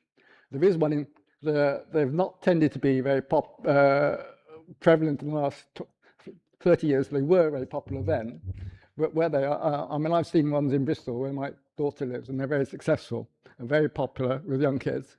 It's an area which has lots of young kids. It seems to be a really good opportunity, but that needs local interest. You need to find local groups of interesting. So it's important, therefore, to coordinate with the local communities. And I see there's a real potential there of something which could be of really valuable for the area. It may not be that, but it could. That could be one. And I would be very keen. I mean, I think it would be important to ensure that different opportunities of that local point of access are left open. There seems to be no visitor centre. I should explain my background. I was 20 years worked as a countryside officer in a local authority in South Wales, managing country parks. So I've got an interest in this particular topic. There's no particular visitor centre. If you're dealing with an area which is more than just Darwin Green and access from it, you will need some point of view or some point of attention and access. And there's a real opportunity here for doing something a bit more than just a cafe, which there isn't even a cafe proposed in the way that it's designed. I'm not talking necessarily about being financed by the thing, because that's the conditions on what you can finance are different from what you might want in the longer term. But I think I just wonder whether you consider what the opportunities for long term, so that such things could develop as time goes on, as the new management comes. Thank you. So that's just some comments, and I just wondered how you respond to these. I think broadly we were talking about who was going to manage it and whether it was the manage it, trust, what opportunities are, how it's going to work with the local, the wider area, including Histon. Councillor Khan, thank you. Yeah, I think it was how it's going to integrate with the wider area and communicate with other than Girton, and obviously whether you're thinking of any more innovative developments such as a city farm. Really interesting comments, and I don't disagree with any of them at all. I think it's a fabulous idea. I think in terms of the easiest one to deal with there is the management maintenance. We're on a cascade mechanism where I think we're offering it to the local council first, but we are in discussions with the Land Trust. Those are still ongoing, so there's nothing firmed up at this point, so we can't kind of update you any more on that. I think in terms of the management maintenance and the use of Impington Farm could be a good one. I know some of the structures there are really poor, and they've seen better days. but there may be some conversations that we have to have, particularly with the Land Trust and how they want to operate. You know, should they be the preferred partner to take that on? How are they going to maintain it? What kind of machinery do they need? Do they need a base? And you know, what can grow from that? And I think there is a real opportunity that could be considered here. So I think I'm with you. I think there's a really good opportunity, and it's maybe something that we can try and influence now, but it might be that we'll need the powers of others to help us get to that kind of that vision that you've outlined, which would be absolutely fantastic, because it would also align with my vision of having some of this landscape maintained by cattle or whatever it might be in terms of GPS. But I mean, that we're a long way off that yet, and I'm not saying that it's going to be maintained by cattle at this moment. I would just comment that the little northeastern area is unusual in that it still has all the hedgerow remains of a hedgerow network of the initial enclosure fields. So it has opportunities which the rest of the open, originally what you might call open arable fields didn't have. Yeah. And it's just my personal view. There's an opportunity there to actually interpret the history of the area. I'm certainly a fan that's of. just a thought. I think we're a fan of cows in this city. We do have quite a few grazing on various of the parts of my ward. I think it was Councillor Sandford next, is that right? And then Councillor Bradnam, Councillor Illingworth, and Councillor Costanci as well. Excellent. Thank Go ahead, Councillor you, Sandford. Chair, and thank you for the presentation. The area labelled wet woodland caught my eye, obviously. We're in the middle of a pretty vicious drought at the moment. Perhaps you can tell us a little bit about how you're designing climate change into this park.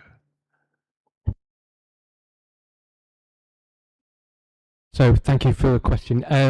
The climate change issue is something that's quite an interesting one, because where we were designing 15 years ago, we're very different to what we're designing for today.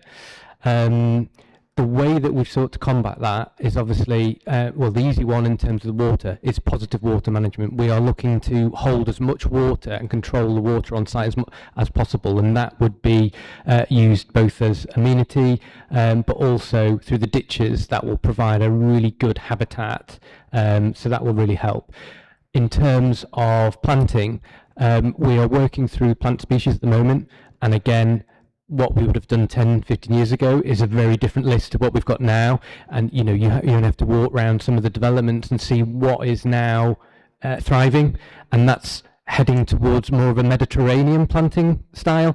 Now, I'm not saying there's going to be olive trees and olive groves all around here, but what we are looking to do is make sure that we are looking at a resource efficient species list here. And this might start to introduce new trees that perhaps we wouldn't normally have seen in the landscape before, which can deal with severe drought conditions, but at the same time be inundated when we have the wetter periods. We're hoping we're not going to have any flooding here, because we've been really diligent and we've designed out that issue. So in terms of the wet woodland, we'd be looking at species that thrive in that location. We'd be looking at a high kind of clay content in there to try and retain as much moisture. And I'd still like to explore whether or not there's an opportunity for a bit of a spillway from the ditch, which will help periodically top that area up. So that's how we're trying to deal with climate change. And we should probably also add that the extensive approach to green infrastructure that we're putting in, it allows people to experience open areas where they want the sun, and also shaded woody areas where they want to get away. So, you know, you walk through the woodland these days and it can be 4 or 5 degrees cooler than open areas. So we wanted to make sure that we weren't going to be a windswept, characterless country park, and that there is something for everybody and that they can enjoy their time across the seasons here. Thank you very much. I've just realised that when I wrote AB on my speakers list, I meant to count Adam rather than Anna. So, Councillor Bochanski, you go first. Thank you. Okay. I don't know the area, but I really like the way you've illustrated the connectivity into the site on foot and on bike. I like sites that have lots and lots of connections to their surroundings. I'm a bit worried about the ponds. So where I live, we have one of those, I guess the attenuation ponds. banks are very steep. It's almost empty much of the time, and there's a sort of a risk of toddlers falling into them.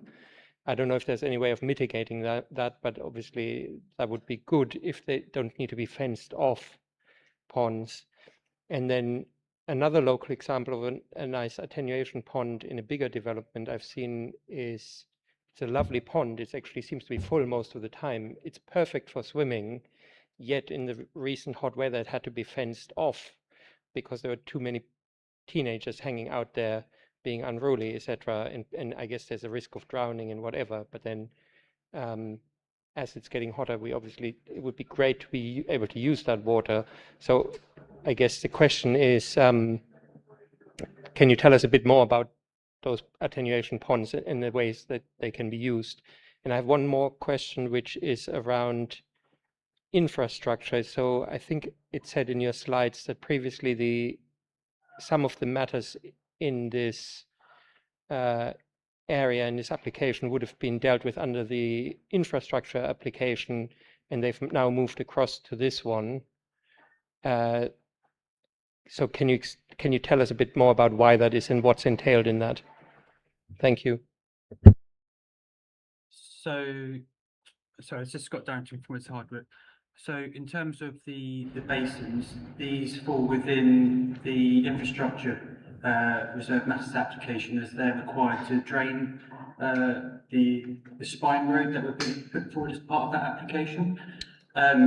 What we're providing as part of this country park application is more of the landscaping aspects around that to make sure it's a cohesive design across the country park and the infrastructure application. The attenuation basins are designed with 1 and 4 side slopes for the most part, and there are areas where we have shallower banks to enable some form of active play or having users go down to them if they feel comfortable to do that. There will be protected planting around it to provide some natural barrier to not provide easy access to it for the most part of the year. But the ponds are offset from the footpaths, as you can see on screen at the moment. So there is a bit of buffer space from those footpaths to those attenuation basins to provide that safety feature, and that users would not be on the edge and able to fall directly into those.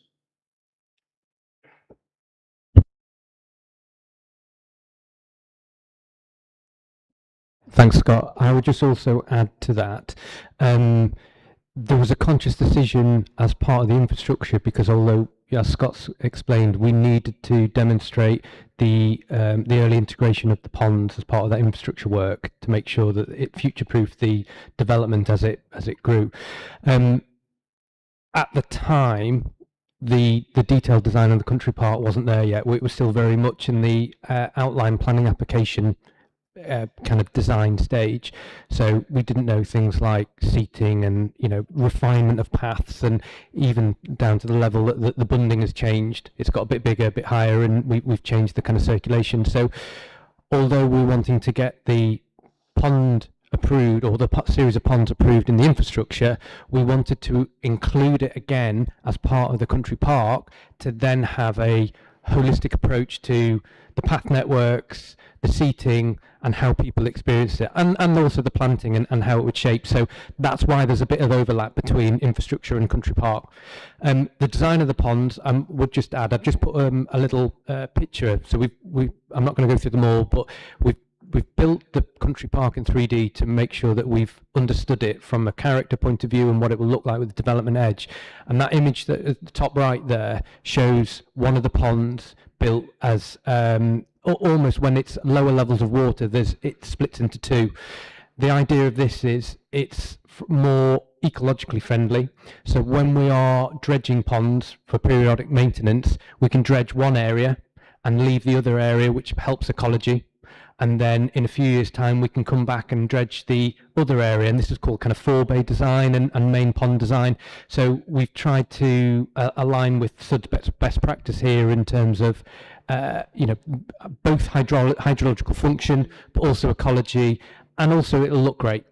And I'm hoping that some of those visualizations will give members comfort that we are not wanting to end up with huge engineered basins. And also to talk with about Scott, he doesn't want that either. He's really, you know, he's on it in terms of wanting to make sure that these are a great feature and a great asset to the country park as well. Thank you. And certainly if that comes back under infrastructure, but I think more information would be useful. Did you want to just come back quickly on that, Councillor Bosanchi? Ask, so is there any way in which these ponds could be swimmable?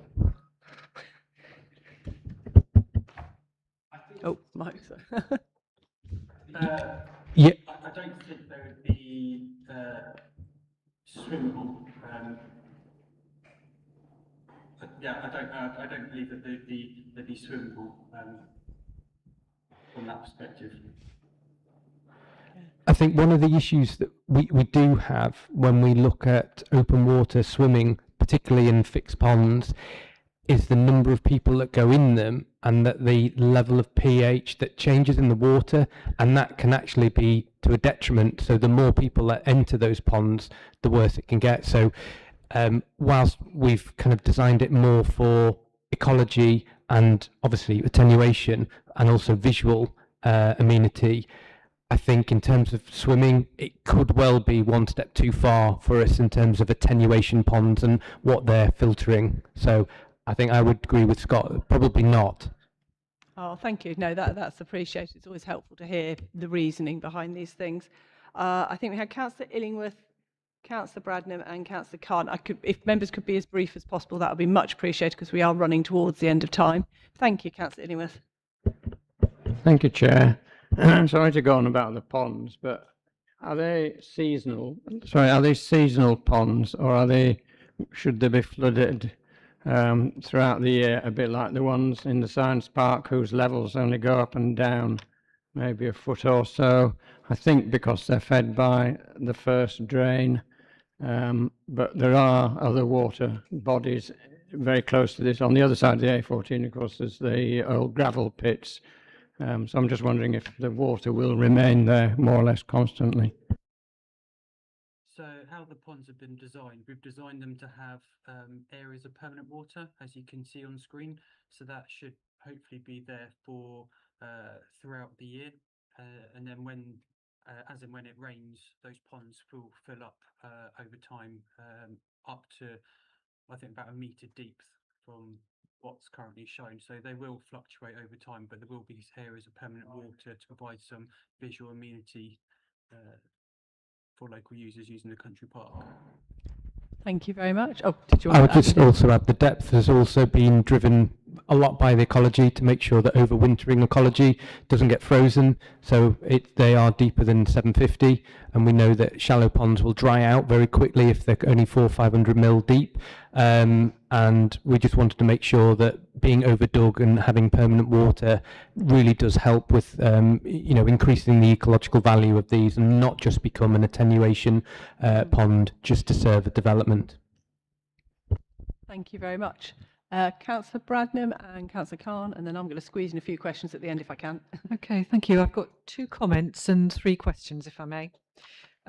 So the first comment is it's gratifying to see that there are now connections on the west side through into Girton. I think that's helpful. I think permeability between communities and particularly country parks is useful, but bear in mind there may be times when you might need to shut the gate. We have had this occasionally at Milton Country Park.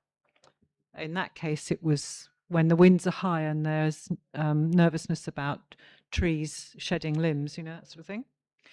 The second thing is being aware of the risks around dual use of attenuation ponds, but also the limitations, because where attenuation ponds do fill with water, parents are in the habit of warning their youngsters not to go anywhere near them because they're frightened of their children drowning. And so children who've been told to be careful may not want to go in them to play even when they're dry. So just to be aware of that. And then the 3 questions. So the first one is about you've made a lovely network of pedestrian paths and a cycle network within that. So what steps are you taking or will you take, do you think, or have you thought of protecting the paths that you want to be just for pedestrians? Because there's a propensity for bikes, motorbikes, and even sometimes quad bikes to go onto pedestrian paths that you wouldn't necessarily want them to be using. So that's one. The second one is the use of the overbridge. In one of your early slides, it referred to a potential route to the north, but I think that needs to be carefully considered, because it's even in the very early stages, it wasn't obvious that the landowner to the north would want to have access through their land. And the third one was the, quotes, outer edges self-maintaining.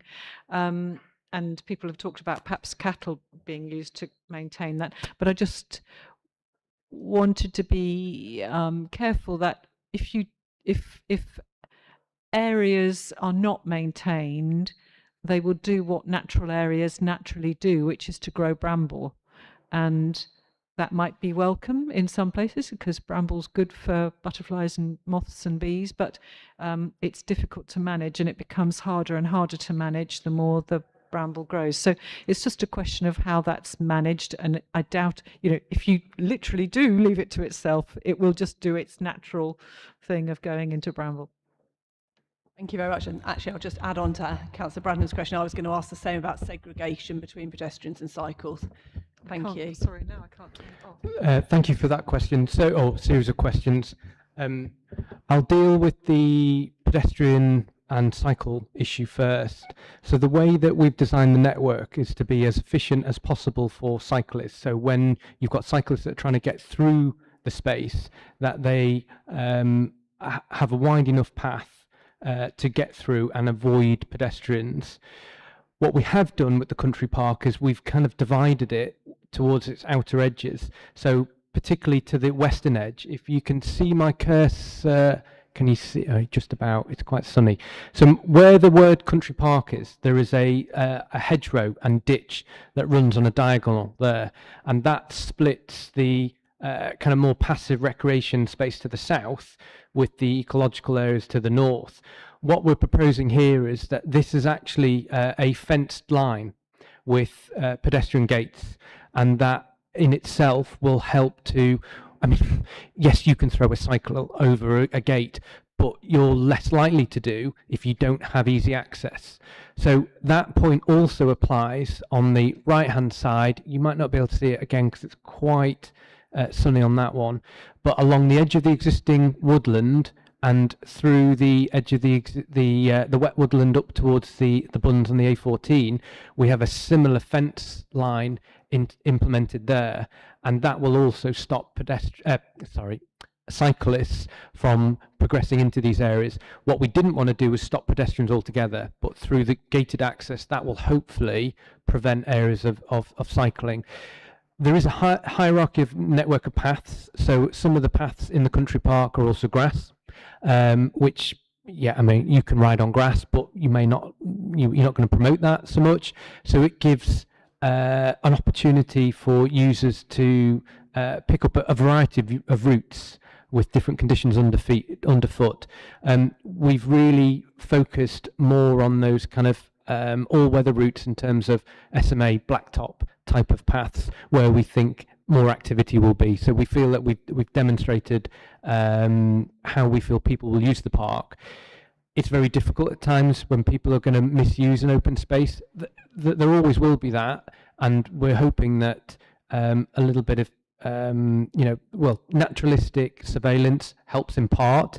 The fact that the community hopefully will feel that they'll take ownership of this space, and that hopefully antisocial behaviour can be managed out that way, but also presence of management maintenance and that spaces aren't just left. So my point being that landscapes, left to do their own thing, it was more from a sliding scale on maintenance, not that places would be left altogether. Your other questions, I forgot. Sorry, I've forgotten the other two. We're running fairly short on time. We've got about Sorry. a minute. It was about the overbridge and self-maintenance of the outer. Oh, bridge. yeah. You do. Councillor Bradshaw mentioned the bikes on the bank. Yes. Yeah. I mean that area there is Potential for misuse of bikes. I would argue that we've picked up on that, and actually we've given a facility for particularly teenagers to integrate. So rather than just ignoring them and just hoping that they'll just do something that won't annoy the rest of the park users, we've looked at that and gone, do you know what? If we can get a group of teenagers on bikes using that facility, that is a good thing. So we're hoping that that will be part of the health and well-being of local residents, and not just teenagers. I think, and certainly when that comes forward towards planning, I think it would be useful to have information about how you're considering generally the pedestrian cycles and managing that throughout the site. I think we had Councillor Khan. I'm just going to ask one very quick question, if you'll forgive me, Councillor Khan, on the way past. I'd just be interested in when the park is phased to come forward versus the residential, because obviously Darwin 1 had its own provision. This provision is Darwin Green 2 and 3 residential, isn't it? So it would be helpful for you to talk about that. And I think everyone else has covered my other questions, other than welcoming teenage play, because we don't see that often. Councillor Khan, would you like to have the last word? Well, I was going to get a couple of things. The existing balancing pond, which I think is called Franklin Lake, the new one that's already been built, is disappointing because there's a fence around it and life belts, and you can't get anywhere near to it. And when it came forward to us for planning permission, we were told there was going to be access, that it was, my local residents are not terribly. It's a lost opportunity. I can see the difficulties of safety, steep banks. I just wondered whether you might think about how that might be used, for instance, perhaps having a couple of hides overlooking over it if you're going to have to limit access, and think about the recreation, because that area is short of this sort of informal recreation at present, so it's already an issue. Secondly, I was going to ask about the houses that are on the site, which are now rented, I believe. There's a couple of building houses which are rented. Have you got proposals for those? What you're thinking of the role of those? Are they going to be taken in? I imagine they will be. I believe they belong to Chivers. I just thought to think about how that might be used. And thirdly was in terms, coming back again to this issue about serving the whole of the area, whether you like it or not, I can see that there's going to be people arriving by car, and you don't want them parking on the existing residential streets. Again, I come back to this point about this good access by Incompton Farm. You think you ought to think about the possibility of some small level of parking for because people will come by cars whether you want it or not, because they're going to come with pushchairs and what have you, and bikes and what have you. The example of Milton Country Park is quite good in that sense, because it is similarly next to a built-up area, but it does get people visiting by car, and you need to think about provision for that so you don't have too many problems. Those are comments that I would make. Thank you. Did you want any response, or are you happy for them to be comments? Yes, very, very briefly, if we could, just because I'm mindful of your time as well. Very briefly, parking, the allotment car park is sufficient for about 25 cars, I think it is. So there's sufficient parking there. We don't think there's going to be many cars parking for the allotment use, because most people are probably walking or cycling. A number of users will also walk and cycle. I also appreciate people will drive here. The primary street is designed for on-road parking that can be managed, so it can be managed through TROs. So the Highways Authority were happier that they can manage on-street parking outside of the residential parcels, so on the main primary street, because that will also act as a little bit of deflection and traffic calming as well. Thank you very much. That's much appreciated. I hope that was helpful for the developers, and thank you very much to members. We'll shortly conclude the meeting. I'd just like to remind members that we have the Development Control Forum next Tuesday. It will be online only, but if as many of us could attend as possible, that would be really helpful, as I think it's important for residents to see that if possible. And you've already been sent a Teams link, but if there's any problems, let Sarah know. And the next JDMC will be taking place on Wednesday, the 19th of August. But please note, because the Guildhall Chamber is not in operation at the moment, we will be in South Cams, in Cambourne. So please don't turn up here. I suspect you will need to bring your lunch because there's no food there normally. I'm sure Sarah will let us know if they're laying on a buffet, but normally bring your sandwiches. Thank you very much to everyone for coming today. Chris, are you okay to take the meeting off the live stream? And goodbye to everyone watching.